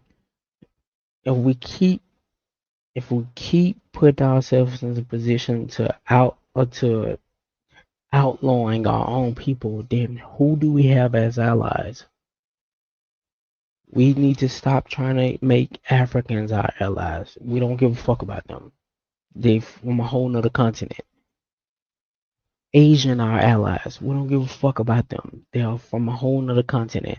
They have no idea what the fuck is going on over here. When they came over here in the 1920s, they still didn't know the history of the country. Just like the Europeans that came over here in the 1920s and the early 1900s and the late 1800s, they had no idea what was going on over here. Why are we steadily trying to fight against these people? They have no idea what's going on. They are, to be completely fair to them, they are not our enemies. The enemies is always the ones who are at the top, are not foreigners. We just ignore them. Just completely drown them out because they don't matter. The people who are at the top is the ones who are our enemies. That's the reason why Dr. Martin Luther King died. They are the reason why Malcolm X died. They are the reason why Ray Hampton died. They are the reason why all of our leaders who started to realize who we actually are died. So we don't worry about the foreigners. We only worry about our own people. But I yield. I feel like I'm talking too much. I yield. Thank you so much. Cause yeah, sometimes we need like a energy shift. And it's always good to hear different perspectives. And of course, you got a lot of your perspective aligns with ours. So that's all that matters. Shoot, I just been sitting here enjoying the conversation. I'm gonna be honest. I'm gonna be honest. I love my people more than I love anybody else because I learn. I've seen what they've done. I've seen how they change the world, how they make the world happy. Just think about Michael Jackson and how Michael Jackson actually made the world happy. I love Michael Jackson. Like look at all people. We, despite how we feel in a country that treat us like trash, we always try to make something good out of whatever situation we going into. Like, I just care about my people. I don't really care about anything outside of it. As long as I'm gonna say this. I've been married for 10 years now. And I got married at 22. And because of my parents, I always valued marriage. I always valued my wife. I always valued my daughter. She about to have my son now. Value my son. But because of my parents, it's because I love my family. It takes and one of the things that my dad always says, it takes one generation to break the curse or to break the generational divide. It takes one generation to do it, but you got to be willing to do it. There was something that you said that I really liked when you said that. Oh, Easter, did you want to get in there real quick? How did you get in there? No, I'm good right now. You sound like you at the go-go. You sound like you at the club. But hold on real quick. All right, so it was something that you said earlier that I think I really liked a lot was, like instead of getting mad at one another, we should be focused on the people who've created the laws that has kind of had us in bondage for so long. Yes. And I think that that was a good point because I think that we often forget, like who's doing this to us and who we should really be coming for. And I know I've said it time and time again that it's we have to come at the system that has relegated us to such a status and that continues to hide the truth Mm-hmm. and continue to try to cover up what we know to be the truth. Mm-hmm. That's why I always ask about, that's why I posed this question about why is reclassification being ignored, because I think that that's the key to everything. I mean, they can talk about um you know coming from Africa via slave boat. You don't have not a near slave boat of proof, but Mm-hmm. somehow you believe that that's what happened to our people. And it's Mm-hmm. such a false narrative that, in my opinion, that I feel that has been kind of put on us as a tag, and because of that, you have to accept some type of African descent or African identity. Mm-hmm. And to me, that's wrong and that's not right. And I think that when we look at what's happened, when we look at our familial records and, we see them being changed to colored and um, Mm-hmm. we see these things for ourselves. And then we don't see, like, even for me, I could really speak for myself when I say that I have not found a legacy of slavery in my family where people were slaves and owned by masters such and such. I That found one, but I can't even prove that. That's my point when I talk to people.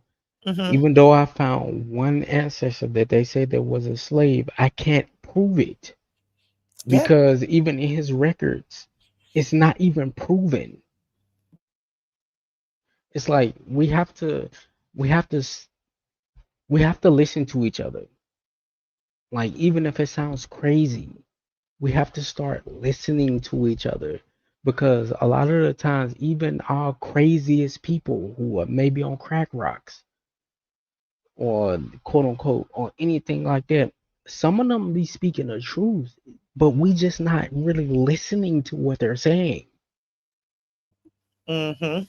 It's like it's just like what I said before. The reason why I can't throw the Bible away. Proverbs says a man that answers without understanding is a fool. Mm-hmm. Like that's the reason why I know that the fact. I mean, I know for a fact that the Bible was written by our people. Mm. It wasn't written by those people. It was written by our people. Because when I hear what you're saying. Go ahead, keep going though. Keep going. I want to hear more. like what I mean by that is I'm not talking about I even to some degree believe that Jesus was not overseas. He was here. He was Hmm. one of us just speaking like how I'm speaking The to you. Mormons believe that. Yeah, but what I'm saying is how I'm speaking to you right now is how Jesus was speaking to his own people. We're just speaking normally, like only our own people will understand what we're saying. Like if we speaking in quote unquote code, because uh, white people have now tried to understand. Oh, speaking on code anyway, but when we're speaking to each other, when we speak in a certain way, only we understand what we're talking about. It's because our grandparents spoke that way. It's because our great grandparents spoke that way.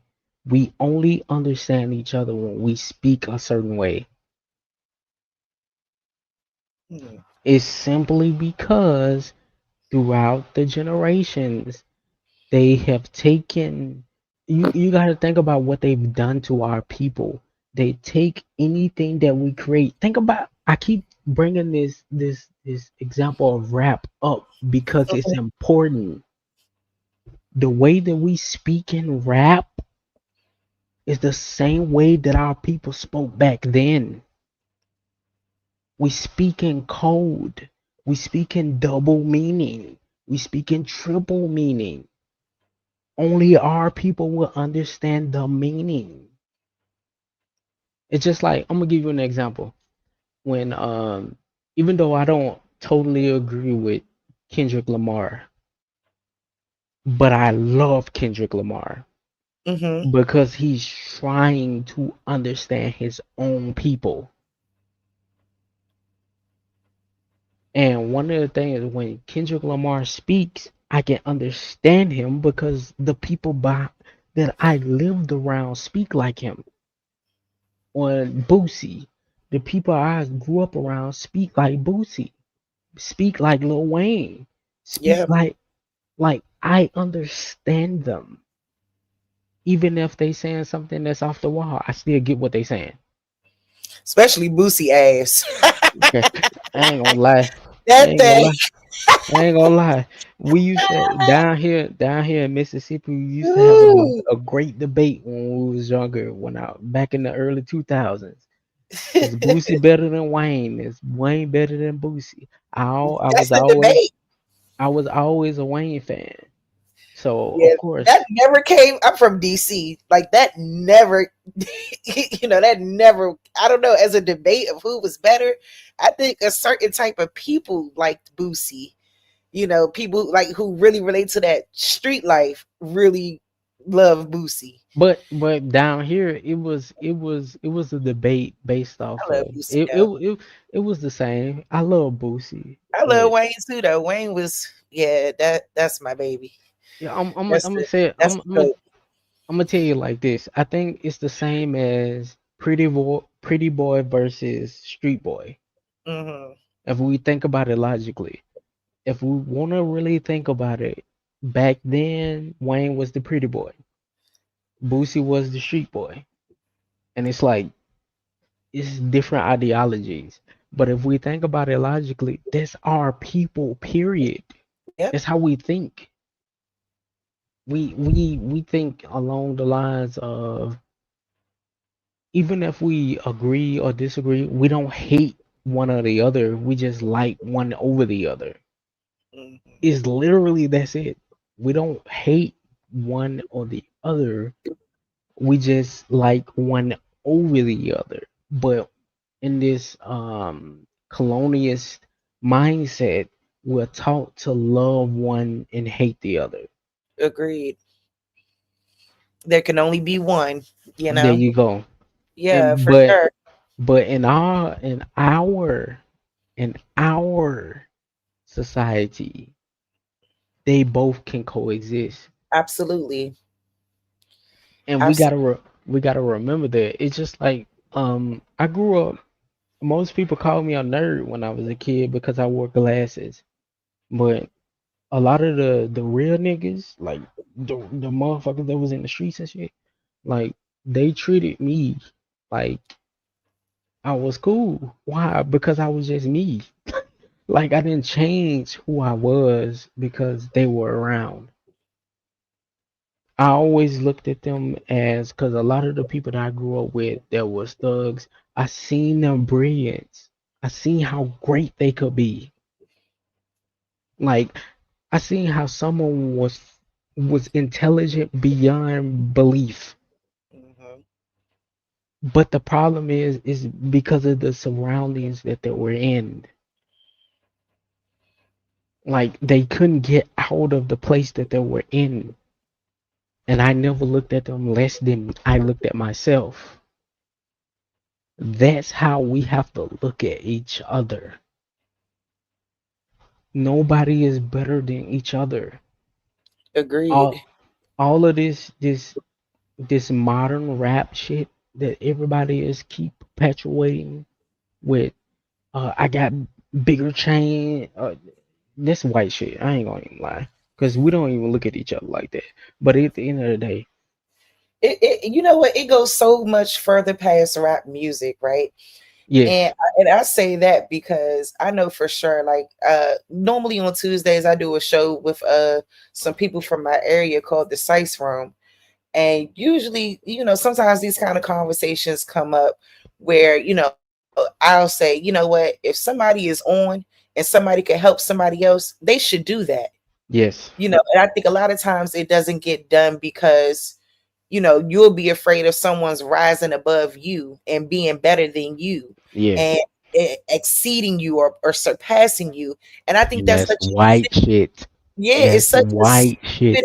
That's ass not us. mentality. This is why we don't get anywhere, and this is why we don't prosper as a unit. You want to put someone else on.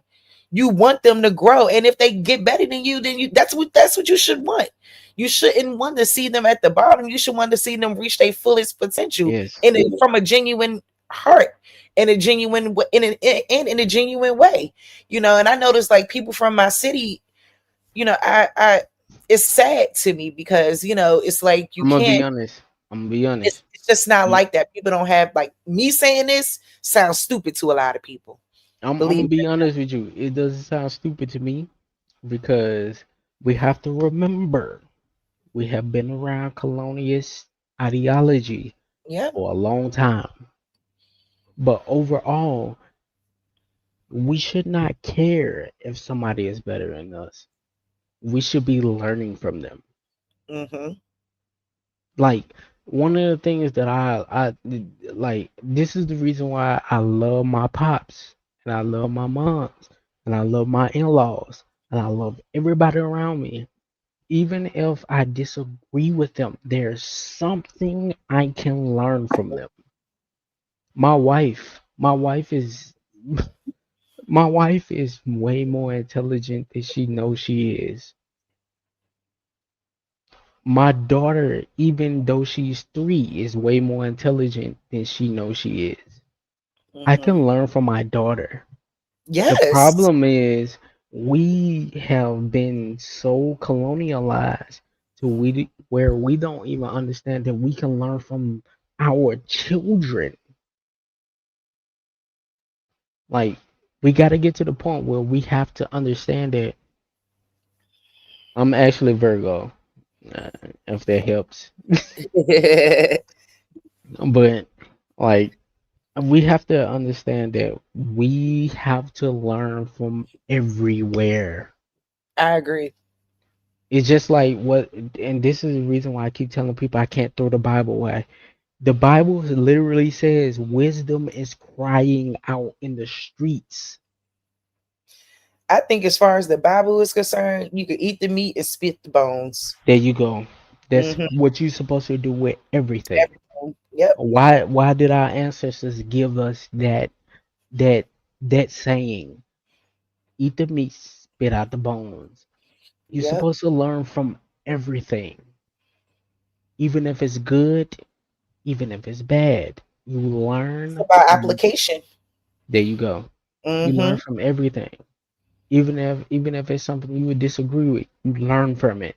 I learned how not to do certain things by people who From were people's doing bad mistakes. things. There you There go. you go. Hmm. That's Like right. we gotta get rid of this colonial mindset. We gotta be the best and all this extra shit. We gotta be the best for our own. Because Yep. I'm fighting not I'm trying to grow and to be better, not just for me. I'm trying to be better for my daughter, for my wife, for my great grandma who taught me a lot of things, my grandmothers who taught me a lot of things.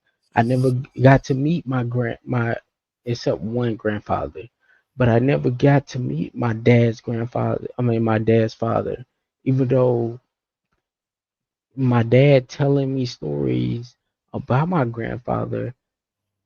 I think my grandfather would have been more like me. You learn as you grow. You learn as you go. You don't try to be the greatest at everything. You try to learn from everything. Yep. And we do have it misconstrued. We've became more competitive. I would say to almost to a fault. But I would say being competitive is not necessarily a bad thing because No, it's iron sharpens iron. Rivals sharpen each other. We have to but learn we to we be. don't we don't use competitiveness in the right way. There you go. That's the Because we problem. we are supposed to be each other's rivals to grow each other. That's what rivals are for. Not to be haters or to be better than your rival. No, it's to grow each other. My rival. Let me say it like this. Let me think of my rival in my life. Mm, I don't I don't really have a rival per se. Only because I haven't met somebody who can challenge me as an individual to be better or to fight against me. Because I like when people fight against me. Like I accept the challenge intellectually, spiritually, physically. I accept the challenge because I don't want to be better than you. I want to be better than me. The problem is everybody is trying to be better than somebody else instead of trying to be better than themselves. You are your worst enemy. I Hmm. am my worst enemy. I've been saying this since I was a kid. I am my worst enemy. When I was running track, I wasn't even running against somebody else's time. I was running against my own time. When I was running the 400, the way that I achieved the 49 when I was in high school is because I was running against my own time, not against my enemy or quote unquote enemy's time. I was running against me. We are our own worst enemy. You have to get out of your own way to achieve the things that you want to achieve, or get out of your own way to reach the people that you want to reach. You gotta look at yourself. How can I reach this person? Okay, it's just like I'm gonna tell you one of the things that Top Cat, um, legendary Top Cat. I listened to him. He Yeah, shout out said to that. he said that actually resonated with me. He was like, the greatest defense is the greatest offense. But I've heard that even when I was younger. The greatest defense is the greatest offense. I'm gonna give you an example of something like that when I was working for Spectrum when I was in Texas. Did you? I mean, you don't know this, but when I was in Texas, I never had an enemy. The reason being is because I always looked at everybody, no matter their ethnicity or their race. I never looked at them as my enemy, but I always got them to come to my side. Do you know why I was able to do that? Because I looked at them as a person and not as an enemy. Even if I didn't really care for them like that. I had this one Indian dude. He was like, "Man, you should be a preacher, man. You're real I like the way you speak." And I was like, "Yeah, I never want to be a preacher. I never cared for that. I never cared about being in nobody's pulpit." And my pastor, when I was a kid, thought I was going to be a preacher. My dad thought I was going to be a preacher. It's because of how I speak. But I don't speak this way to be praised or be exalted or to be in somebody's pulpit. I speak this way because I genuinely believe it. Like, I think people forgot that you have to genuinely believe in what you're saying. Yep. You have to. It has to be a position to where you genuinely believe what you're saying. If you're wrong, change your perspective. Learn how to adjust. And just like this. My wife doesn't know, but I listen to my wife a lot. I change my perspective based off of how she speaks because I learn from her. That's how it's supposed to work. I'm the man of the house. That's cool, but my wife is still. I look at my wife as she's equal to me. I don't look at a woman as she's lower than me. I look at she's equal to me. I don't want a woman that's lower than me because it's like I'm gonna give you this example. Just like what I told you before. I grew up and they told me that I was a nerd when I was a kid, but I always liked strong-willed women. Always. But that's only because I need you to be able to have your own mindset. But that's American Indian mindset. We don't want weak women. I'm just gonna be completely honest. My great grandmother wasn't weak. My grandmothers wasn't weak. My cousins wasn't weak. My aunties wasn't weak. My sister is not weak. I can't have a weak woman around me.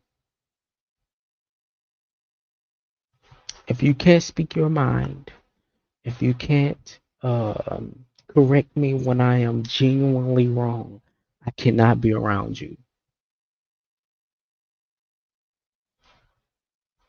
because I don't like being wrong.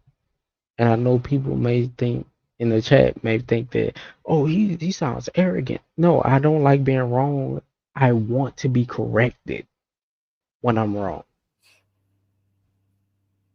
I don't like being wrong in a position to where I am wrong to the point where I'm misleading people. Mm-hmm. Because I grew up in the church and because I read the Bible. I don't want to misread. I don't want to mislead people. Rather the colonizers meant it for good or for worse. I still don't want to mislead my own people. That's why we have to continue to study to show thyself approved. There you Let go. it out. There you go. I know that's something that's the truth. And I think that, it's nothing wrong with being wrong. I think it's about learning how to be corrected. I think a lot of people struggle with being corrected and wanting to be right all the time, because hmm I don't think any of us, we don't have all the answers. Like, and that's why I always tell my audience, that I'm learning just as much as y'all are learning. I'm learning too. Like, I'm not, the queen of all things, information or anything like that. Like, I'm learning with my people and we're growing together. And that's And the reason why I bounce off of everybody. Is yeah, because, like, it's just like what I said before. I may not agree with some of the things that everybody is saying. for sure. However, I still listen because they think like I think. I don't want to be, I'm gonna keep it a band. I hate being wrong. Not in the sense of I want to be right. Or I always want to be right. I hate being wrong because I don't want to be wrong. I want to understand what is right. But that's why you speak on what you know. There you go. Like I You don't, can't speak on anything else other than what you know. and that's the reason why I keep trying to tell people like, don't be afraid to be wrong. It's okay. Like that's how you get corrected and be right. Like the colonizer has taught us to be right all the time. Yeah. That's not our teachings. That's not who we are. We like to be right, meaning we like to be corrected.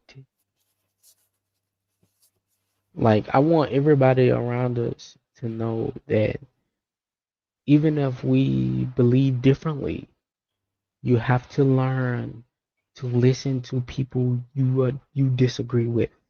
Mm-hmm. Because in order to understand the enemy, you have to be able to listen to them, understand their movements. Because if you think about it logically, the enemy don't even listen to us properly. Nope. Use that as your advantage. You're I, absolutely right about that. I keep trying to tell people like most of our people don't even know we have the biggest advantage in the world. Why? Because people don't even understand what we're talking about. When we talk about lineage, when we talk about our family, these motherfuckers don't know nothing we're talking about. Why? Because they didn't grow up with our family. I know what you're talking about because your family, your great grandparents grew up like my grandparents. So I know what you're talking about. I know how you feel. But the outsiders have no idea what we're talking about. Mm-hmm. Why are we still fighting with people that don't know what the fuck we're talking about? Why are we still talking about Africans? They have no idea what we're talking about. Why we're still fighting with white people? They have no idea what we're talking about. Stop fighting with people outside the fold. Our people is more important than anybody outside the fold. Because when we all collectively go to the supreme judge with our claim, They are outsiders. They have no idea what we're talking about. But we know what we're talking about based off our genealogy and our family experience. Nothing what they're talking about because they did not experience what we experienced. I'm gonna give y'all an example as well. Muhammad Ali said something that was very important that people are not paying attention to. There was some Africans that went into an all-white establishment, and he tried to go into an all-white establishment. They kicked him out, but they kept the Africans in there. Why was that? Because him and the Africans were not the same people.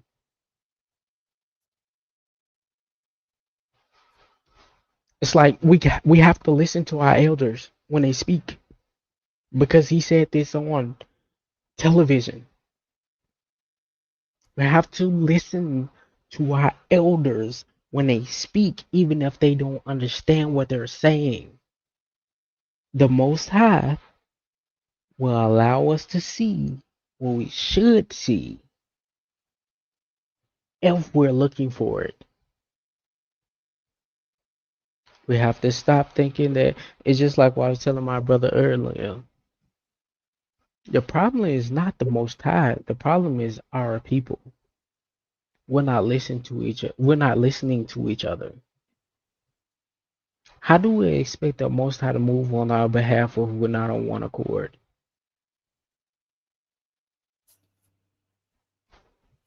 If we are all divided in multiple directions, if we don't understand that we're all saying the same things. We are all saying the same things. We just don't know that we're saying the same things. Because you live in DC, right? Yep. You live a totally different experience than me living in Mississippi. Yes. We have to recognize the differences in where we live. Because I grew up in the deep south. Our experiences, because our people grew up with the land, period. Like I can tell you stories about me throwing watermelon seeds in the side of my grandma's house and they growing into watermelon. Me throwing random seeds into my grandma's yard and they growing into whatever seed that I threw in the yard. You don't have the experience. But also, I'm not gonna say that you may have the experience, but I'm gonna say it like this. Because I grew up without like I grew up rural. I'm gonna say it like that. I grew up rural. I didn't grow up in the city. I didn't grow up in a suburb, and not knocking anybody that did because I know people be feeling touchy about stuff like that, but I'm not really attacking people for that. But my great grandmothers and my grandmothers, like the way, and my parents, the way that they taught me to live off the land is totally different than how your parents taught you because they didn't have the opportunity in some cases to live off the land. Like it's not bad or good how I look at it. Like yeah, from the country side. Hey, I would say I wouldn't say that DC people don't are not from the country. I wouldn't say that because I know that there's some country in DC. I'm not naive, but Mm-hmm. what I'm saying is like how loud the city people are. They forget about our people that lives outside like anybody that live in DC in the country with kinfolk. Like that's how I feel. Like Alabama kinfolk, Georgia kinfolk, Tennessee kinfolk, Yeah, Texas we're all kinfolk. on that seaboard. We're all on that side, you know. You know what I'm saying? Like I wouldn't say like when I speak on I'm speaking really on when I say stuff like that on city people. And I'm even speaking that on Mississippians that live in the city. Mm-hmm. Like the way that we live is totally different. And the problem is I had this conversation with somebody before. There needs to be a bridge between the city black folk and the country black folk because there's a divide between the two. It's not about the states at that point. It's about if you live in the city or if you live in the country. Because I even see that division here in Mississippi. In order for us to understand each other, we have to understand both the city and the country.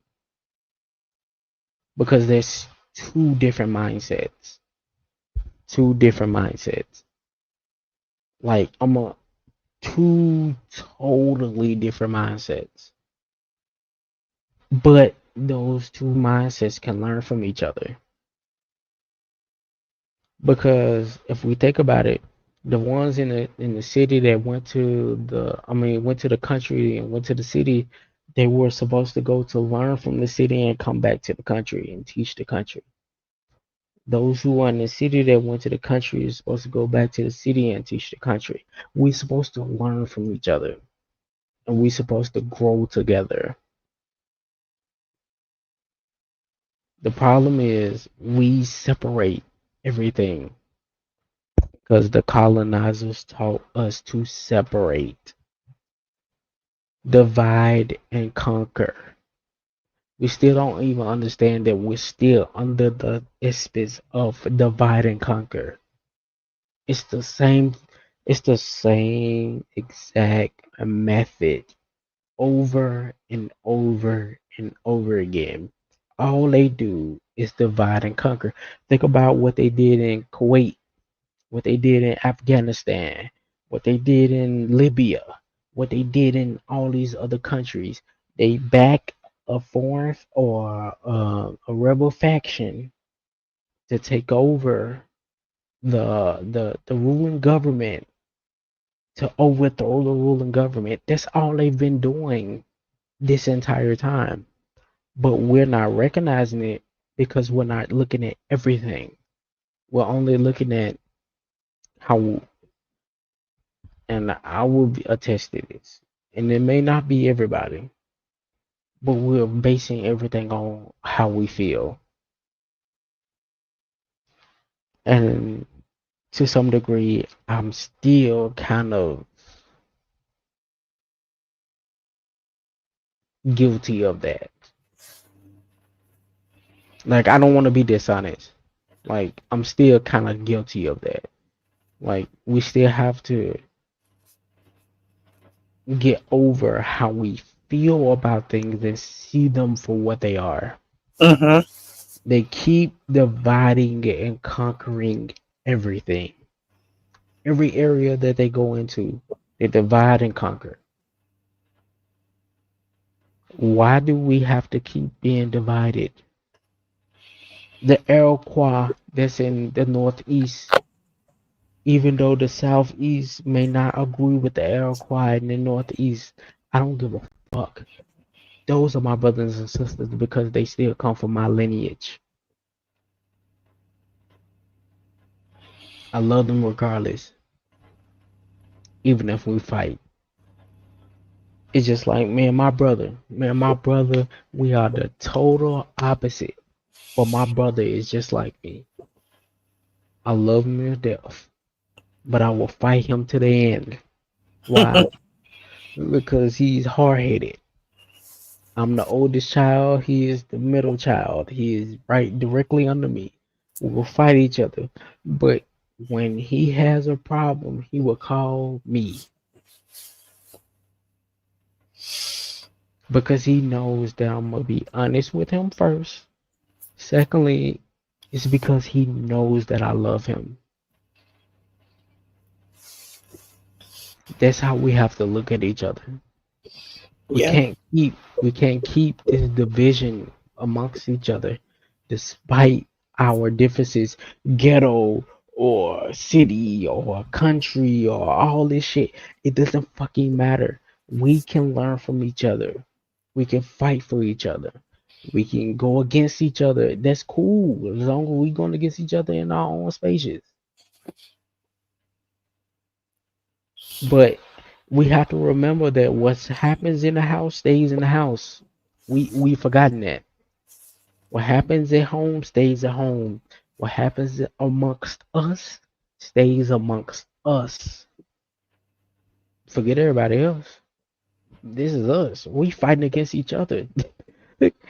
We can mess with each other, but you can't. Because down in Mississippi, that's what I was taught. Me and my brothers can be into a fight. We can be fighting each other. But somebody outside our family come and try to mess with one of us, we whooping their ass. Yeah, that was code everywhere. I know that was one of our codes. It's like we forgotten that because of the simple fact of, I will say, our bully, the people who went to college and got the white man's I'm better than you syndrome. Mm-hmm. But everybody else, if they feel like that, fuck them. We on code. We moving together. It's just like my like me and my wife, my daughter. You know what I'm saying? My family. We gonna move on code. Why? Because I'm moving on code. Mm-hmm. Like we have to start. We And have I to think start drowning out the noise. yeah, and I think our men, unfortunately, a lot of them don't move on code accordingly.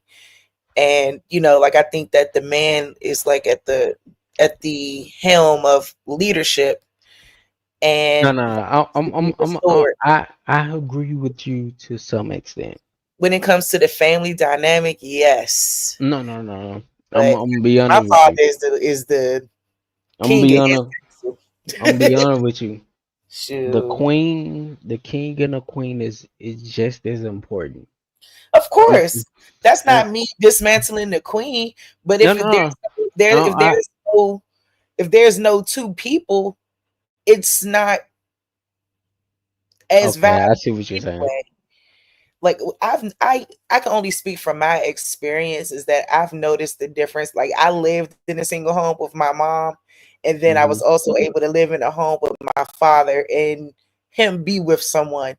And even seeing that dynamic, I could just Hmm. tell what it did for us, like how much it was a nurturing environment for us to have two people in the home that we could see had each other's back and still cared for us tremendously, and Hmm. it made sure that we had the things that we needed as teenagers, children, what have you. I think that the overall, because I don't think it's no difference in, there's things men can do and there's things that us as women can do And now. I'm gonna be honest. I actually agree with Yeah, that. Cause like I keep feeling like everybody is so progressive, quote unquote, to the point yeah, where they forget that men are better than women in certain things, and women are better than men in certain things. Like yes.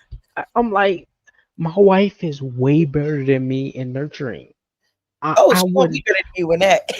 I I would not deny her that she is better when it comes to nurturing because she's amazing at nurturing. Yes, But I'm it's our better job. when That's what we do. and it's like it's okay. Like everybody think that because of colonialism, everybody think that a man can do what a woman does and a woman can do what a man does. Stop this nonsense. Like there's a difference between the sexes for a reason.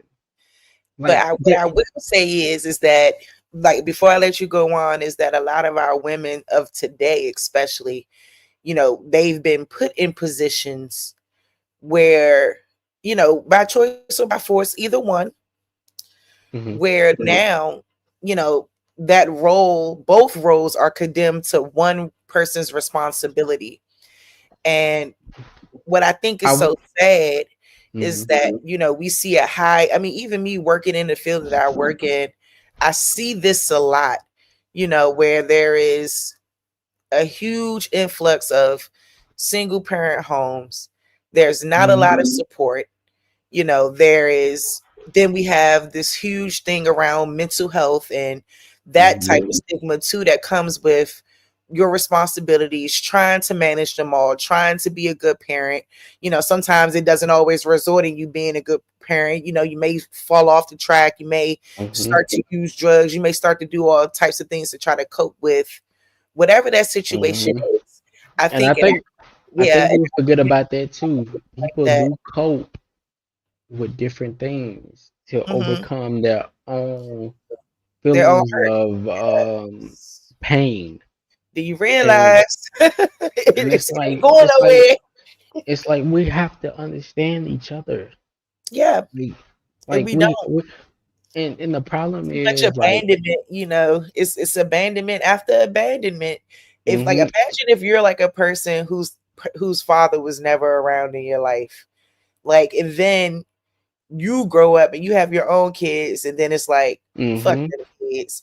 it, You don't want to be around and you don't be involved in your kids. I'm Like, not, I'm gonna tell you something that made me cry. you I'm gonna tell you something. I'm a crybaby, because my dad is a crybaby, right? Like my dad wasn't afraid to show his emotions in front of his kids. So like I seen something on Twitter that made me cry. Like I seen this dude. He was talking about how he didn't have his dad in his life, and he was there for his son, and his son didn't know that he was coming for his family day at school and stuff like that. And he came and he spent time with his kid, and his kid ran to him and jumped on him because his dad was there. Like this type of stuff made me cry. And it's not because I didn't have my dad to do that for me. It's because like I want people to have that. for sure. Like I look at that and I'm looking Everybody deserves that. I like just think that we're so fucked up that it's not everybody because can't, everybody it's won't have it in their life, and they're forced to grow up without but that. but think about this. We're literally, it's just like what I said to my brother. We're literally living under a foreign ideology, and we don't realize that we're living under a foreign ideology. Because at the end of the day, all of our people desire that. Hmm. Even the boys that grew up without dads, they desire dads. Even the They women, do. girl, And you know what they do? And I hate to say this because a lot of the young men desire their dad so much that their moms would inadvertently get the blame for their yeah. dad's absence. hmm And Just to you throw know, that in and there. and I will say this, I agree with that, even though it's not right. It is so wrong. I agree with that. But at the end of the day, we we as a people, this is the reason why we I keep saying we have to stop focusing on outside noise and Yes. focus on our own people, Yes. because our own people desire our own people. Like we just desire each other at the end of the day. Like I didn't grow up desiring a white woman or a Hispanic woman or an Asian woman. I I grew up with a black woman. I grew up with a black dad. I grew up with my people. I desire my own people. We have to put ourselves in the position to where we desire our own people, good or bad. And I understand that people may say, "Oh man, you tripping because you saying bad." No, we still have to understand that the people that are bad still have trauma. we still have to be able to. We still have to learn to be a light for our own people. That's literally it. I have to learn to love my own people before I love anybody else. Yeah. Like even if they own some bullshit, I still have to learn to love them because I don't understand what they've been through totally and how they felt about it. Because we still have to understand we're still individuals at the end of the day. My wife is an individual for me. I don't understand how she feel about certain things, how I will feel about it. Because of how I grew up and how she grew up. It's totally different. Mm-hmm. And it's the same way with me and my brother. I don't know how he would feel about something versus how I would feel about it. Like we can't keep trying to beat up on each other. We have to try to understand each other. I agree. And I think Like a lot of understanding goes out the window when, and I would just say from both ends of it, however, whichever end you want to put yourself on, if you're mhm, the person going through the trauma or if you're the person on the outside looking in at the trauma, I mhm. think that a lot of understanding goes out the window when people are engulfed in their own lives or their own situations, whatever that walk of life may look like. I But think we I will find say ourselves so caught up in our own shit that we can't even take 2 seconds, mm, but I will say yeah, to your defense and to anybody defense that says that, because I would say that we still have to on the outside looking in that is going through trauma still need to understand the responsibility of the people that's still trying to do the right thing. for sure. Like it has to be a give and take in all directions. I think we've forgotten that. Like we have to learn each other. Hmm. Rather we agree or disagree, we have to understand each other. Because at the end of the day, I I didn't grow up like you. You didn't grow up like me. But at the end of the day, we still may agree or disagree. That's cool. It's okay to disagree. The problem is we've forgotten that it's okay to disagree with each other. It's okay. You can disagree. We may not see eye to eye. That's okay. Like like we put ourselves in a position to where well we have to agree because that's what the white folks told us. We have to agree at all times. We don't have to agree. But what we do need to do is understand. Yes, and that's the most. And you know what's crazy? When you saying that, that's in Proverbs. That's the reason why I can't throw the Bible away. And all thy getting, get understanding. It's understanding because when it's all said and done, you probably have never walked the shoes of someone. You'll never walk the shoes of someone else's life and the things that they've been through.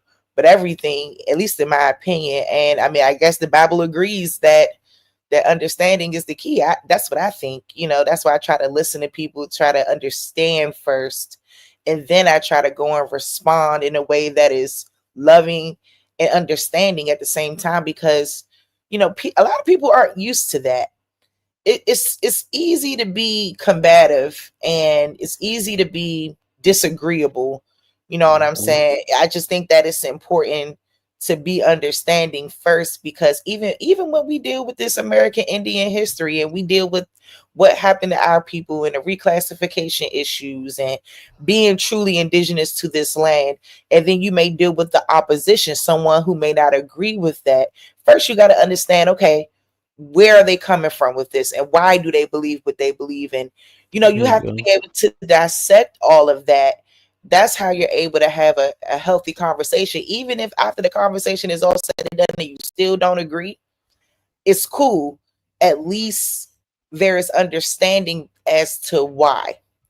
Now, you don't have to agree with that, but it's just understanding. I think that we all miss with one another and why we can't ever, at least from how I see it, like I just see that there's issues with camaraderie and being able to come together. And, like I said, people don't agree with me on everything, especially politics and stuff like that. And I don't agree with everybody on everything. And it's okay. You know what I'm saying? Like, based off my experience is why I feel the way I feel. I realized that I've changed so much in the last 10 years. Like the things that I view, the way I view things now, 10 years ago, I would have never viewed it like that. And it's And just like, that's the beautiful thing. I mean, at least for me anyway, it's a beautiful thing to be able to evolve and to be able to grow. And I could tell how much I've grown and how much I've grown into understanding things. Like I've been hurt, I've been chastised, a lot of different things, shoot, bullied before, until I started kicking ass. And just a lot of other things too. Like I've been through things with my parents and a lot of different issues. You know what I'm saying? But I feel like everything that you go through makes you who you are. In terms of, I ain't gonna say it makes you. You don't have to. It doesn't define who you are. That's what I was trying to say. It I would doesn't say define this. who you are, but it Oh, makes you better if you channel it the right way. I would say this. Whether people understand it or not, your elders actually respects those who challenge them more than those who don't. Hmm. Because Oh, I don't let elders get away with talking craziness now. You talk about we immigrants and stuff. I'm about to shut you down. No, ma'am. like like they will fight against people, they will fight people that challenge them more than people who don't.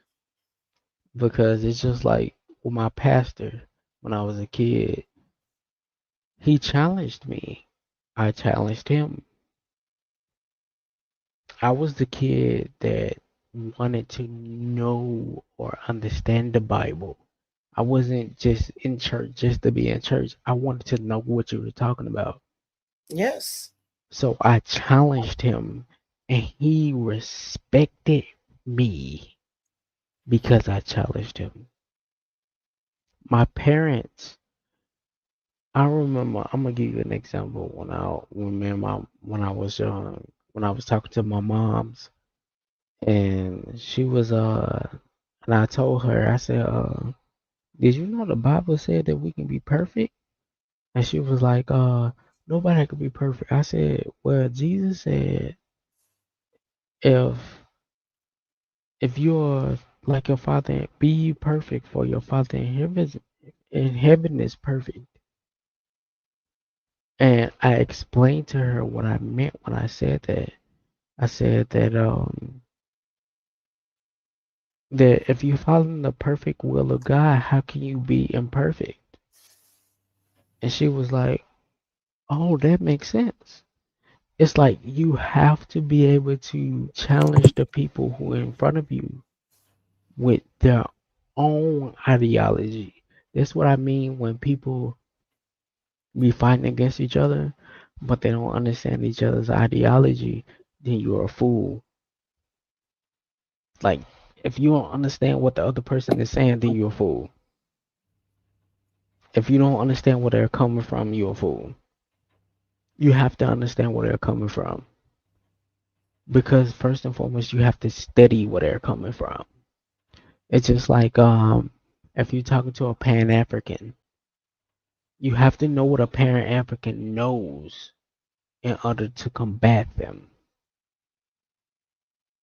You can't just combat a Pan African if you don't know what they're talking about, or you don't know how to circumvent what they're talking about. You have to know what they know. It's just like what I said before with what Proverbs says: a man that answereth without understanding is a fool. You have to understand what they're talking about. That's the reason why I can't throw the Bible away. It's because the Bible has wisdom in it, regardless of how people feel about it. It has wisdom from our people in it. Because our people speak that way. My parents were speaking that way before they came into the church. My grandparents were speaking that way before they came into the church. We have to also remember. I'm gonna tell you. I'm gonna say this. Everybody should go listen to UBTV and just listen to how he breaks down everything. I may agree with some of the stuff he's saying. Some of the stuff I may disagree. Either way, the way he breaks down everything makes sense to me because that's how it was taught in church. And he breaks the illusion of what I was taught in church. It's like you have to learn that the way we were taught was also indigenous and foreign at the same time. Because our ancestors couldn't say what they should say to us. We have to give our ancestors grace because they were protecting us while teaching us. You understand what I'm saying? Mm-hmm. Like they Yeah, I would will have to do protect. a full research on, like, you know, because I'm one of those ones who threw the Bible away. I can't lie. Nah, Yeah, I'm those and ones. Yeah, I'm one of them ones. But and I to be understand where you're coming from. and to be honest, I wouldn't disagree with you because in 2016 I almost became an atheist. Like I'm not the type of person that would be disingenuous. I almost became an atheist because of what I was reading, how I was reading it. Like I'm not the type of person that's like I'm perfect or I'm imperfect. I know that I'm a amalgamation of both, just like you are amalgamation of both. In certain ways, you are perfect. Some ways you are imperfect. Some ways I'm perfect. Some ways I'm imperfect. We have to remember that we don't know everything. We gotta stop trying to be like the colonizers who think that they are perfect. We are not perfect. We have to remember that we're not. It's okay to be imperfect. What's not okay is when you're not trying to learn. That's not okay. Mm-hmm. All people are willing to learn no matter what is going on. That's perfection. But our people who are willing to feel like that they are perfect, that's not okay. You are not perfect. You keep learning as you go. You never feel like you're perfect. You always put yourself in a position to learn. That's the reason why they could say some dumb shit like, if you want to hide something from a Negro, you put it in the book. Yeah, dumbest shit I ever heard. And they lie in the books too. That is true. But the thing is, we can find the truth, the fiction from the nonfiction if we read the book. The problem is they put us in the position to where we don't read the book. And I'm gonna tell you this. It's just like what I was telling TKO earlier. OTK.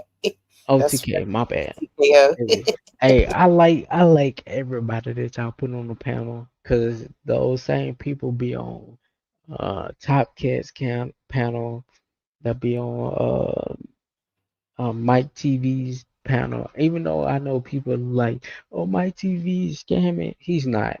I like him because he's straightforward. Um, Other people's panel, Dan Calloway, like I love all my people. Like everybody just gotta stop fighting each other for no reason. Like just look Yep. at each other and see that we are all the same. Um, I look at all my people and I look at them and I be like, bruh, y'all are all brilliant in your own way. Y'all just gotta learn how to work together to bring y'all's brilliance to each other. It's just like Dan Calloway brought up something about Harriet Tubman, Nat Turner, and stuff like that. He brings receipts. Like you can't deny that he brings receipts with what he's saying. Like we can't feel like that we know everything. It's just like Mike TV. Mike TV brings receipts with what he's saying. We can't feel like we know everything. We have to stop trying to fight each other over supremacy. Even if we feel like we have all the answers, we don't. Because at the end of the day, I can learn from I learned everything that I learned from you, Mike TV. Um, I learned from Dane Calloway. I learned from Top Cat. I learned from my own research, first and foremost. I learned from all these other people. Just listening to y'all speak. And I can teach my own people based off of what y'all say and what I've learned. We gotta stop trying to fight each other over rhetoric. Because first and foremost, we're not even speaking our indigenous language completely anyway. I'm gonna give you an example. I'm gonna ask you this question. What does ready mean? I mean not ready. Um yeah, what does raggedy means? Rhetoric, Raggedy raggedy. Uh, or raggedy. oh, I'm about to say. Usually, I thought that just meant something raggedy. Just means kind of worn or something like that. You know, when I think about raggedy, I think about just worn, like worn out. Do you know what that actually means? What? Sturdy. Hmm. We're being taught backwards. And we don't know that we're being taught backwards. The language that we're speaking is our own language naturally, but they're teaching us our own language backwards. Terrible. If you look up the word rickety, it means sturdy. But they teach us that rickety means trash Yeah. or flimsy, but it means sturdy. We're speaking an indigenous language that they're trying to teach us that we're speaking backwards, but we're speaking it properly. Because in Mississippi, they tell us that we're speaking improper English. But when I go back and learn the words that we're using is actually correct. My great grandmother, when she was using certain language, she was using it correctly. We were using it backwards. Mm-hmm. That's the reason why I have so much reverence when I talk to people about my great grandmother. Because my great grandmother was speaking the language correctly. We were speaking it backwards. Because when we go to public schools, they teach us backwards. They trying to get us away from our indigenous language. Oh, they did that. I'm gonna be honest, they didn't do a good job No, not at all. But because they like a when lot of the indigenous words is incorporated in English. And when yeah, I used to teach about like this language thing and why we don't speak it. I know a lot of times people don't understand like the trade language behind it all. And not only that, there was a lot of people who would be able to interpret the language and communicate with others. But And I would say you can interpret it. I will say, please, please look up the Chata language spelling book. I guarantee you will see languages or words that you say when I say that is differently the same, just different enunciations of yeah, what we're saying, but means totally different. It's just like what I was telling TKO earlier. Um, fat cat. Fat cat means turkey in Choctaw language, and we say faggot. My bad, YouTube. I ain't gonna say that. You on YouTube, I can't say that. But fat cat means turkey in Choctaw language, and we don't even know that we're speaking Choctaw language or Iroquois language. We all were speaking the same language, no matter what region we were from. But they want to teach us that we're speaking different languages. We wasn't. We were speaking the same language. We all could understand each other. It's just like when we hear our rappers rap, we all understand each other when we speak. That was my point. We all can understand each other when we speak. No matter if you're in the northeast, southeast, the northwest, or the midwest. No matter what our people are, we can understand each other. Or if it's something new, we can catch on just like that. A snap of a finger, we can catch on. Why? Because we are the same people. The problem is we allow the colonizers to make us feel like we are different when we are not. We're the same people. We understand each other. No cap. Bro, I understand what no cap means. It's the same as no lie. It's like to us, we understand it, but to the colonizers, it's a totally different slang, or it's something totally new. But to us, it's the same thing. We just know that we're trying to mask what we're saying. We have to start understanding each other. Forget about all the extra shit, all the outside stuff. We gotta listen to each other. Forget the religion, forget all the other stuff. We have to listen to each other. Because what you're experiencing in DC is different what I'm experiencing in Mississippi. Even though I was in Texas, it's different what I was experiencing in Texas. We have to listen to each other. That's my point.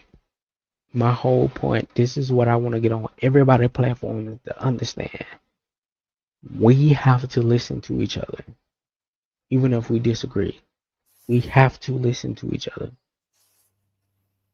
Even if somebody believes in the Democrats or the Republicans, we have to listen to what they're saying. Why? Because we have to understand why they're saying that. Why are you saying that? Why are you saying that the Republicans are more important in your state? We have to remember we live in different places. Your state than where I'm living at. What are they saying in your state that they're not saying in my state? You see what I'm saying? Yeah. We got to listen to each other. We have to understand each other.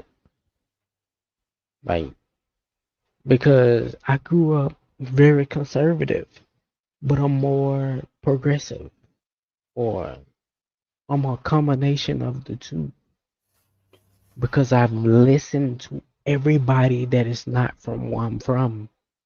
Where I'm from is very conservative. Very, very conservative. But I listen to everybody. And I want to hear my own people. I don't give a fuck about these motherfuckers around me. I care about my people. Because that's what my great grandmother would want me to care about. Like,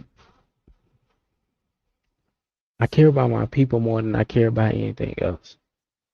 At the end of the day, we have to care about our own people more than anything else. And if people will say that's xenophobic, I don't give a fuck about your xenophobia. Fuck your xenophobia. I care about my folks because my daughter is going to be treated the same way that I'm treated. My son is going to be treated the same way that I am treated, not a fucking African, not a fucking goddamn Indian from India. I ain't talking about our people. An Indian from India or a Chinese, they're going to be treated like I'm treated. So I want them to know where to go, how to act, when to act, what to do. I care less about, I'm going to be honest. I was always taught to care less about me than the people around me. If everybody in our community feels that way, we will all be taken care of. If we care less about ourselves and care more about the people around us, everybody will be taken care of. Why? Because everybody has the same feeling.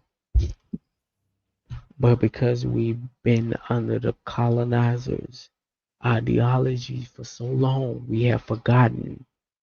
Listen to all our old songs in the 60s and the 50s and the 70s and in the 40s and the 30s. I've listened to those as a kid. That's the reason why I feel the way that I feel, because I've listened to our music from the 40s, the 30s, the 20s, the 50s, the 60s, the 70s, the 80s. I've listened to all of our music because my grandparents and my great grandparents listened to all music from all genres, from all years. I listened to all of them. I made a song here recently called I Remember back in 2024. And I literally created it the way that if you listen to it, it sounds like blues and it sounds like country. It's because blues and country comes from Mississippi. But the white folks have taken over and try to make it their own. Even Yeah. though it sounds like kind of quote unquote hip hop. But it sounds more like blues and country if you know what blues and country sounds like.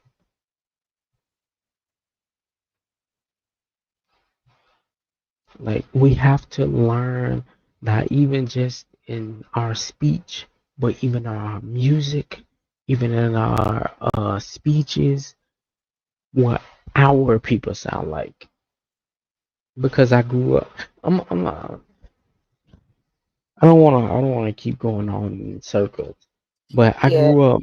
definitely about to get ready to end in a minute.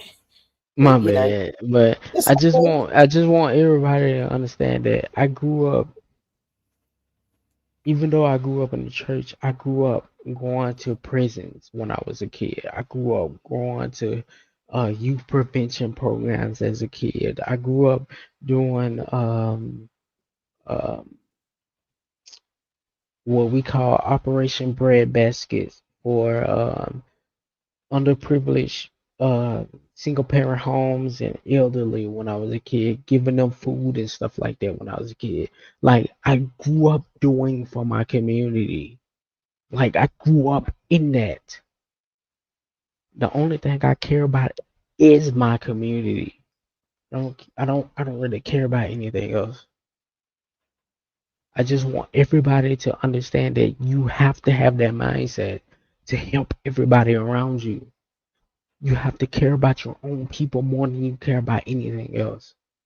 Stop trying to be the biggest in everything around you. Because if you care about your own community, your community will be bigger than everything else in the world. If you think about it, hip hop is the biggest in the world.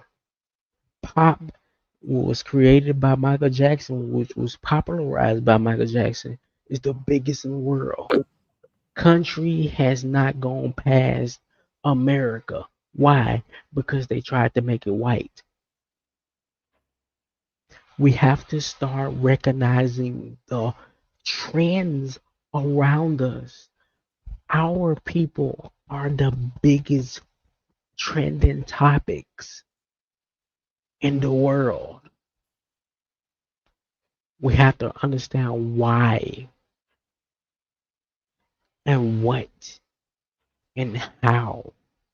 Use the scientific method that they try to teach us in school. How, when, what, why, where,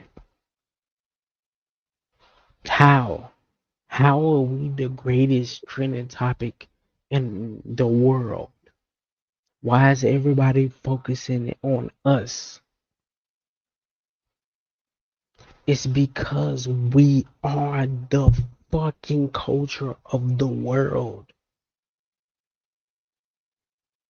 Stop fighting with outsiders and start focusing on our own people.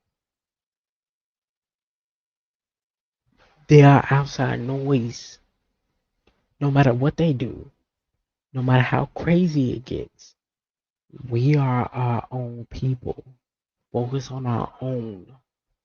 Help our own people. Take care of our own people.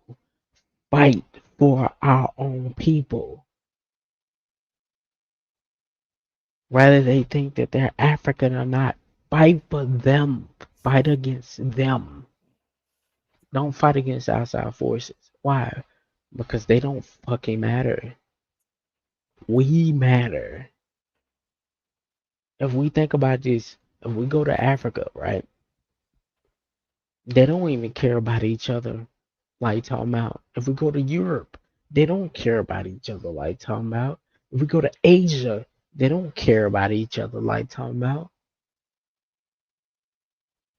The Chinese don't care about the South Koreans or the North Koreans like that, or the Vietnamese like that.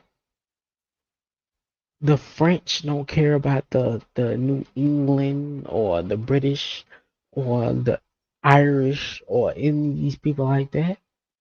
We're the only people that have the luxury of care about our own people. Why the fuck are we caring about them? They divided. Why do we need to be? Even if we disagree, fuck your disagreement. I don't give a fuck about your disagreement. I love you as a person.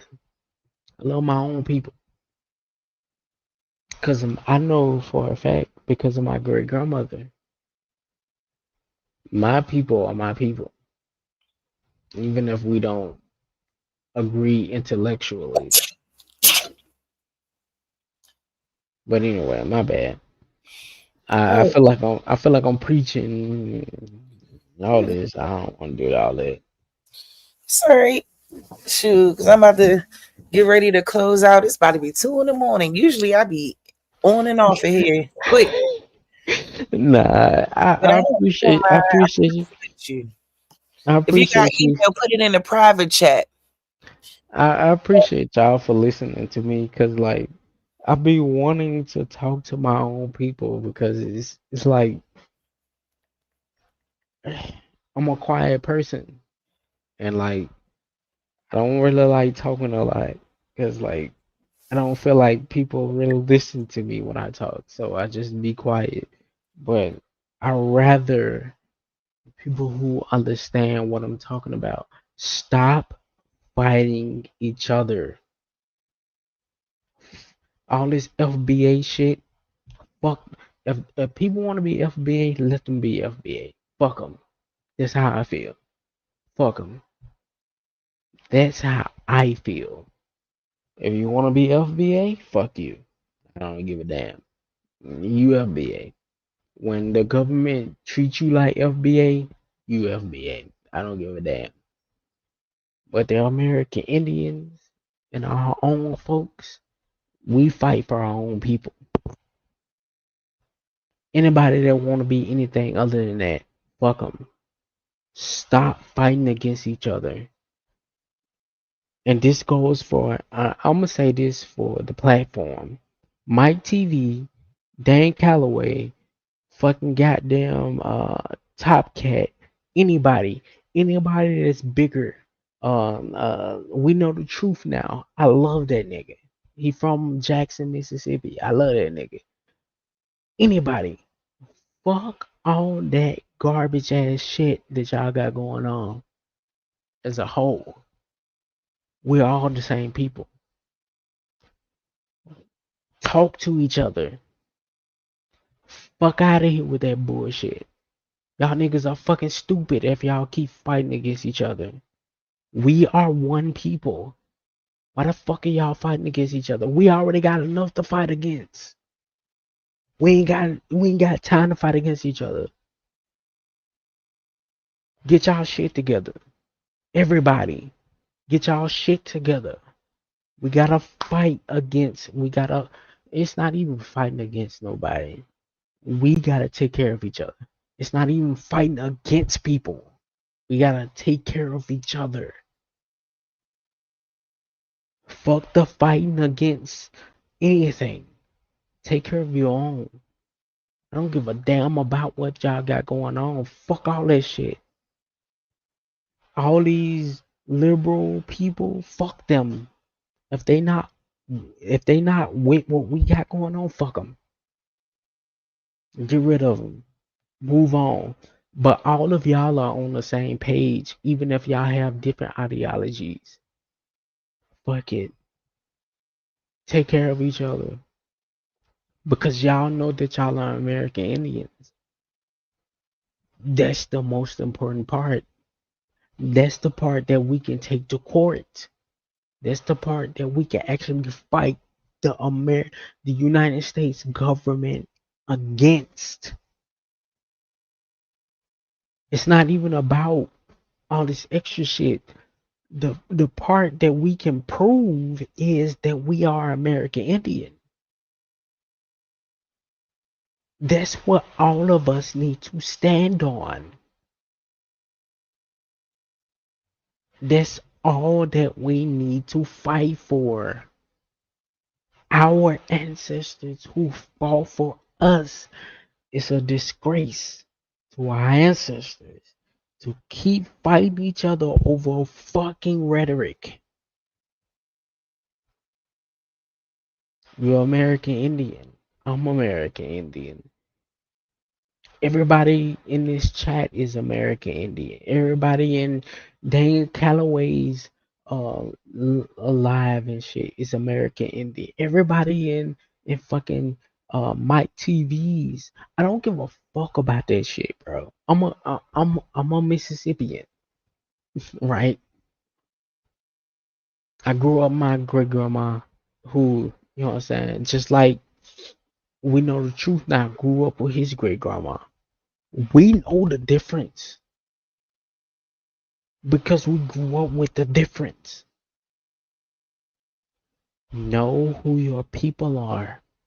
Stop fighting against your own people. Stop trying to be the chief. Everybody is not meant to be a chief. And it's okay. I don't care about being a chief. The most people who are chiefs are the people who don't care about being chief. And don't think that I want to be chief just because I said that shit.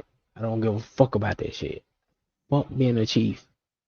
I care about my people. If I'm in the background, I'll be in the background. I don't give a shit about that. I don't want to be that shit. I don't genuinely, with all of my heart, all of my spirit, and all of my soul, I do not want to be in front at all. I don't give a fuck about any of that shit. I don't care. Fuck it. I don't want to be in the front. But all I care about is my people. Care about your people more than you care about your position. Care about your people more than you care about being being big and grandiose. Because everything don't have to be big and grandiose. Care about the people around you in real life. Not this internet shit. I talk to people in real life about what I'm talking about to y'all right now. Talk to people in real life that you meet on a daily basis about what you're talking about right now. I talk to truck drivers about what I'm talking about right now to them in their faces. And I watch their eye contact. I watch their facial expressions. I watch how they move. And I can tell that they actually intrigued with what I'm saying based off of their reactions. Because my pops taught me body language, not internet language. I need y'all to learn that. Stop trying to make this internet shit and make it reality. Not just about making a grand, you know what I'm saying, like event. Make it a small event with just you and another person. I am excited when I talk to another person about their family. When I hear them say, "My grandma said that she was an Indian," bro, that shit made me happy because I know who I'm talking to. I know who I'm talking to. I'm talking to my people. That shit made me happy, like genuinely happy. When I see my own people excited about hearing somebody else talk about their family saying that they're Indian. Like, I love my people that much. I don't give a fuck about this shit, bro. Like, I just want everybody to know that this is not a game. This is not about being famous. This is not about being writing a book or having a lecture. Fuck all that. This is your fucking family. This is not fucking academia. This is your family. This is your people.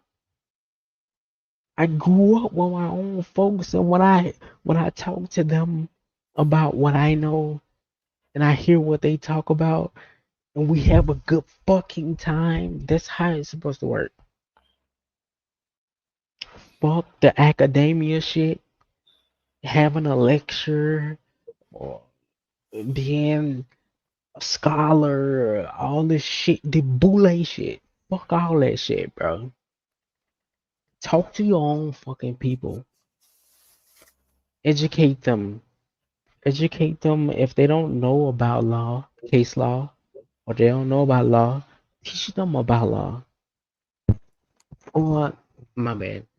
Or if they don't know where to get it from, teach them where to get it from. It's not about you being the biggest or being intellectual. That's white shit. Stop all that shit. We need to be excited about talking to our own people. We need to fall in love with talking to our own people. We need to fall in love with each other again. What the fuck are we doing? Well, my bad. I'm All right, Aquila, thank you so much. I appreciate all the wisdom that you dropped tonight. It was needed. And I think we need more young men like you coming to the panels and speaking their wisdom and, speaking their truth. I think it's important. Did you see my message in the back chat? hold on, let me see. I don't think I seen it. My bad. Okay. Well, make sure you put your information back there so I can reach out to you. So you can And say, so we can stay in contact and stuff. it's all the same everywhere. It just Aquila eye. It really means eagle eye, basically, for Hmm. everybody. It's I know, but I'm talking about like a direct contact, like an email or something. it's emailspollard@gmail.com. EMMILSPOLLARD@gmail.com. I just want everybody to understand that, like, I, I genuinely care about my people. Like, I don't really care about being famous or any of this shit. Like, I've been in situations to where I was the center of attention in chats where it was like thousands of people. I don't give a fuck about that. I care about my people because my people are more important to me than anything else. Yeah. Because everything else affects my daughter. It affects my son. I want them to know who they are. I want them to know that they can surpass me. I don't care about me. We gotta get out of our own way. Stop trying to be the center of attention and actually teach. Stop trying to be the greatest. And if people behind us gonna be the greatest, let them be the greatest. Let them grow. Let our people grow. If somebody is that's on the same level as me, if he's gonna grow or she's gonna grow, let them grow. Stop trying to be in our own way. We are in our own way because we're letting colonialist ideology rule how we think. Yep. And on that note, we're going to go ahead and end it right there. So thank you so much, everybody. I love y'all down, hopefully soon, because I probably won't be back until it's probably be a couple of weeks before I be back. I'm not going to even lie. It's going to be at least a couple of weeks. But hopefully in a couple of weeks, there'll be some more fire and, some more informative things that we can discuss and talk about, getting more deeper into that history. Shout out to Bad Saint for the links she dropped in the chat. Those were super duper important. And I will be like taking my own precious time to be going through those links and, talking about those things. And she just reminded me how important it is for me to get back to the roots of my people and where my folks come from, which is that DMV area. And, to stay focused on that and to keep in that history and also everybody else's history as well, because we all are connected and interconnected with one another. So, yeah.